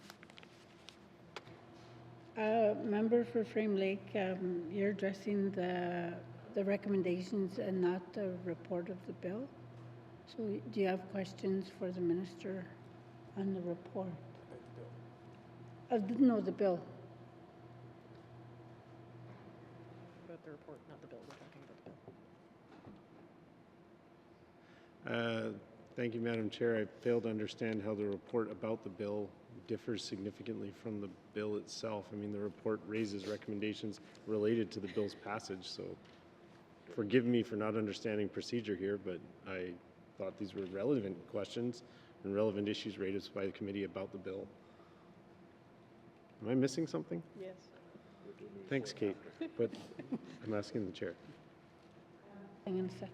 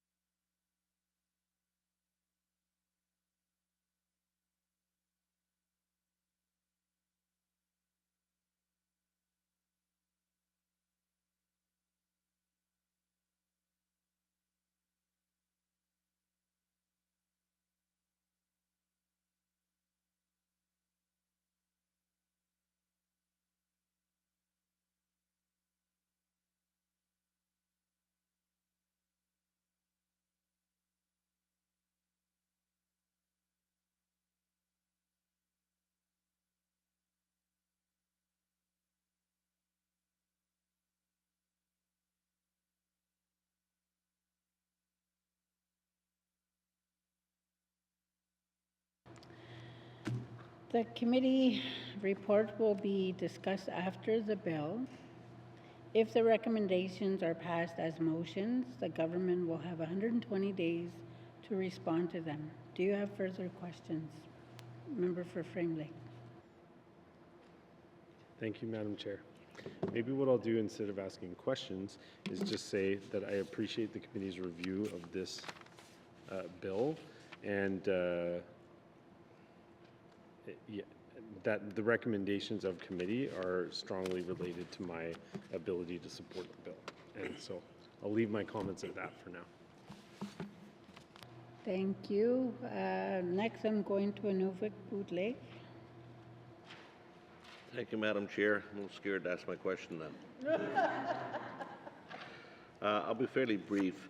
Madam Chair, as the new act will be a law of general application, are there any specific clauses within the Inuvialuit Final Agreement or the Gwich'in Final Agreement that specifies that the new act would apply to both their respective lands?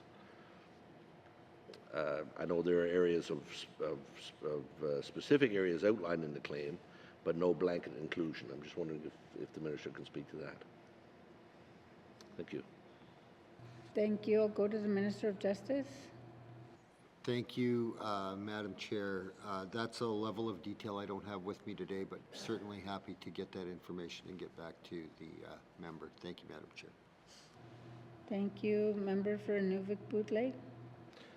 Thank you, Madam Chair. And the majority of my questions are around how it affects the land claimant groups in my region. So what I'll do, Madam Chair, is I will email those questions to the Minister and get the responses that way rather than taking up our time today and getting the same response. So thank you. Thank you. Minister of Justice, you want to respond?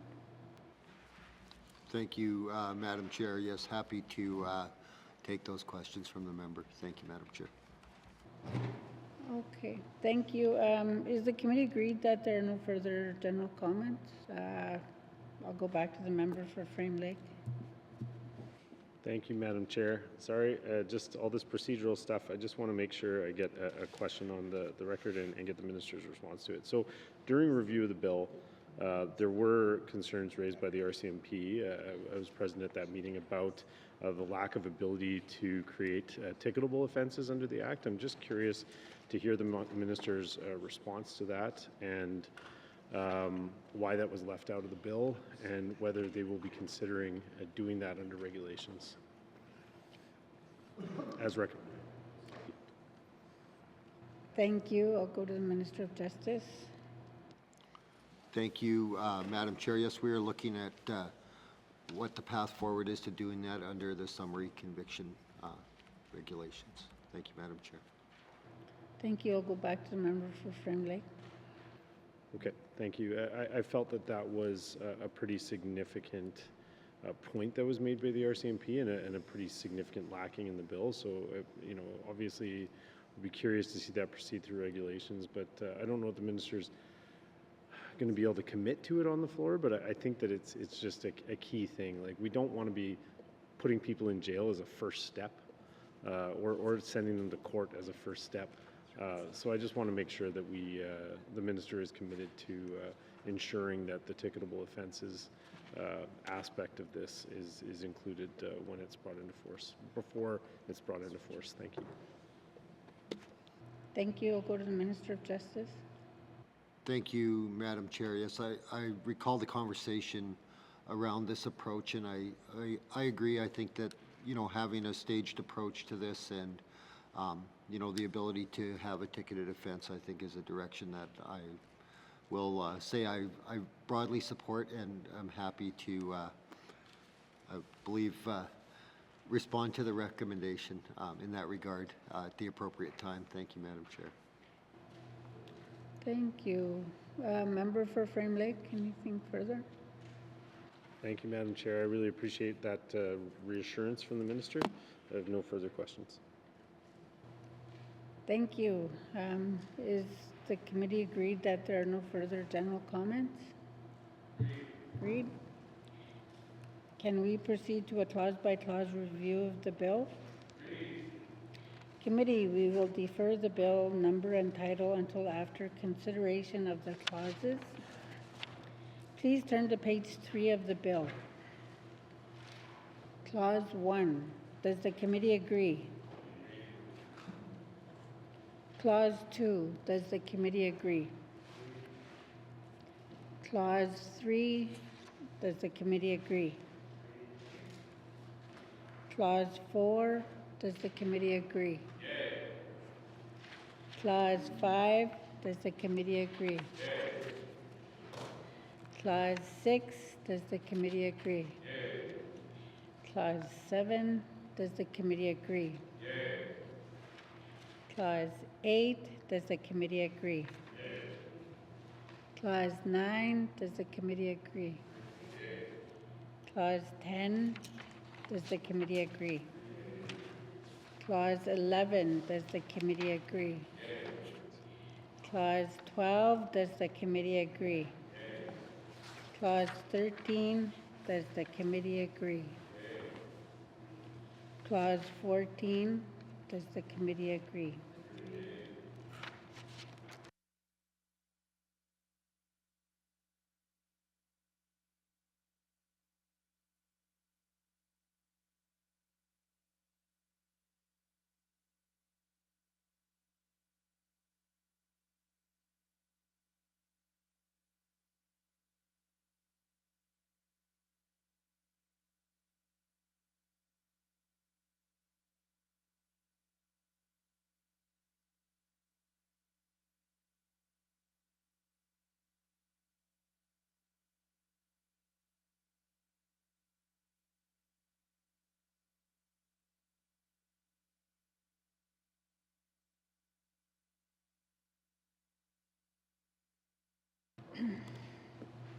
Committee, we missed a clause, clause 7.1. Does committee agree?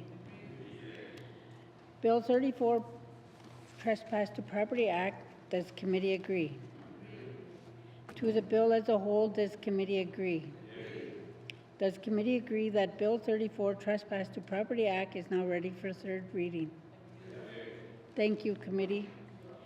Does the committee agree that this concludes our consideration of Bill 34, Trespass to Property Act? Thank you, Minister, and thanks to your witnesses. Sergeant at Arms, please escort the witnesses from the chamber.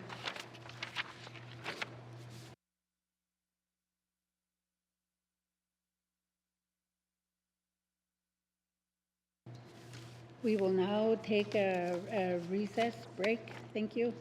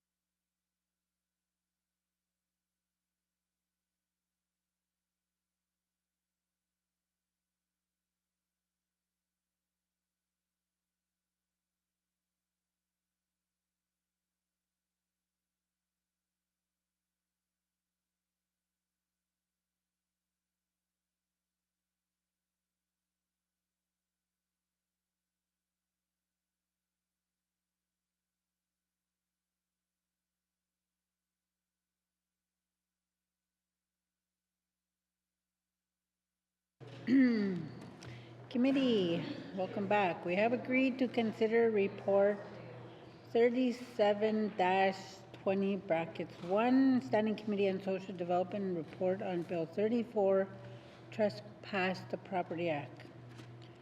I will go to the chair of the Standing Committee on Social Development for any opening comments. Member for Mafui. Thank you, Madam Chair. Madam Chair, the Standing Committee on Social Development report on Bill 34, Trespass to Property Act, was read into the record on March 3rd, 2026. The committee has made 6 recommendations to ensure that Trespass to Property Act can be applied clearly across the Northwest Territories with a multitude of stakeholders, and to make sure the legislation can be enforced more efficiently. The committee looks forward to the government's response to these recommendations. The committee would like to thank everyone who participated in the review and gave thoughtful feedback to this committee to consider. I would like to thank the committee for their work on this review. Individual members may have additional comments. Thank you, Madam Chair. I will now open the floor to general comments on Committee Report 37-20 brackets 1. See no further comments. MLA for Mafui. Okay. Thank you, Madam Chair.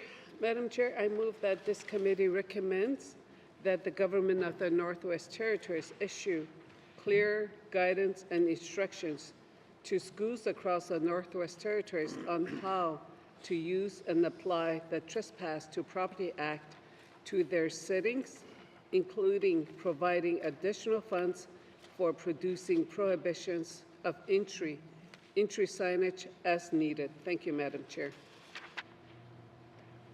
The motion is in order. To the motion. Question has been called. All those in favor? All those opposed? All those abstaining?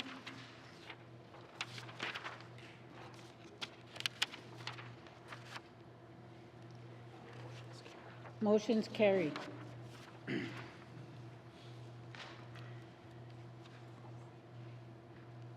now.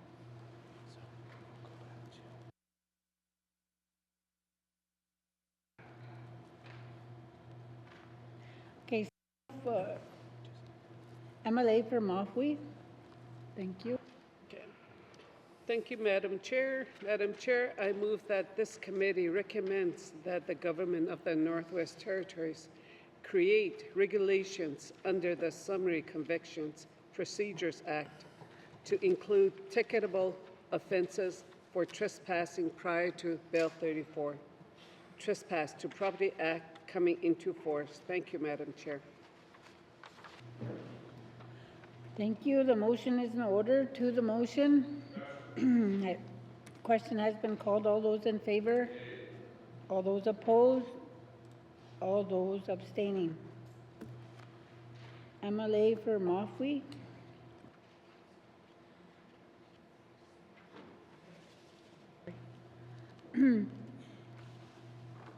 The motion is carried.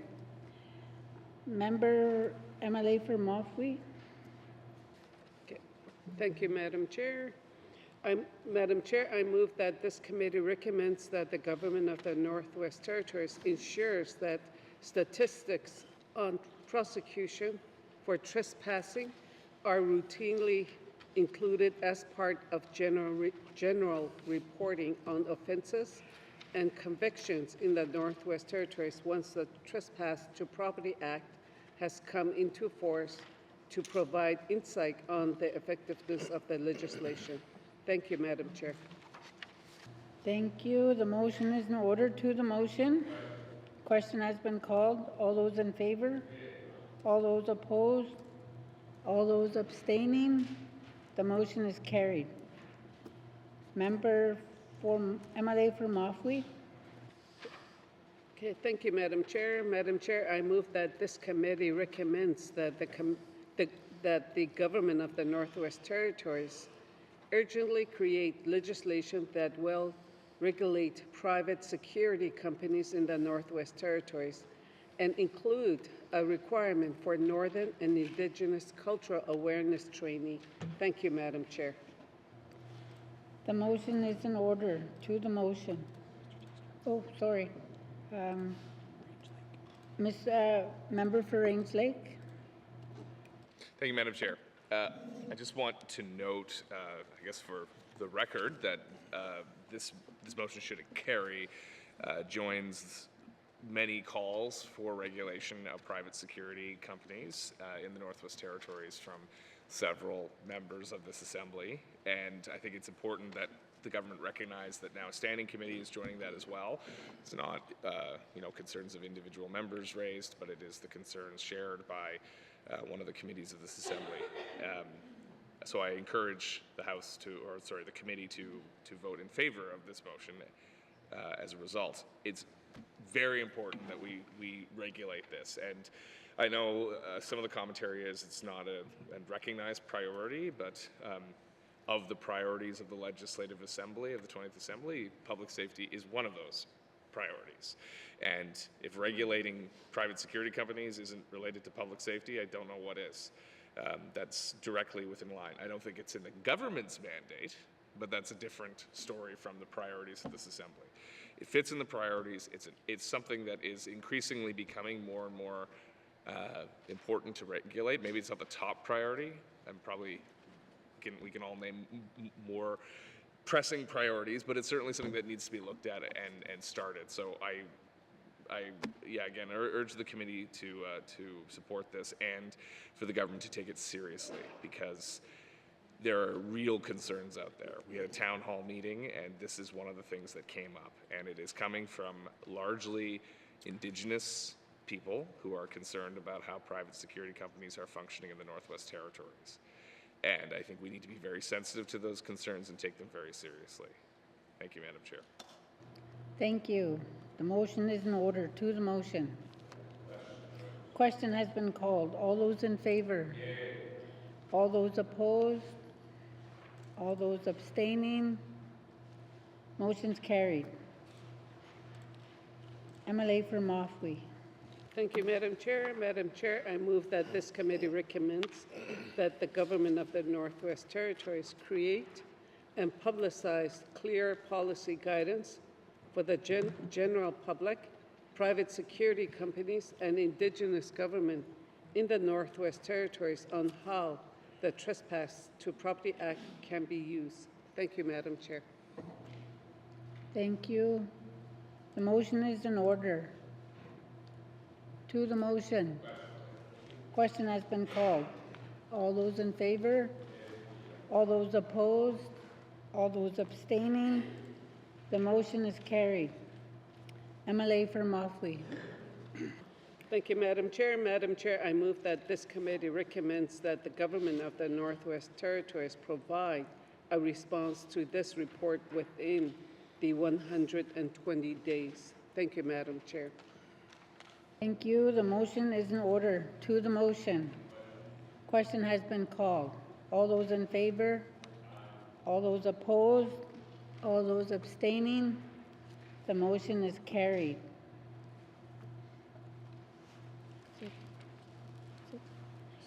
Thank you, committee.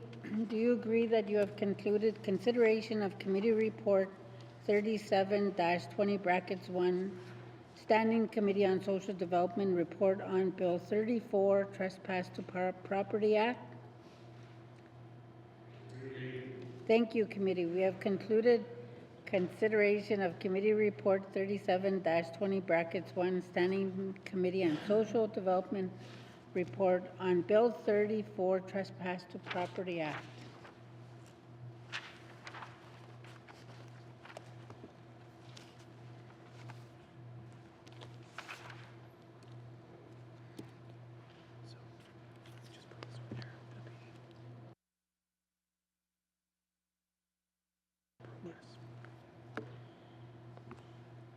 What is the wish of the committee? I will go to Inuvik, member for Inuvik Bootlake. Thank you, Madam Chair. Madam Chair, I move the chair rise and report progress. All those in favor? All those opposed? Okay. There's a motion on the floor to report progress. The motion is in order and non-debatable. All those in favor? All those opposed? Motion's carried. I will now rise and report progress. Thank you.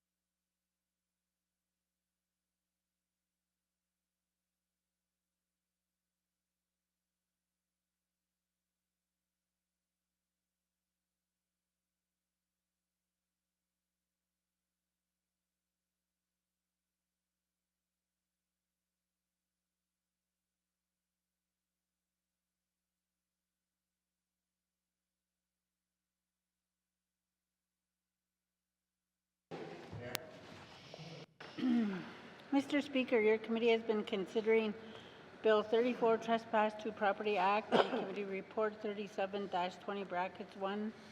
Standing Committee on Social Development report on Bill 34, Trespass to Property Act, and would like to report progress with 6 motions, and that Committee Report 37-20(1) is concluded, and that Bill 34 is ready for third reading. And Mr. Speaker, I move that the report of the Committee of the Whole be concurred with. Thank you. Member from Decho, can I have a seconder?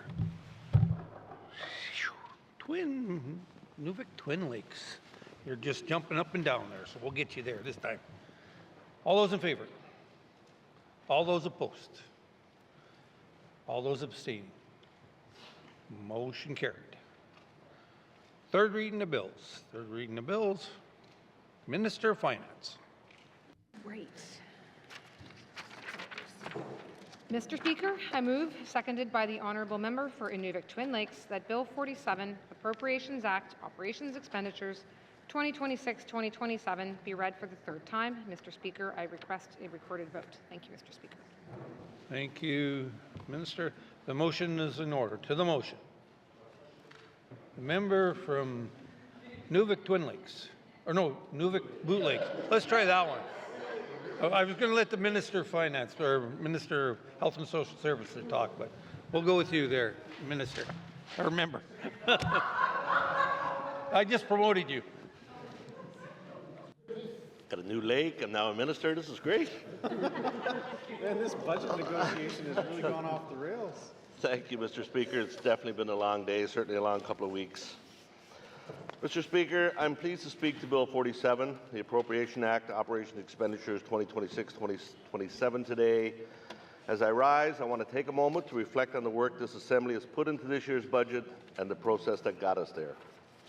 Our goal throughout this has been straightforward: to push for improvements that matter to Northerners, to ensure Cabinet hears the concerns of regular members, and to make sure this budget meets the moment our territory is facing. Consensus government is collaborative. It is also demanding. It requires honesty, patience, and hard conversations. But when members put in the work and ask the hard questions and push for better answers, and when the government responds, Northerners see the benefit. In her remarks, the Minister of Finance acknowledged that the work of members shaped the budget before us, and that through this process, the government added roughly $40 million in new investments directly responding to the priorities of the Assembly and for our constituents. Mr. Speaker, that is consensus government doing its job. I want to take a moment to speak to what we achieved together. Throughout the review of the main estimates, members pushed hard on the issues Northerners tell us matter most. One of the most significant areas we focused on was primary care reform. We pushed for real timelines, real staffing commitments, and real changes to how people access care. Cabinet agreed to release the Integrated Primary and Community Health Care Framework and Roadmap this spring. establish consistent care teams, fill key vacancies, and expand nurse practitioner and community health nurse roles where communities face chronic gaps. Mr. Speaker, one place where Northerners expect to see real progress is in medical travel. Members have been clear. People need a system that is more predictable, coordinated, and easier to navigate. This budget does strengthen that work. The Medical Travel Case Management Initiative will improve scheduling and reduce repeat trips, and the government plans to move it toward permanency in Budget 2027. Investments in telehealth, diagnostic capacity, and frontline training will also reduce unnecessary travel and support better care in communities. These are practical steps that Northerners will feel directly, and the kind of improvements this budget must continue to deliver. Mr. Speaker, we also know that inclusive schooling and supports for children are important to Northerners. We pushed government to strengthen supports in classrooms for students with diverse needs. The Minister committed to major enhancements in clinical services, early literacy screening and supports, and transition pathways. I note that early learning stability remains a huge concern. Members emphasized the need to protect early learning and childcare programs, despite uncertainty around federal funding. The Minister responded by confirming that continuity for families will be maintained. Also, adult education and workforce preparation are central to meeting current labour needs and positioning people for emerging opportunities. Strengthening these pathways gives adults the skills, supports, and credentials required to move into work quickly and stay there. Mr. Speaker, members were clear that Northerners need real pathways into jobs that we have today. Cabinet has committed to modernizing adult learning, strengthening early skills, and aligning post-secondary programs with workforce needs. We also heard confirmation that new teaching and social work programs will move ahead, and that former CLC spaces, that's community learning centres, Mr. Speaker, will be available for Indigenous and community governments to deliver training with GNWT support. These are practical steps. Now they need to turn into results. Major projects rely on the system being ready. Aligning processes, supports, and capacity keeps timelines tight and makes it easier to move from opportunity to action. Members pushed for clarity, and timelines on the Mackenzie Valley Highway, the Towston Line, and the Arctic Economic and Security Corridor. The Minister committed to clearer timelines, stronger coordination, and meaningful consultation with Indigenous partners and governments. And Mr. Speaker, I want to speak directly about LNG. LNG is a real opportunity for the Beaufort Delta. The government confirmed it will work with the Inuvialu Regional Corporation to advance the Mackenzie Delta LNG field toward full feasibility. LNG is not a side conversation. It is central to economic growth, energy security, and the North's role in a changing world. To fully maximize these opportunities, we need the right people in the right places with the authority to make decisions when they're needed. Capacity isn't just about staffing. It's also having the right systems, funding, and supports aligned so work can move without delay. Housing and land availability are core foundations for growth. Communities and regional centres need stable housing options, accessible land, and the internal capacity to plan, approve, and deliver projects. We pushed hard on expediting land transfers, improving community capacity and housing availability. The Minister outlined steps to accelerate land transfers and support Indigenous-led housing. We are pleased to hear that this will include improving housing options for seniors in enterprise. And Mr. Speaker, for the Tlicho region, work is underway towards a more responsive administrative structure and better on-the-ground access to territorial services in the region. Community safety remains a priority members raised throughout the review of these estimates. The message was consistent. Residents need a more reliable safety presence in smaller communities and better access to justice services. Members pressed for improved RCMP presence in communities without detachments. The Minister committed to overnight accommodations in Gamete and Sigachik and improved access to justice services. Mr. Speaker, as I have said here before, you cannot build a strong economy on weak healthcare, education, housing, or without Indigenous partnership. A strong economy requires strong services and strong relationships. If families can't get care, they won't stay. If workers can't find housing, they won't come. If training doesn't match real jobs, employers remain short-staffed. If governments aren't working together, decisions stall and opportunities are lost. This budget can move us in that right direction, but the real test is delivery, Mr. Speaker. The eyes of the country are on the Arctic. Significant defence spending is coming to the Beaufort Delta and across the NWT. NORAD modernization, Arctic readiness, operational hubs, these developments mean jobs, infrastructure, and long-term presence. But opportunity does not wait. And as I said in my reply to the budget address, if we are slow, investment will go elsewhere. The budget work is done, Mr. Speaker, but the delivery work is not. Mr. Speaker, members will expect to see primary care improvements this year, supplementary appropriations that match commitments, real timelines for major projects, land moves so housing can be built, training aligned to real jobs, and progress reports, not just intentions. Members will monitor delivery against major project timelines, progress on land transfers, implementation of healthcare reforms, follow-through on inclusive schooling, and action on community safety commitments. We are looking for steady, visible progress, not perfection, but movement, and we will continue to work to hold the government to account. Mr. Speaker, I want to be clear, this budget is just a first step. Now the government must show whether it can meet the moment. The pressures facing Northerners are real, and this budget has to translate into results that people can see and feel. With this in mind, I want to thank the Minister, her officials, all the members for the work done through this budget process. It was rigorous, sometimes difficult, but productive. Northerners expect us to make things better, not all at once, but year by year, decision by decision, budget by budget. This budget positions the NWT to move forward. Now government has to get the job done. Thank you, Mr. Speaker. Member from Nunavut Lake. To the motion. To the motion. Member from Rangeley. Thank you, Mr. Speaker. That was a good summary from my colleague from Nunavut Lake.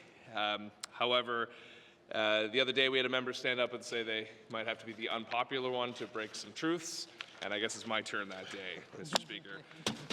Mr. Speaker, when we set out to, when I cautioned this Assembly about at the beginning of this budget process, was to settle for low expectations and continue a culture of low expectations. And unfortunately, we are there again.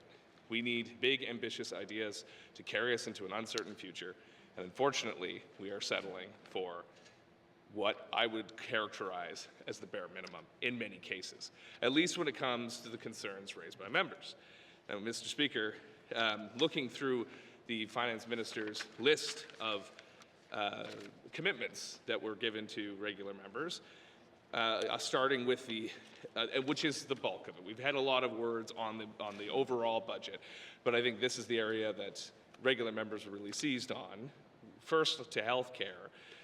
All this work that's being promised is an elaboration and further detail of work that was already underway. Work that was underway by the people strategy, by the public administrator's work plan, by the system as it's currently being administered. We're just getting ahead of that by asking more questions, which are important questions to ask. But the results are what Northerners are looking for, and the results are still unclear to me. I appreciate that there's commitments to staff every position that's been asked for. There's commitments to improve and enhance community wellness, especially in small communities, in health cabin communities, which are the most removed from services. It's great that those commitments are there. And why wouldn't you say if the positions are on the books, we're going to fund them? Of course you do. But we don't see new funding to support these things apart from what was already in the budget. And there was new funding in that budget that I've already spoken to and supported. I support seeing more healthcare dollars. We just need more, Mr. Speaker. Mr. Speaker, looking to CLCs, which is another live issue, the commitment is to provide, quote, the financial coverage of the associated O&M. It does not include programming dollars. So whilst the government will pay for over a 2-year period, will pay for the power, the fuel, keep the lights on, the actual programming has to come from somewhere else. And that means it's going to come from Indigenous partners who may or may not have access to those dollars. So the CLCs are by no means a done deal and not coming back to life anytime soon without additional investment and support. And this is something members have raised repeatedly.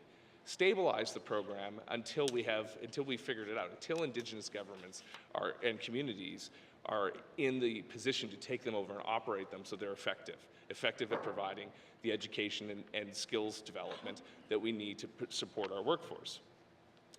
As to the economic pieces, the concerns around the regulatory system are still very live, including around mineral tenure, the Mineral Resources Act, which is still not enforced. I've been calling for it to be expedited. The committee called for it to be expedited. We have no real change to that. We're still sticking to the same timelines, which is basically the end of this term.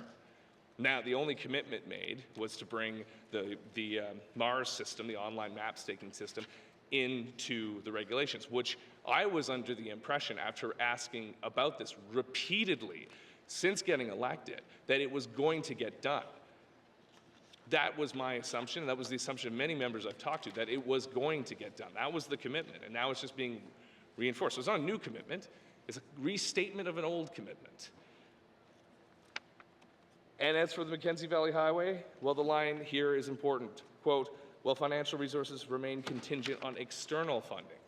So we still don't have the dollars, but we're going to put forward a plan.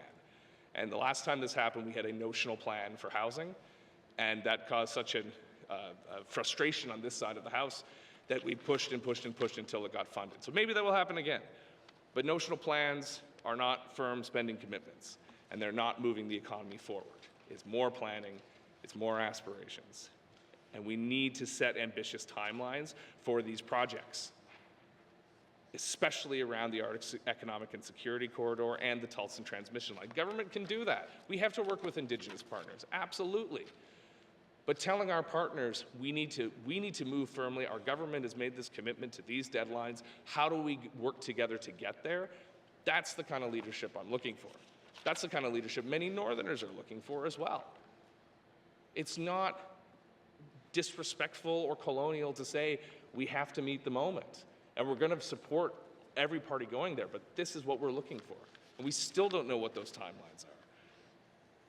I think perhaps, and to land tenure for economic development, there's commitments for to free up land for housing, and I think that's an important commitment. But the thing that Yellowknife MLAs have been pushing for years and years and years is access to municipal lands for the city and for all communities, not just Yellowknife, but it's a particularly acute problem in Yellowknife, and it's something that we hear about all the time. We don't have commitments to speed up that process. We have commitments to make the processing applications, which is largely a backlog, 15% faster. That's processing files could mean a no at the end of the day. We don't know whether it's going to speed things up or whether it's going to give certainty that the land will in fact be available for development. And that's the number one piece that addresses these defense commitments that were being promised. The $10 billion of investment. We need land for that investment. And it's not all available yet, despite the fact that successive assemblies have passed motions and called loudly for municipal land transfers to happen across the board. So all communities can develop at their own pace and choose how to grow their communities. And again, this member at least is tired of calling for the same thing and being told we're doing it, and yet nothing happens, nothing changes. Mr. Speaker, the $30 million, because that's the bulk of what's being promised here, the $30 million for the inclusive schooling review. Now, I am a big proponent of inclusive schooling and properly funding it. It's something school education bodies, at least in Yellowknife, have been calling for a very long time, and there's been a gap. So I welcome the review. I think it's important. But I haven't read that review. In fact, no one on this side of the House has read that review. So I find it a little confusing that we're being told we push for this. In fact, the quote, the 30 million commitment to inclusive schooling stands as one of the clearest examples of how member concerns translate directly into approved services for Northerners. We didn't ask for 30 million. 30 million was offered when we said, please make sure you strengthen inclusive education based on the review you're doing. So why didn't we get the $1 million for the RCMP crisis intervention team? Why didn't we get the $700,000 for the Dene Nation to move forward on housing? Other things members have raised on the floor. Those are much smaller asks, but we get 30 million, something we didn't ask for that we welcome. But I would suspect these were already planned expenditures that happen to align with an ask, which is a great win for members if they want to take it. But there's a number of things that weren't addressed. There's a number of things that continue to frustrate my constituents and frustrate members. A compassionate medical travel policy. I have publicly said I won't support spending until we see this put in place. There are going to be costs associated with it, but they're costs I'm willing to pay and costs the public wants this government to pay. And the fact that we, again, continue to pass motions calling for it, we continue to make statements, there's news coverage on it, there are more stories out there than I've even heard, but I know that they're out there. I know I work closely with my colleagues who have raised this as well, affecting everyone from people in Yellowknife to people in the smallest remote communities. And now there are questions around treaty rights being raised as well. So this is, we desperately need to do this, and having a case management team is important. That's a first step. But the policy piece, which we've clearly articulated, is not being addressed. It continues to be ignored, and the problems continue piling up. A child and youth advocate. I mean, I was really taken, I thank the House for passing that motion and my colleagues who spoke to it. There was one line that really stuck with me, and it's stuck with me since we had that debate. No is not an option. And I agree wholeheartedly.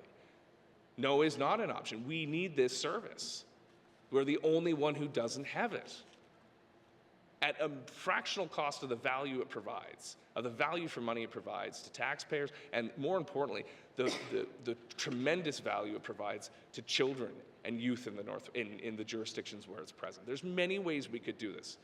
And it is not a $30 million ask. Did we get that? No. Despite it being one of the top asks of the committee. I will also speak to one other thing that I feel strongly about. The House also passed a motion calling for a dedicated emergency management agency. This is something that has been recommended by at least 2 independent reviews of the emergency management system. I know the government's response on this. But again, if I'm going to support a budget, I want to see the government following the advice of the experts it pays for and the advice that is being given by the House, and yes, a non-binding motion, but a very clearly articulated motion of what the priorities of this assembly ought to be with respect to public safety based on the words we're speaking. And that's not being produced in this budget. It is not being produced in any budget and won't be.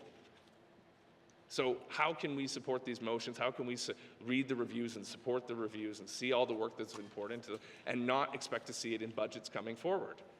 Why are we paying for these reviews and plans and goals and timelines that are aspirational if we're not willing to put the money into realizing them? And yes, we don't have infinite dollars. I know that. There needs to be trade-offs. Willing to make them to meet the priorities. Tell me how you're gonna pay for a child and youth advocate, and I'll tell you I'm comfortable with it.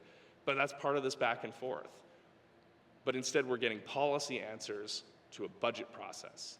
It's pretty easy to satisfy policy answers. It's a lot harder to provide the resources that are being requested to make a difference in our communities. So I've staked out turf here saying I appreciate the work that goes into these back and forths, but there are things that I need to see and that my constituents expect me to see, because I am tired of saying the same things back to them. I know you're frustrated.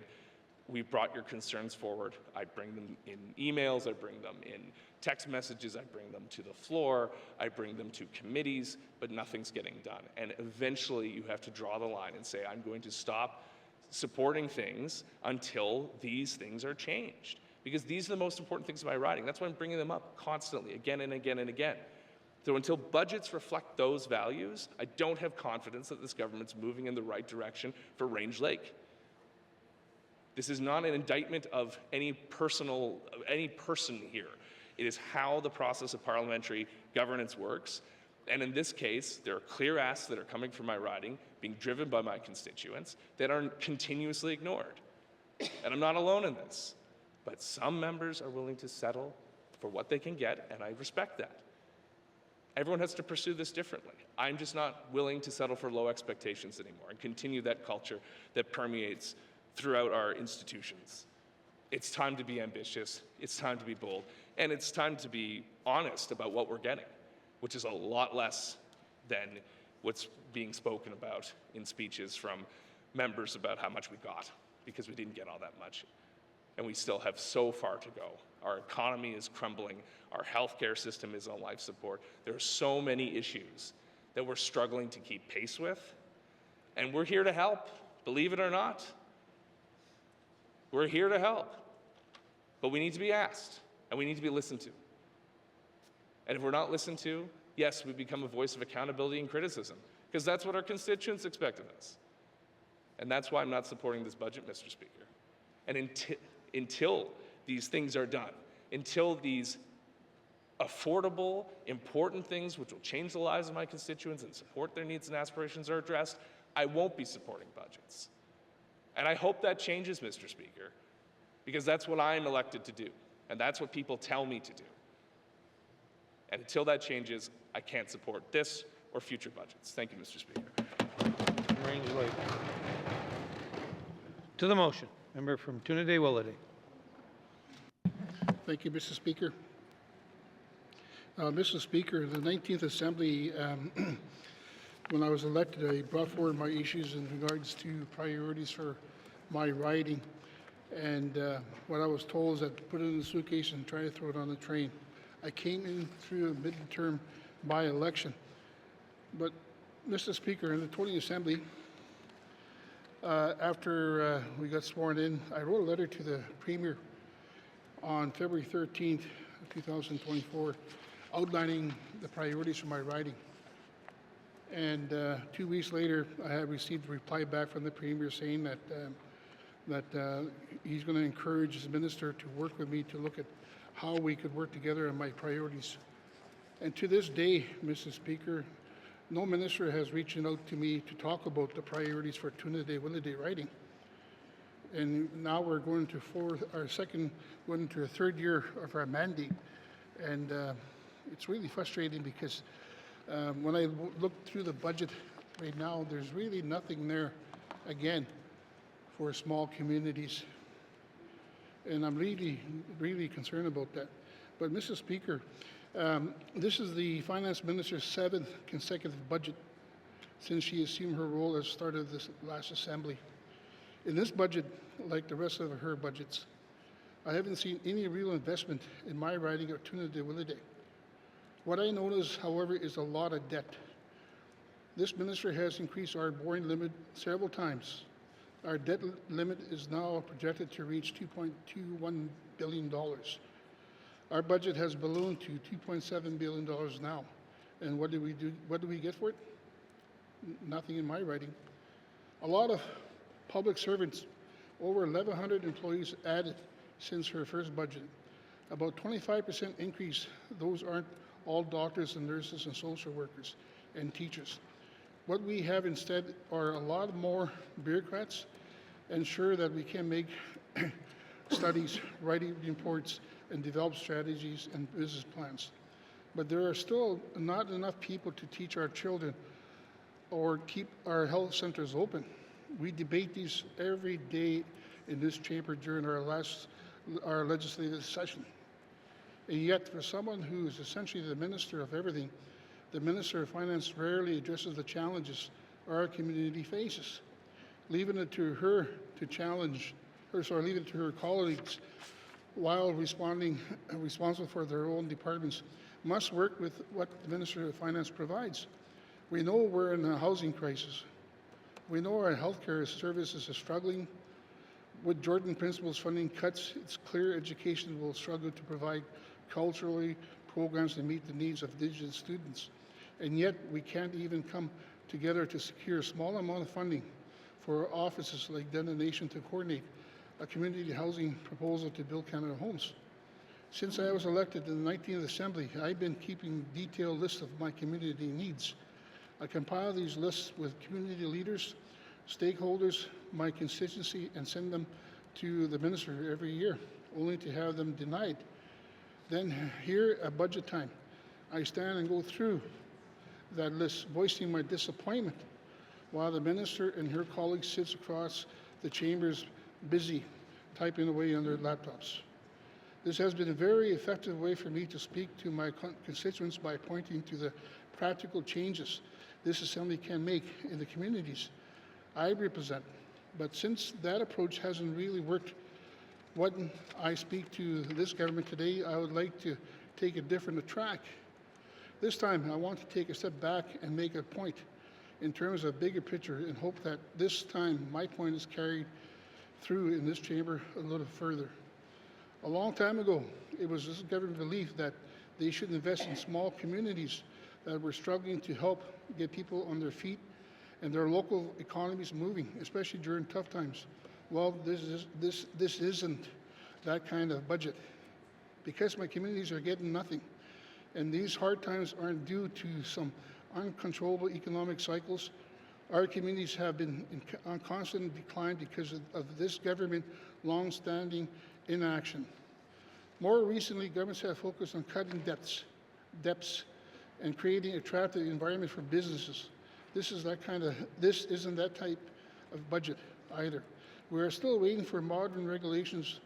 Our debt keeps growing, and the government is still under our territories are our largest employer.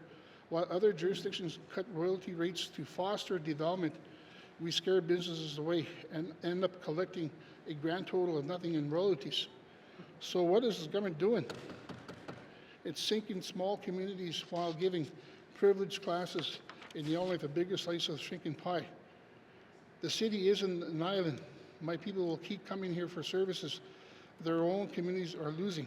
The tax base this government relies on will disappear because my people can't get jobs. Health and social services will keep paying more to treat sicker people, and I fear that all public safety tools we are reaching for will be undermined by growing destruction.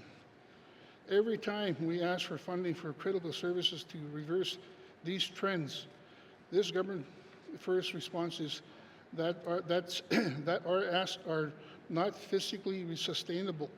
By the territory this budget is building, and the previous budget the finance minister has tabled isn't sustainable either.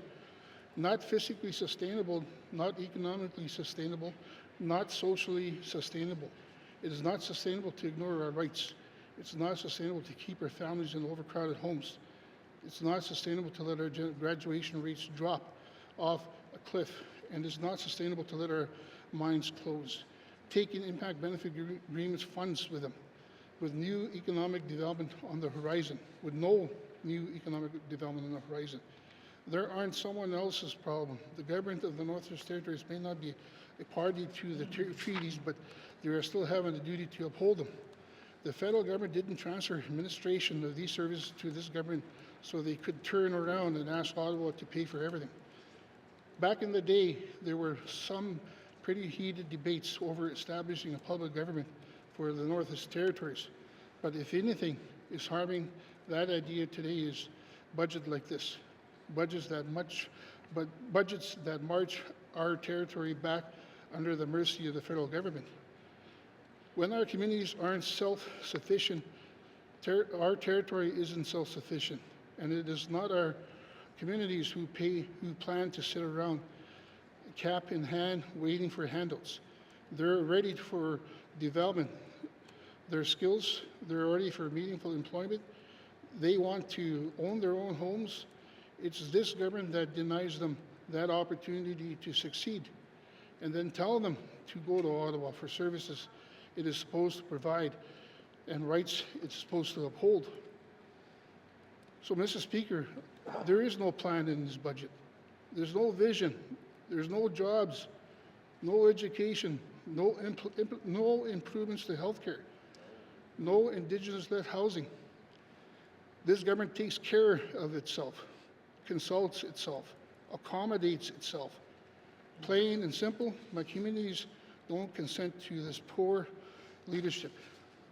They want to make their own decisions. They want to create their own destiny. This is what the treaties promises. I was elected to represent my constituents. I took an oath to uphold our treaties, and I'll do so for as long as I have the privilege to sit in this chamber. And that means voting tonight on another bad budget from the minister. So, Mr. Speaker, I will not be supporting this budget today. Thank you. Thank you, member from Trinidad-Willowdale. To the motion, member from the Sawtooth. Thank you, Mr. Speaker. When I look back at the last 24 months there, Mr. Speaker, This assembly started off as an approach to restoring balance. Restoring balance gives you the privileges of taking a percentage in your position with the fiscal responsibility. Policy to design and implement the capital allowance. When I look back at the SA2, to a large degree, it wasn't the SA2 that I remember in previous years. We started off with a colleague from the Mackenzie Delta providing me assistance to look at a chart showing the SA2 seen 448 medevacs out of the region in 3 years. It doesn't defy the purpose of the expense of that particular trip, but a large amount is directed to recovery of the addictions that are placing our people in impoverished conditions. The workforce is not available. Actually, it's being a burden to this government. And look at the delayed projects. However, it wasn't the end of the story. Just last year, this government awoke a capital project to build the Toledo Health Center. And showing that recapitalization and energy to finish what we started was flying in 90 DC-3 loads of materials so we can get going with the project. And I highlight the other differences, the other negative impacts that lowering our ability as a region to become a standalone region. Just recently, as we all know, the departure of our Imperial Oil, a legacy oil field that was established by Tommy the Ox. Now, when I look back at that legacy oil field, which produced a lot of wealth to the stakeholders, and when I look back at the all-government approach to accessing capital for the purpose of economic resilience, we still have in our toolbox those abilities to strengthen what was there. And the floods, the fire conditions, adding costs to our territorial government. And the regulatory reform, it's underway. You have these tools in your toolbox, and it's called devolution. Why can't we use devolution to strengthen our regulatory process and maybe even entertain the idea or the concept of approaching it for total control over that resource development management? You have the systems here. You've got the regional agencies, which is a co-management structure, to give approvals so projects could efficiently go ahead and start producing royalties. Government operates on taxes and royalties. In my recent trip to the Prospectors Conference in Toronto, I was very surprised. We are not that bad, considering the fact that non-renewable resource in the diamond sector is declining. We have 3 candidates that are on the threshold of moving forward. One of the 3 companies that we had met, and we met several, but one of the 3 stands out to me that is near shovel-ready. They have secured the financing to move ahead. And as we all know, the benefits coming from a project to ensure that you're going to get benefits is securing financing. And financing has definitely been secured, so the project's going to go ahead. I have every thought and talks that the coming years, we should be focused on the coming years and preparing ourselves for what's coming. There's an economic tsunami coming. We've already seen that in the procurement phases on MERCS for the $10 billion that is coming. Commitments from the military spending is going to contribute and escalate beyond expectations of what we've seen already. So in reality, Mr. Speaker, it's really not as bad as what it is. We need to get our tools identified in the toolbox and get ready to prepare for that wave of opportunity that's coming in all our areas. And again, Mr. Speaker, when I look back at the SATU, which we'll be going home to visit in the coming days, it's not that bad. We as leaders make decisions on this institution that covers 33 communities. Yes, a large portion of our budget comes from our federal counterparts, but we still have the ability to recognize the resource potential you have here. Now let us design a recovery plan to recognize that potential. How can we expedite these projects? Through the regulatory redesign, and at the same time look at devolution. So I'll be supporting this budget, Mr. Speaker. I feel my people that I represent want to move on. They want to know what are the tsunami economic conditions coming so we can prepare for them. And yes, it was a shock to the Northwest Territories, at the same time to the residents and business communities of Norman Wells, that the Imperial Oil production is going to shut down.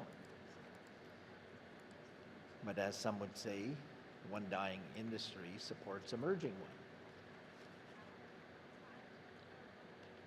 During the PDAC discussions, a mining company is coming to our community of Norman Wells and coming to our community of Toledo to talk about critical mineral potential in the Sawtooth. With this government, we supported access for clients in the industry community to access critical mineral infrastructure fund. So by combining and uniting our offices, we can see results. And we just seen that this morning there, Mr. Speaker, by the mobilization of 3 modular units into the smallest, one of the smallest community in the Northwest Territories. The children were overwhelmed with excitement, greeting the big trucks that brought in their school. So we have to design our toolbox to implement the tsunami that's coming and prepare the workforce. Awareness on what's coming is critical and specific to encourage our residents to remain here, because we have a bright future ahead of us. You only could imagine what may come and think to yourself, the Banff of the Northwest Territories is in the Sawtooth. So much potential. I believe any accountant would love to be analyzing the revenue potential and looking at how much our government could make. Right now we have a budget here that we can design and still balance a budget that supports your fiscal responsibility policy for next fiscal year's preparation for capital planning. Now let's look at what we have. In 7 years, Mr. Speaker, we talk about restoring balance through increased revenues, reductions by reducing expenditures, layoffs. Meanwhile, in 7 years, this government has made approximately close to $50 million from the tax revenues and separating the YZF airport. Now, if you look at that, you look at the Heritage Fund, and you look what's coming in the next 7 years, your cash flow predictions are already there. Now you got a huge client coming in, D&D with a large footprint and tax revenues, and more landing fees. So at times we have to look back and see what we accomplished and look ahead.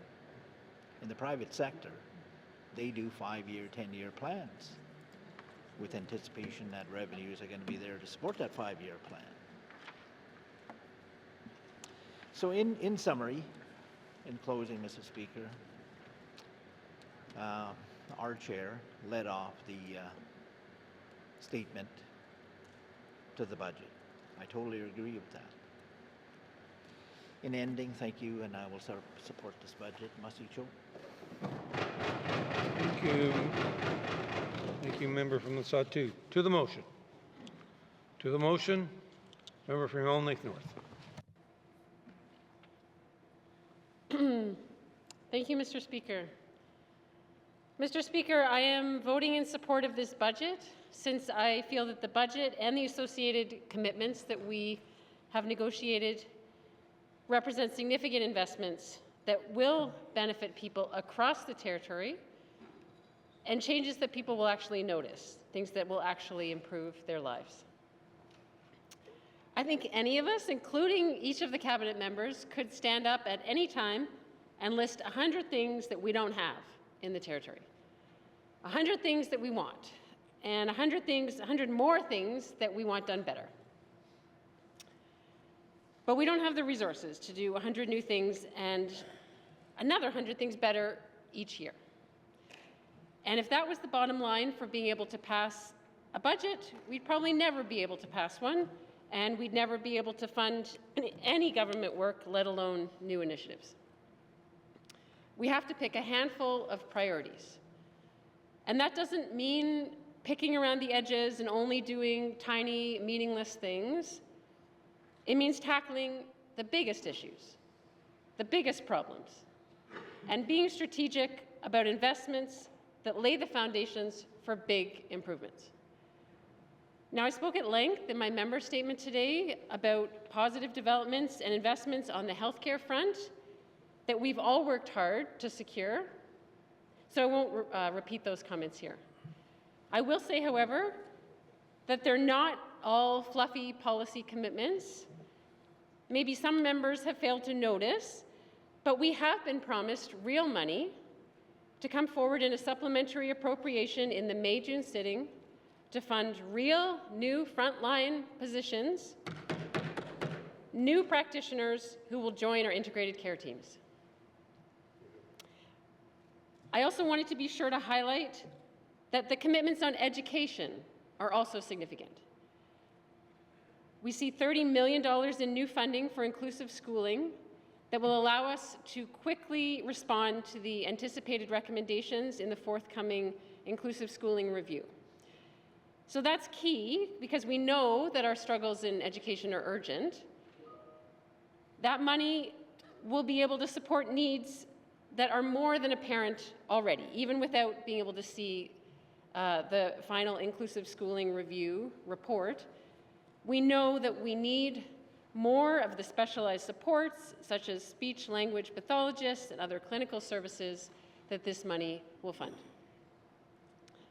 I also appreciate the Education Minister's receptiveness to the ongoing advocacy by several members in this House, including myself, for better literacy supports. The commitment to pursue consistent early literacy screening in junior and senior kindergarten, I think is a really good start. In terms of post-secondary education and workforce development, which many of us have kept emphasizing over and over again, financial support is now being provided to Aurora College to ensure that there will be a fall 2027 cohort for Bachelor of Social Work and Bachelor of Education degree programs. So, Mr. Speaker, I won't run through all the various aspects of this budget. I know it's late and we're all tired, but I am not hesitantly or reluctantly supporting this budget. I am happily supporting this budget as I believe it represents significant steps forward that we can all be proud of. Thank you, Mr. Speaker. Member from Yellowknife North. To the motion. Member from Mackenzie Delta. Thank you, Mr. Speaker. When I came into this role, I did not expect to come into the Legislative Assembly with knowing that the learning centers community learning centers were going to be shut down. The residents of my riding put faith in me that their lives would become somewhat better. But halfway through or a quarter of the way through our mandate, we're getting a notice that the learning centers were going to shut down. That was a big hit to myself and to the residents of the Northwest Territories as a whole. But sometimes money is put in a back burner because safety and the well-being of our community residents is put in the forefront, and that's what I've been fighting for the residents of Sigahchik. They wanted a police presence, a full-time police presence, nurse. But in this budget, they stated that they would work with the community, work with the RCMP, and see how much presence they can provide the residents of Sigahchik, because at this time they're fearing for their life with the influx of hard drugs coming into their community while there's no support, police support, and it's overwhelming them. So there's a lot of other factors. I've always stated that, you know, if the Dempster Highway didn't go through our region, we'd have absolutely nothing in this budget.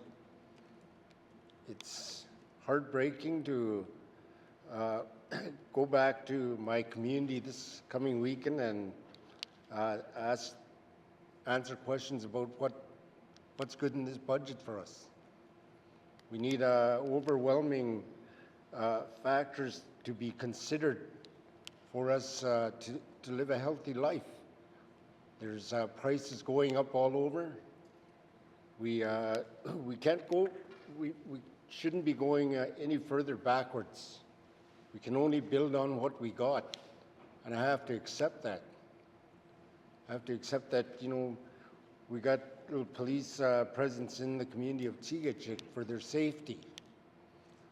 And hopefully we can get a nurse there a couple of times a week or something in that fashion. But sometimes money is safety overrides the dollar. So I'm somewhat happy. I'm not exactly happy for the whole budget. I think with the limited amount of money that's passing through our communities, I think this government should think seriously about negotiating with our local companies on contracts so that money can stay in the Northwest Territories and help our communities. If they're not going to pour money directly into our communities, then start negotiating these contracts. It'll be a good start. It'll make our communities happier. There's companies within our three communities that provide a lot of employment once they get contracts with the government of the Northwest Territories. Like I said, that I hope we're not going to go any further backwards. We can only build on what we got. Maybe in the next budget we'll have a police officer in Sigahchik, but that fight's been going on for over 40 years. It's just me continuing it, and we got till next year, and I'll continue to fight this battle for the community of Sigachik and other projects that Fort McPherson, Aklavik, and Sigachik may want. They ask me a lot to fight on their behalf for negotiated contracts, and I hope the government is listening because we have nothing. We need more. We asked for gravel. Maybe it could have been done in phases, but it was put out back on the local government's table for them to consider, and they said they'll have personnel resources to help them. So it's reluctantly, but I will be supporting this budget. Thank you, Mr. Speaker. Thank you, member from Mackenzie Delta. To the motion. To the motion. Gentlemen and ladies, please, somebody put their hand up so we can go. Member from the Date Show. Hand up already. Thank you, Mr. Speaker. I looked at my budget address and tried to figure out how I was going to deal with this.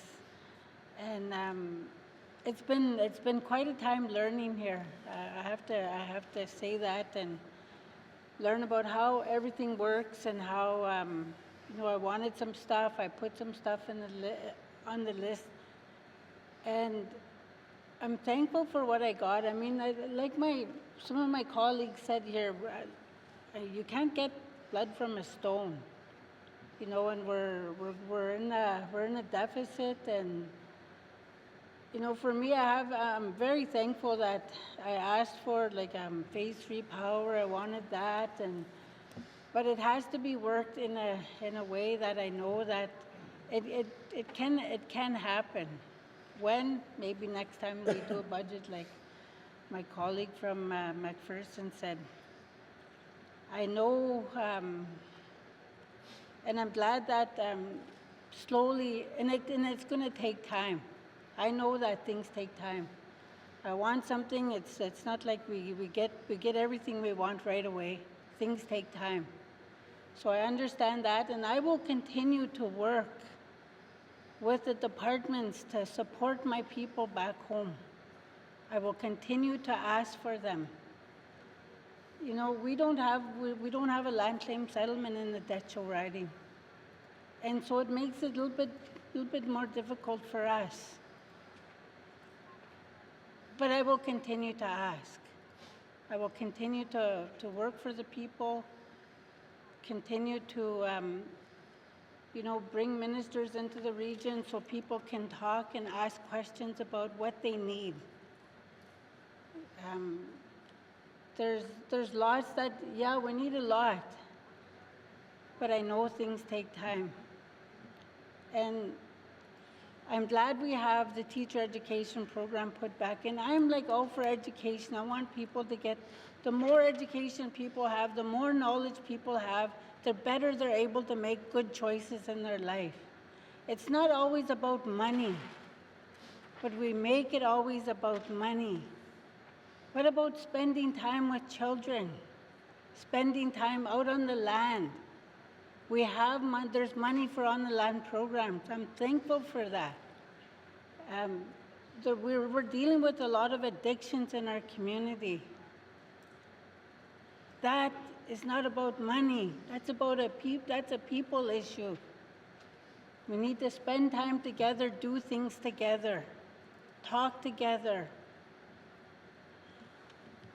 I'm passionate about this kind of stuff because that's the type of work I was doing before I came into this house.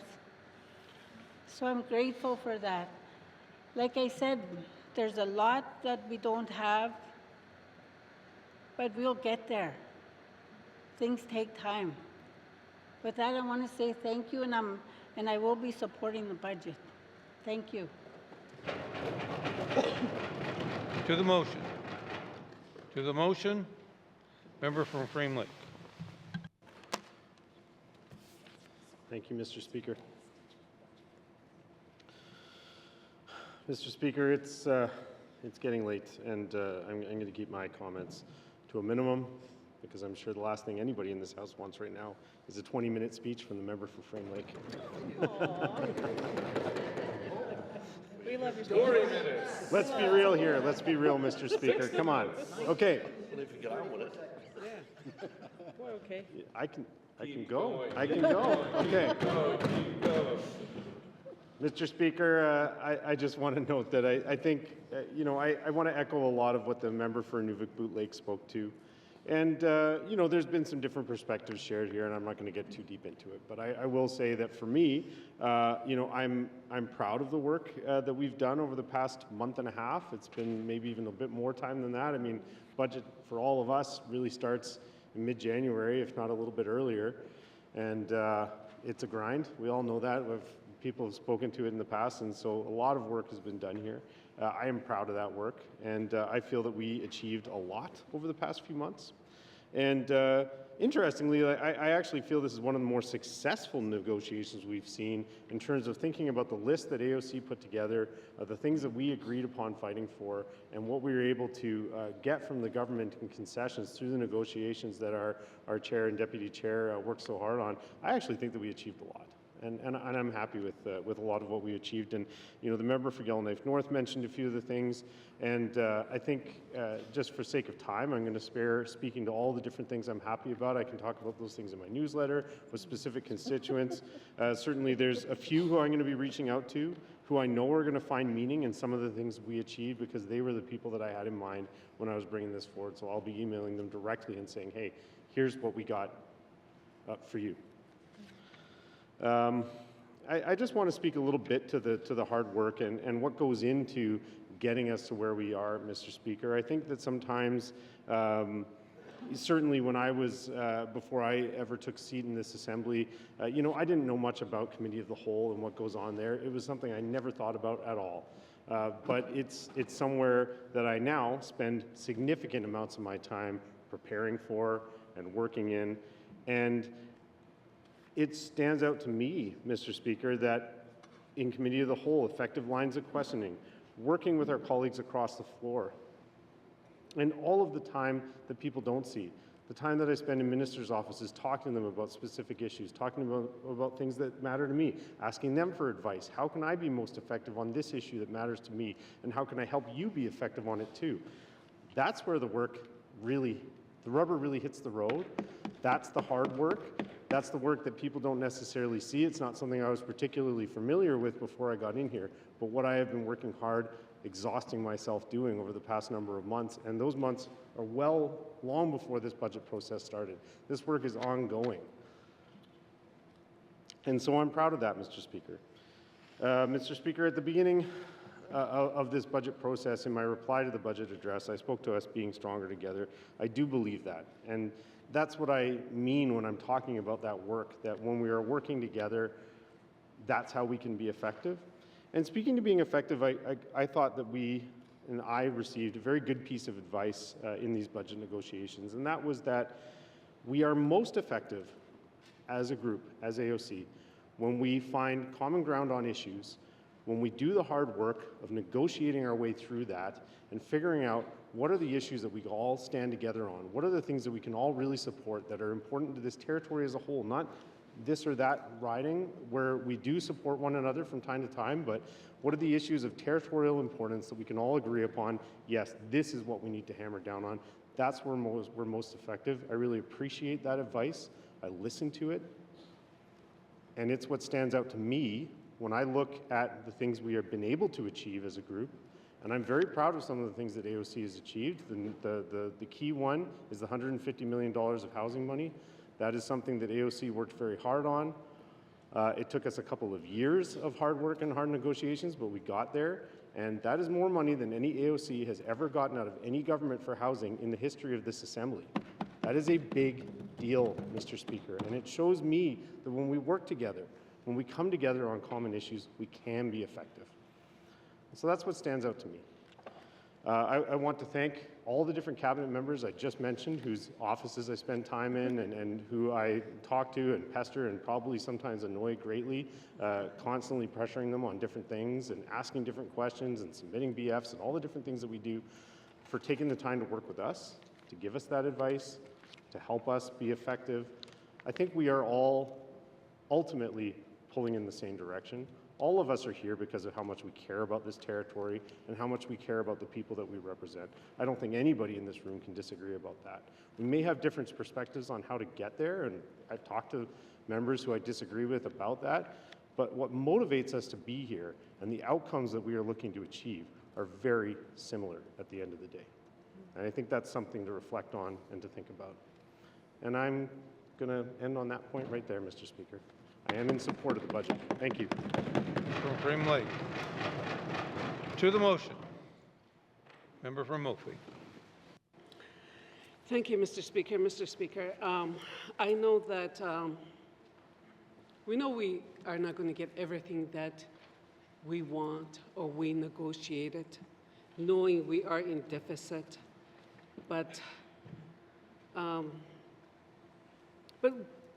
working together, we can still get stuff that we ask for. I know that I'm not going to get the water truck, sewer truck for essential services in Klitschko region, but especially for the small flying communities. But, you know, at this time, it's not the end, just like my colleague said. It's an ongoing thing that we have to keep working on. I would like to see that because they provide, you know, community government provide a lot of essential services, and we can't live without water. We know that. And, you know, I asked for RCMP in Gamity and Wikwiti, but I'm quite pleased with the accommodation to improve the justice systems, especially in overnight accommodation in Gamity. That's okay. You know, at least we're getting somewhere. And I asked for 3 DMV positions. I got none, but that's not the end. I know where to go to get, you know. I will still try to get some, you know. It's not the end. But I'm, you know, like, with a 2-year term position, I hope it doesn't stop there, you know, with the ECC. I hope it's going to result into indeterminate positions. And the North Slave office, 2 times a week, every 2 weeks, that's not enough. But hopefully it will turn into a full-time, you know, with a strong advocate. You know, I'm not going to stop just because, you know, like they have it there. I'm going to continue fighting for more jobs because we know that in NWT with the mine closing, we're going to need more jobs. We need to create more jobs or transfer more jobs to small communities because the small communities have to live and survive too as well. So it doesn't mean that it's going to end here, you know. You know, I'm okay with it because I know what to do in the future. I know that, you know, if I just have to go and talk to them or make it part of our budget negotiations. Another one too is that, you know, I asked to create Klitschko region. At least now it's been addressed yesterday too, that an effort will be made by GNWT to work with Klitschko government for establishment of a standalone Klitschko administrative region. You know, that's okay. I mean, it's in there, you know. So I'm quite pleased about that. But I know that the elders have said to me many times when I first campaigned, they said, you know, like, if you work alone, you're not going to get anything done. But if you work together, collectively, you can get a lot of things done. And I do appreciate and I thank my colleagues here for helping and working with me. To even my Yellowknife colleague advocated for Klitschko region as well.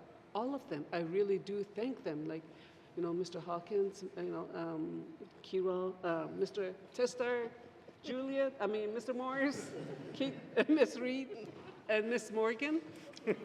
I really, you know, they really did advocate for the Klitschko administrative region. So I really do appreciate that. So that's working together. And that's what the elders have said, is that you can't do it alone. You got to do it together. If you guys work well together, we can go, you know, long ways. We know that the GNWT is in deficit. So we just I'm quite pleased, I mean, I would like to get more, but I am okay with what we have right now because there's still room for improvements and there's still time that, we can get more things for our region. So with that in mind, at this time, I will support the budget. Thank you. From Oakville. To the motion. To the motion.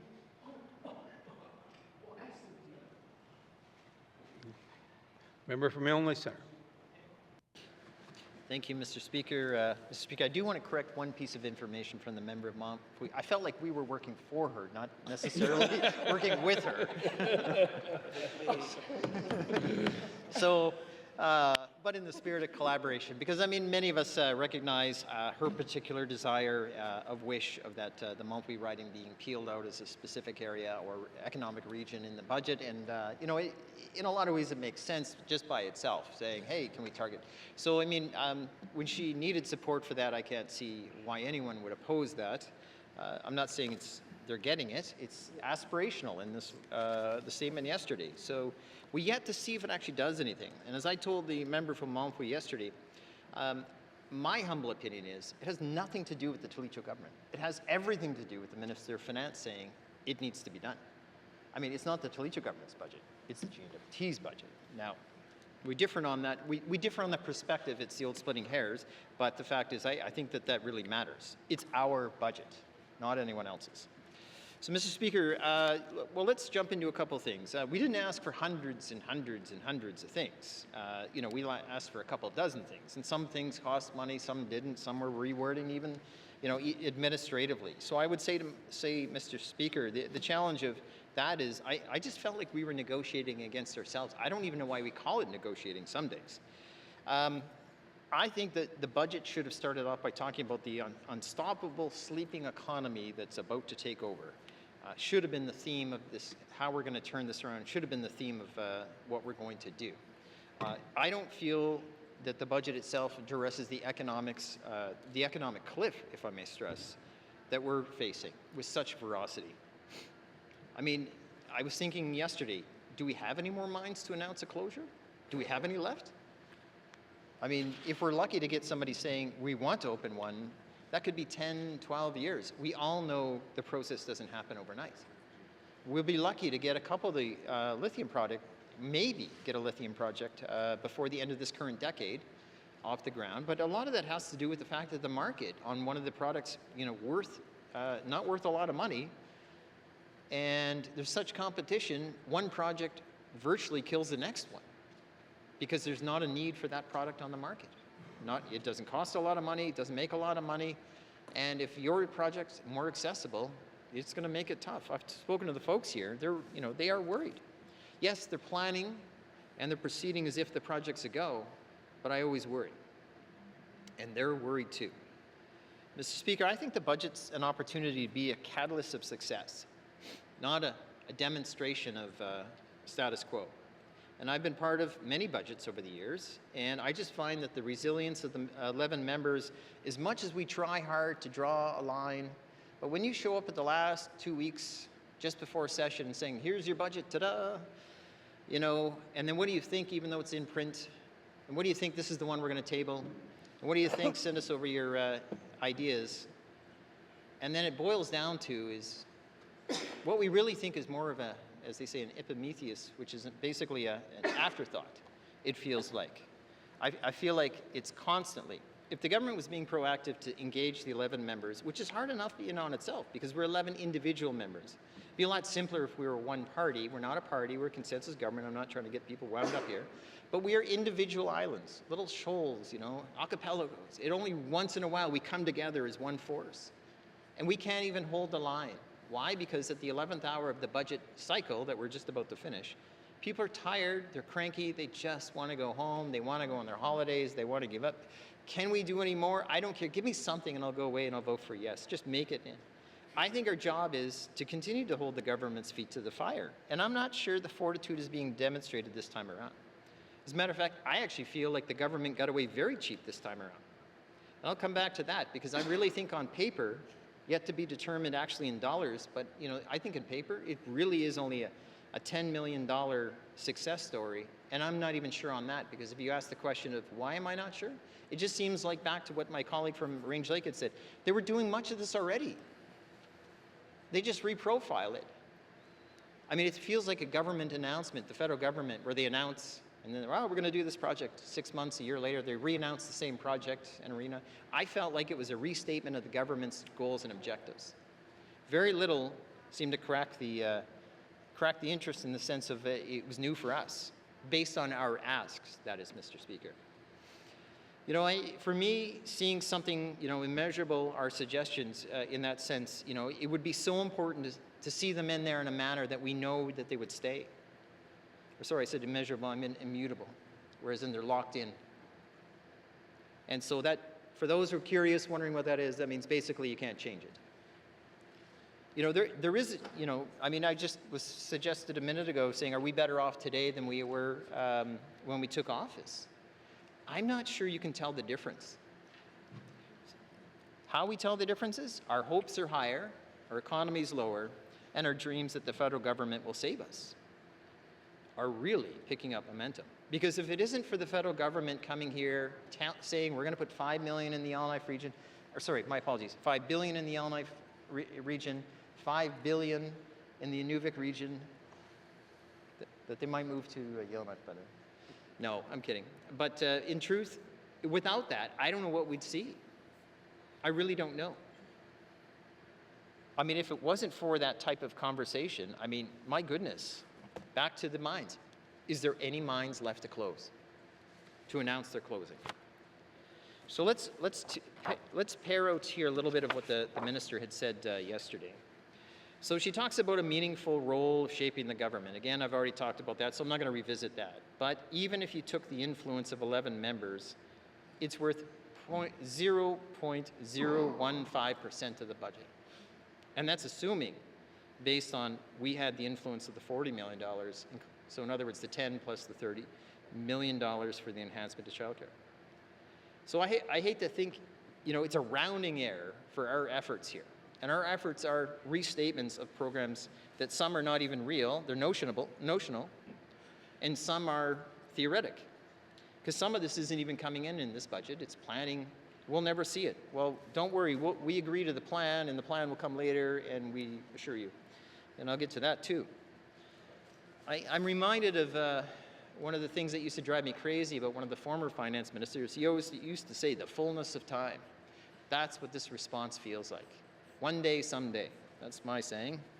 And it feels like, well, just hold your breath, one day, someday. The notional part. Members, to my understanding, want movement on the inclusive schooling file. Absolutely. Members, I think all members, to their credit, not one over the other, not one higher than the other, not one less than the other, Mr. Speaker. I think it affects everyone, including cabinet. And I think seeing movement on the inclusive schooling file gives me a real sense of juxtaposition. I'm not happy what they're presenting because they don't have a plan. And even we heard from the Minister of ECE, it's still coming. So we're not sure what we're agreeing to, and that's always been a factor of me, which is I want to know what I'm agreeing to. I'm willing to agree to something I don't like, I'm willing to agree to something I don't support, but I want to know what I'm agreeing to. We're agreeing to a notional plan saying $30 million is coming forward, but we don't quite know yet what it is. Again, it's the federal decisions that are going to make life better. As far as the primary care file, I mean, one day people are railing against the public administrator, and then the next day they're saying he's the greatest. I'm not sure. I'm confused because, we want things in this particular file, and I think, in essence, all of us want things, but I mean, it's confusing that we're actually getting what we want.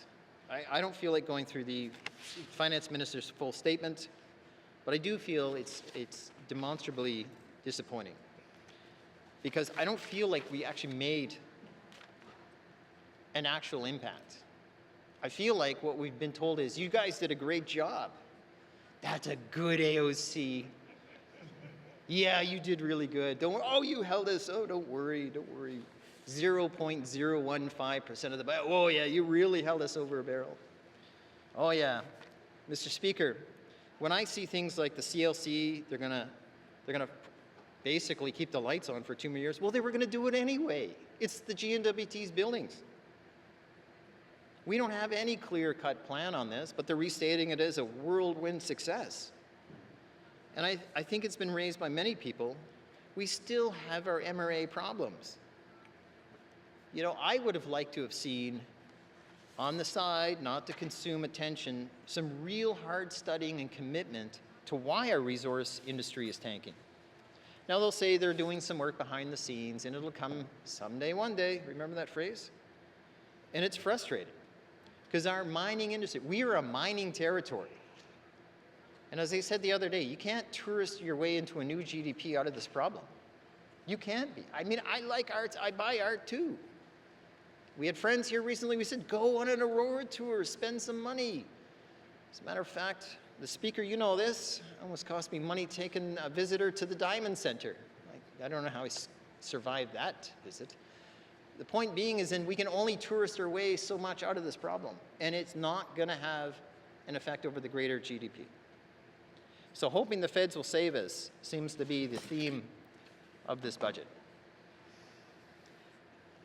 I worry when we get to talking about the Mackenzie Valley, members wanted committed routes, some details, whether it's the Tallston, to move it forward. And I'm so worried about that because, you know, deep down inside, I wonder if that's ever going to happen. I mean, I like the concept of the project. I really do. I think it's a great plan. But we don't spend enough time talking about, really, will the water be there in 5 years, 10 years? Will the water be there for the capacity and the amount of money we're going to spend? Will the customers be there to do that? Oh, we'll worry about that in a couple of years. But we've been spending more than 20 years on this particular problem, and we still don't have a route.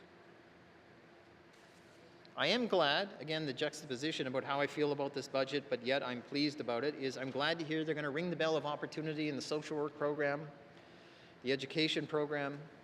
But I've also suggested, you know, even not that long ago in the fall session, about trying to open the door to other trades and opportunities where we could work together through Aurora College. You know, I've highlighted some. But there seems to be little uptick trying to say, how do we create this when I'm providing opportunities, suggestions that the department, the minister, or in the college could run with. Mr. Speaker, I think, you know, listening to the words about how different people felt about the child and youth advocate, how it bothered people, we couldn't get a simple yes on this.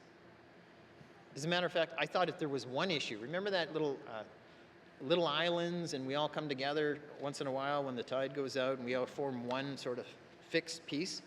I thought the child and youth advocate was the one.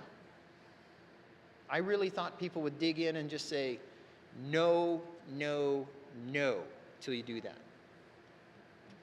It could have been a simple yes, yes, yes, and we will commit money now to bring it online, and we'll commit money in the future to bring it live. They could have said, we're going to hire 2 people to design the office and bring it online. And again, this is no different than what I said, you know, the previous week. How come 10 provinces and 2 territories understand how important this is, and we can't see that? Like I said, I thought that was one that would really have made a difference.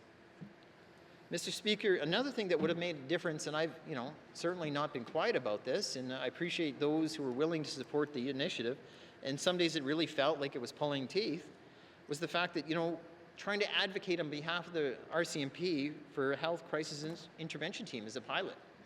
This is something the RCMP would welcome. This is not breaking new ground, Mr. Speaker. It's breaking ground on how we currently do business. And sometimes I think that that's the fear of this current design of the budget system, the budget process, the budget negotiations, if you call them, is that this is the only way it works. There are many ways for it to work. You know, being the Dean of the House, you know, an old dog in the sense of legislative years, maybe not, you know, oldest, you know, as we know, we've got a few more gray-haired silver foxes around this room. But the truth is, in the old days, you know, the old governments used to spend time coming to the members in the fall and showing them, saying, how do we work some stuff into your budget? or sorry, our budget. Well, it's everyone's budget, to be truthful. You know, there was that give and take early. You know, maybe they would have gone to the committee AOC and said, you know, MLA for the debt show, what's important to you? And they would have said, oh, well, maybe three-phase power mattered to me. It really matters, and it'll make the difference in this community. Like it would change the community. And then go back and think about it and evaluate it and come back and say, you know, okay, well, we can't quite get there yet, but maybe what we'll do is we'll work with you to create a plan to get there. Maybe not this budget, but we'll show you we're working hard. So you have something to go home with and show them we're moving the file beyond a no. And nothing's worse than we know better, not just know. We know better. In those days, it was quite collaborative. Yes, the government got most of what they want, but at the same token, they said members need wins. How many members, you guys must be sick and tired of me saying this, but it matters. Members need wins. And it frustrates me that if somebody gets a win, we can't find ways to stick together for other members to get wins. I mean, I'm not picking on my colleague from Montfouille, but I just want to make a sense that, you know, I was very supportive of the Talitha one. I'll go around, I'm very happy for Mackenzie Delta getting their things. But I mean, all of us need wins, not just one or two of us. Like the government has all the resources to do all the decisions, and then they come to us in a format of saying, this is how it's going to go. Convince us otherwise. But it's almost impossible to convince otherwise because we're 11 individual groups, and that's important, and that can't be lost. 11 individual groups. There's nothing that binds us or holds us together. Perhaps hopes, perhaps dreams, but there's nothing that holds us together. Mr. Speaker, I feel like this government is going to miss an opportunity, and, you know, in the sense of, for example, the land administration. That comment was in the minister's response yesterday. I mean, I cannot stress enough. I don't know how I'm so worried we're going to mess this up. And I am terribly worried. I mean, we hear Yellowknife City Council, we hear Nuvik Council, we hear Hay River Council. They all want land. And it continues to be a clear-cut illustration of lead feet moving forward. You know, when I was a young person in the 80s, not completely young, but they talked about the land lease policy, we'll solve things. I even brought it up the other day about Justice Berger saying, oh, don't worry, we'll solve land claims and we'll get through this in about 10 years. Oh my goodness, Justice Berger, well, he undershot that guess.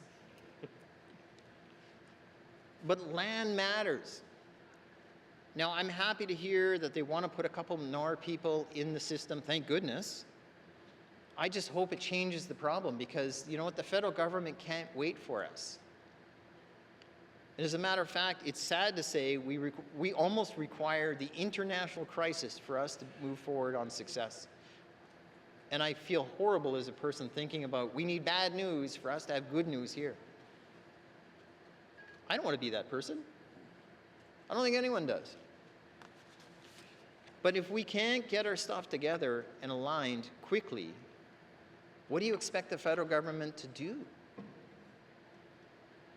I mean, do you want them to issue a parliament order that they're seizing property and they're going to do this and they're going to do that?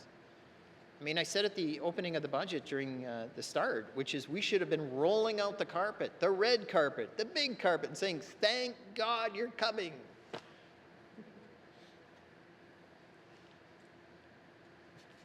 Because hopes don't fill bellies.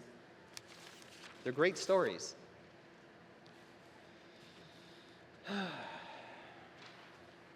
So, Mr. Speaker,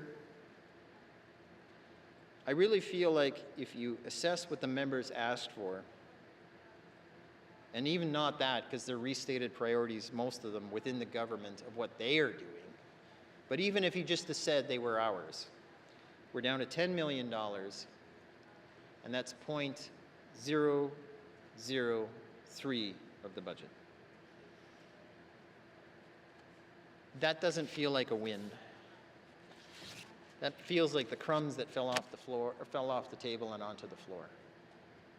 Just enough to tease us to come back next budget So as everybody says, you can't get what you want, always want, I just wish we felt like we got it once in a while.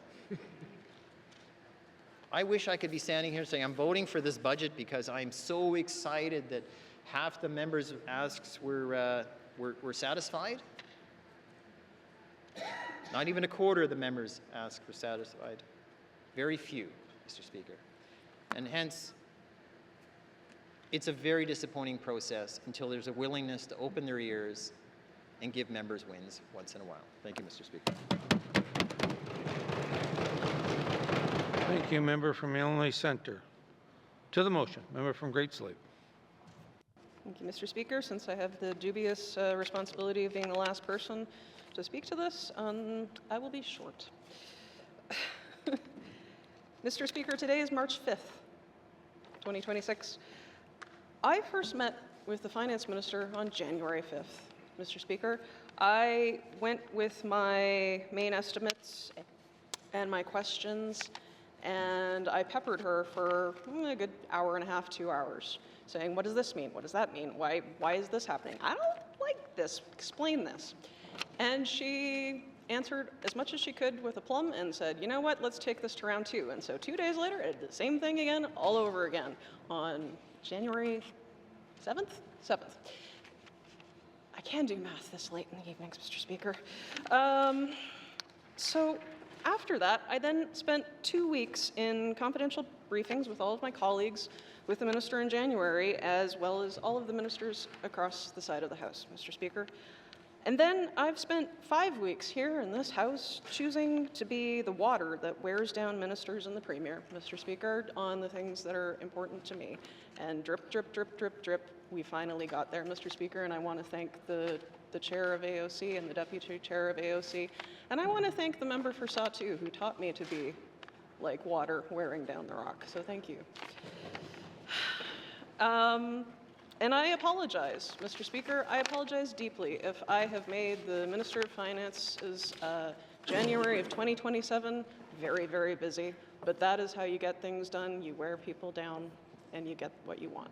Thank you. Thank you, member from Great Slave. To the motion. Somebody say question. Thank you. Oh, you want to go again? Minister of Finance. Okay, I'll try to be brief, Mr. Speaker. I'm reading the room, but I'm not good at it. Mr. Speaker, look, I appreciate comments from all the colleagues, and it is an opportunity to respond to some of it. I can't respond to every single member's concerns or criticisms of the budget or the process itself, but I do want to hit a few of the highlights. We don't have endless money, Mr. Speaker. We don't have endless public servants. And what I will say is I have now, over the last few years, come to dread the day that I am getting the letter with the first round of asks. This year's letter was over 7 pages long, if I recall correct, or the better part of 7 pages long. And I often brace for what I'm going to see in it. It is detailed. It often involves things like plans, costed plans, targeted plans, detailed plans, frameworks, resources, workforces, so on and so forth. And Mr. Speaker, we're getting that obviously in the course of having a month or 6 weeks to go in the middle of session. And this is what we're all collectively being tasked in our departments to go and fix. What is different in that process, as I have come to find out, is that what I've been told is that in the past assemblies, the asks were focused on more money here or more money there. And so these detailed asks seeking clarification, extensions, additions to the way the government works is a very different approach to changing the budget. The budget isn't just the new money. The budget is the totality of how the government spends public resources to deliver things for the public.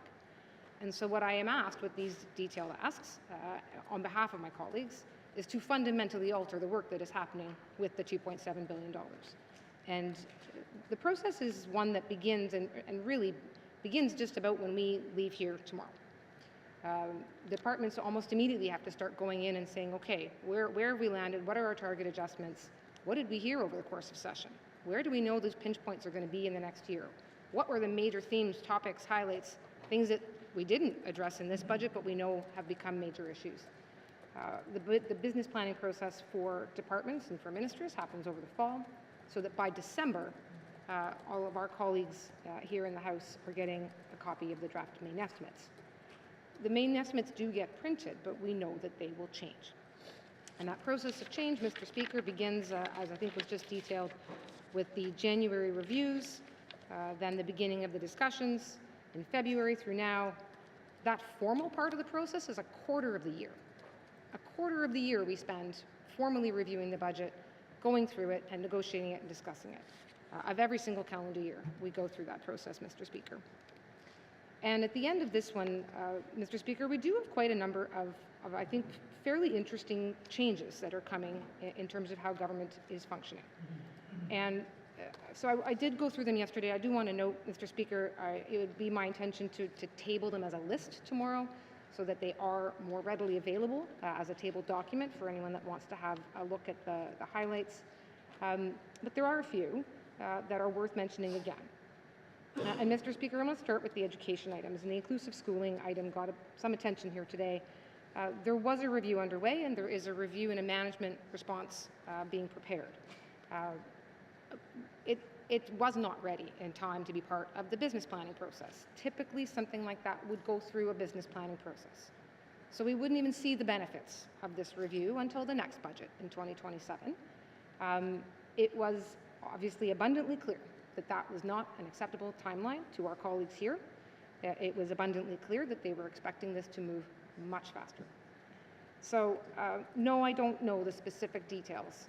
We are taking an estimate of what the costing will be. We've estimated just roughly through the Department of Finance that this is likely to be a $30 million need. It frankly may well be more, Mr. Speaker. But the other thing is we're prepared to say we're not just going to wait till the next budgeting cycle. We're going to get some of that moving out immediately.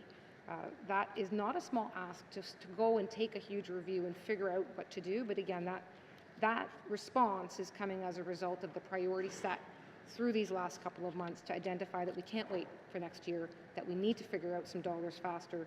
And even if that's not perfect, we need to do it, and we need to do it quickly. So that's how it's coming. Similarly, Mr. Speaker, with respect to early literacy and screening and intervention, and frankly, the absence of federal funding that may be coming for early learning and childcare, I don't know where that's going to land, Mr. Speaker. The Minister of Education doesn't yet know where that's going to land. We can sit back and we can wait.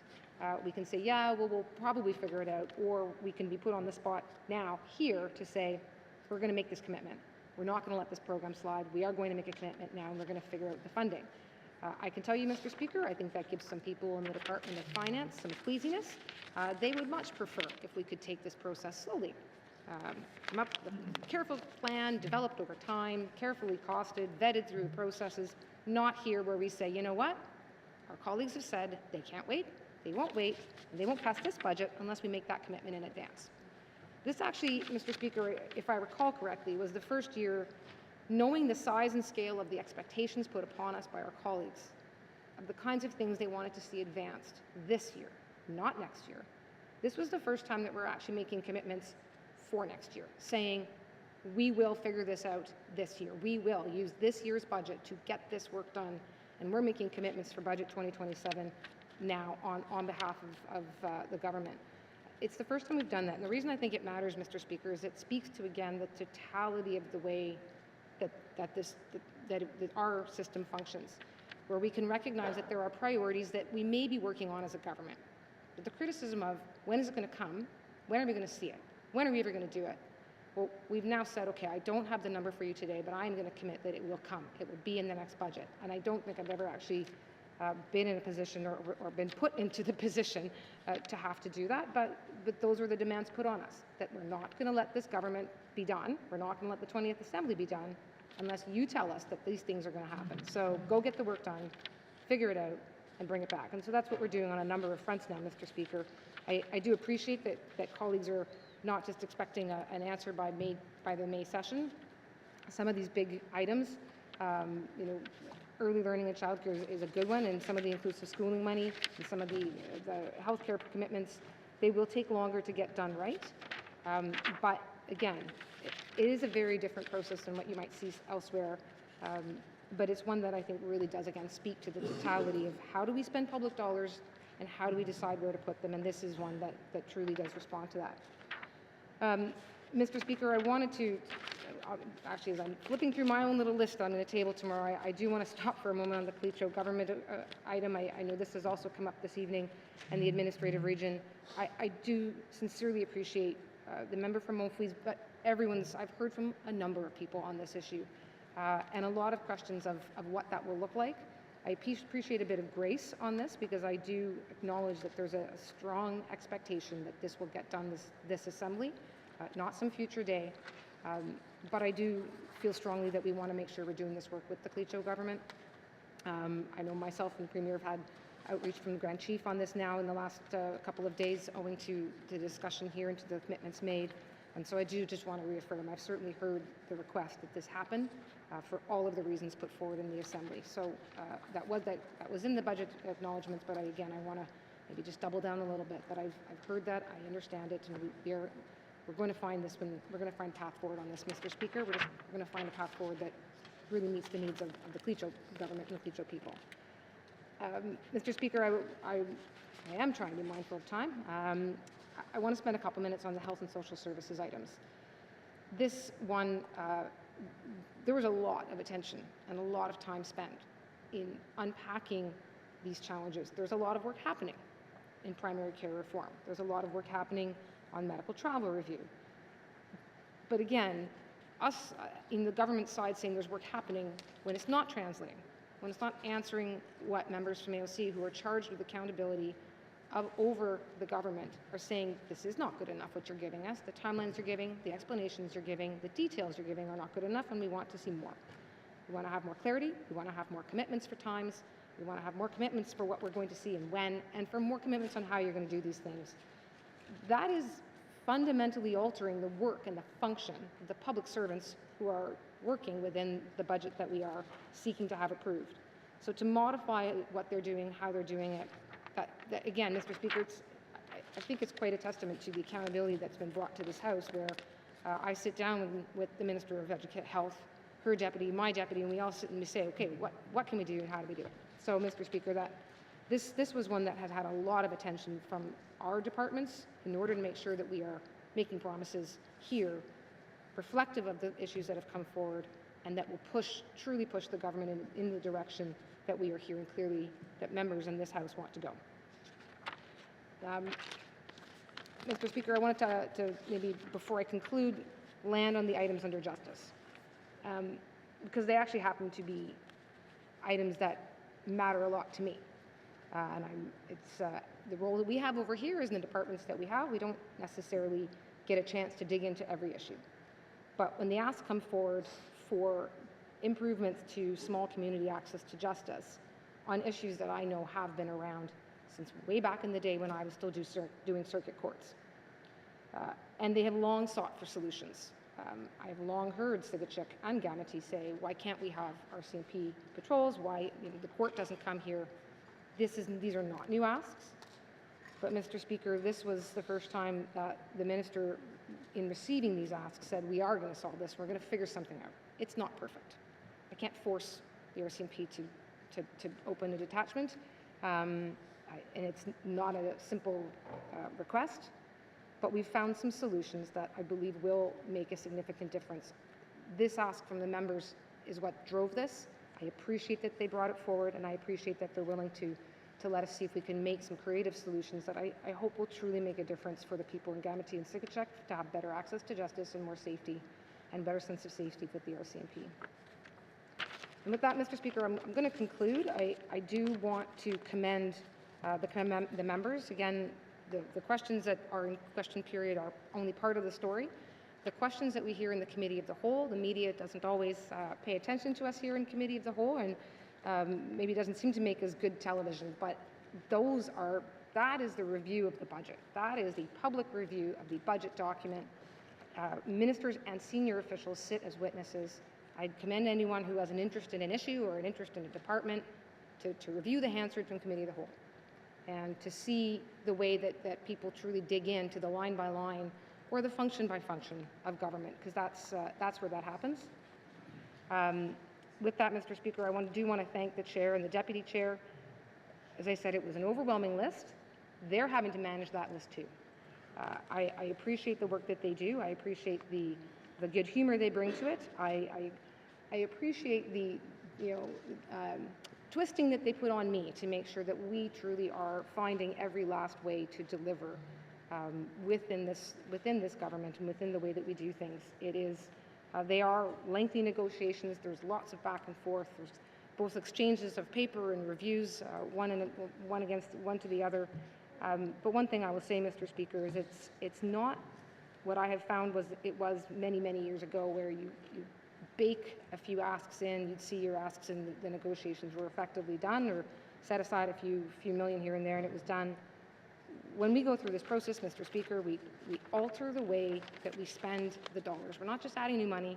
You're fundamentally going to change the things that we deliver upon as a government, and that is thank you to the asks, firstly, that members make, to the follow-through on which of those asks and how we want to see them achieved, and what kind of creative solutions we can come up with. It alters the function of government. It makes the function of government better. And so with that, Mr. Speaker, my last word is this. I want to start or end where I started, which is that this territory is at a very challenging crossroads right now. It's been a very difficult several years of successive emergency, successive crisis. Now really we're sitting in the middle of a geopolitical crisis with eyes on the Arctic, and not always positive or welcoming ones, but the eyes of our nation are on the Arctic. And it's our opportunity to stand as elected leaders, to stand and say that we can work together, identify priorities, identify creative solutions, work towards them collaboratively, and that we are ready to do that, to deliver upon projects that will build this country, because a strong North will be a strong Canada. Thank you, Mr. Speaker. Thank you. Minister of Finance. Before I call to the motion one last time, I'd like to thank our interpreters very much for staying this late night. I thank you very much for the work you're doing, and I know you guys were supposed to leave at 8, but you guys are still working. I thank you very much for that. So, for the last time, to the motion. Question has been called, and the Minister of Finance has asked for a recorded vote. All those in favor, please stand.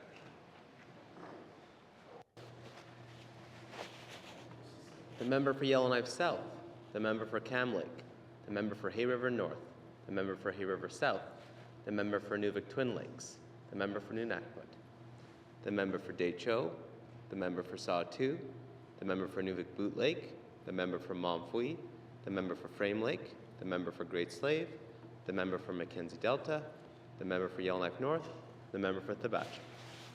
All those opposed, please stand.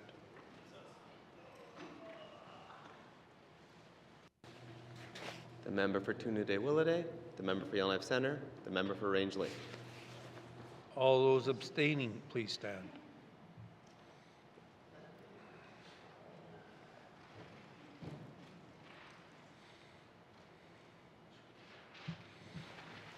Thank you very much. Colleagues, recorded vote. 15 in favor, 3 opposed, 0 abstention. The motion has carried.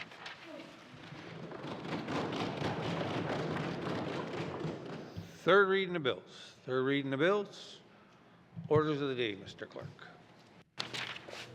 Thank you, Mr. Speaker. Orders of the day for Friday, March 6, 2026 at 10 a.m. Prayer or reflection, minister statements, member statements, returns oral questions, oral question 1071-20 bracket 1, recognition of visitors in the gallery, acknowledgements, oral questions, written questions 35-20 bracket 1, 36-20 bracket 1, 37-20 bracket 1, returns of written questions, written question 32-20 bracket 1, 33-20 bracket 1, 34-20 bracket 1, replies to the Commissioner's address, petitions, reports of committees on the review of bills, reports of standing and special committees, tabling of documents, notices of motions, Motion 76-20 bracket 1, 77-20 bracket 1, 28-20 bracket 1, 78, sorry. Notices of motion for first reading of bills, second reading of bills, Bill 46, consideration in committee of the whole of bills and other matters, Bill 3, Committee Report 39-20(1), Table Document 445-20(1), Table Document 483-20(1), Report of Committee of the Whole, third reading of bills, Bill 34, orders of the day. Thank you, Mr. Clerk. This House stands adjourned until Friday, March 6, 2026 at 10 a.m.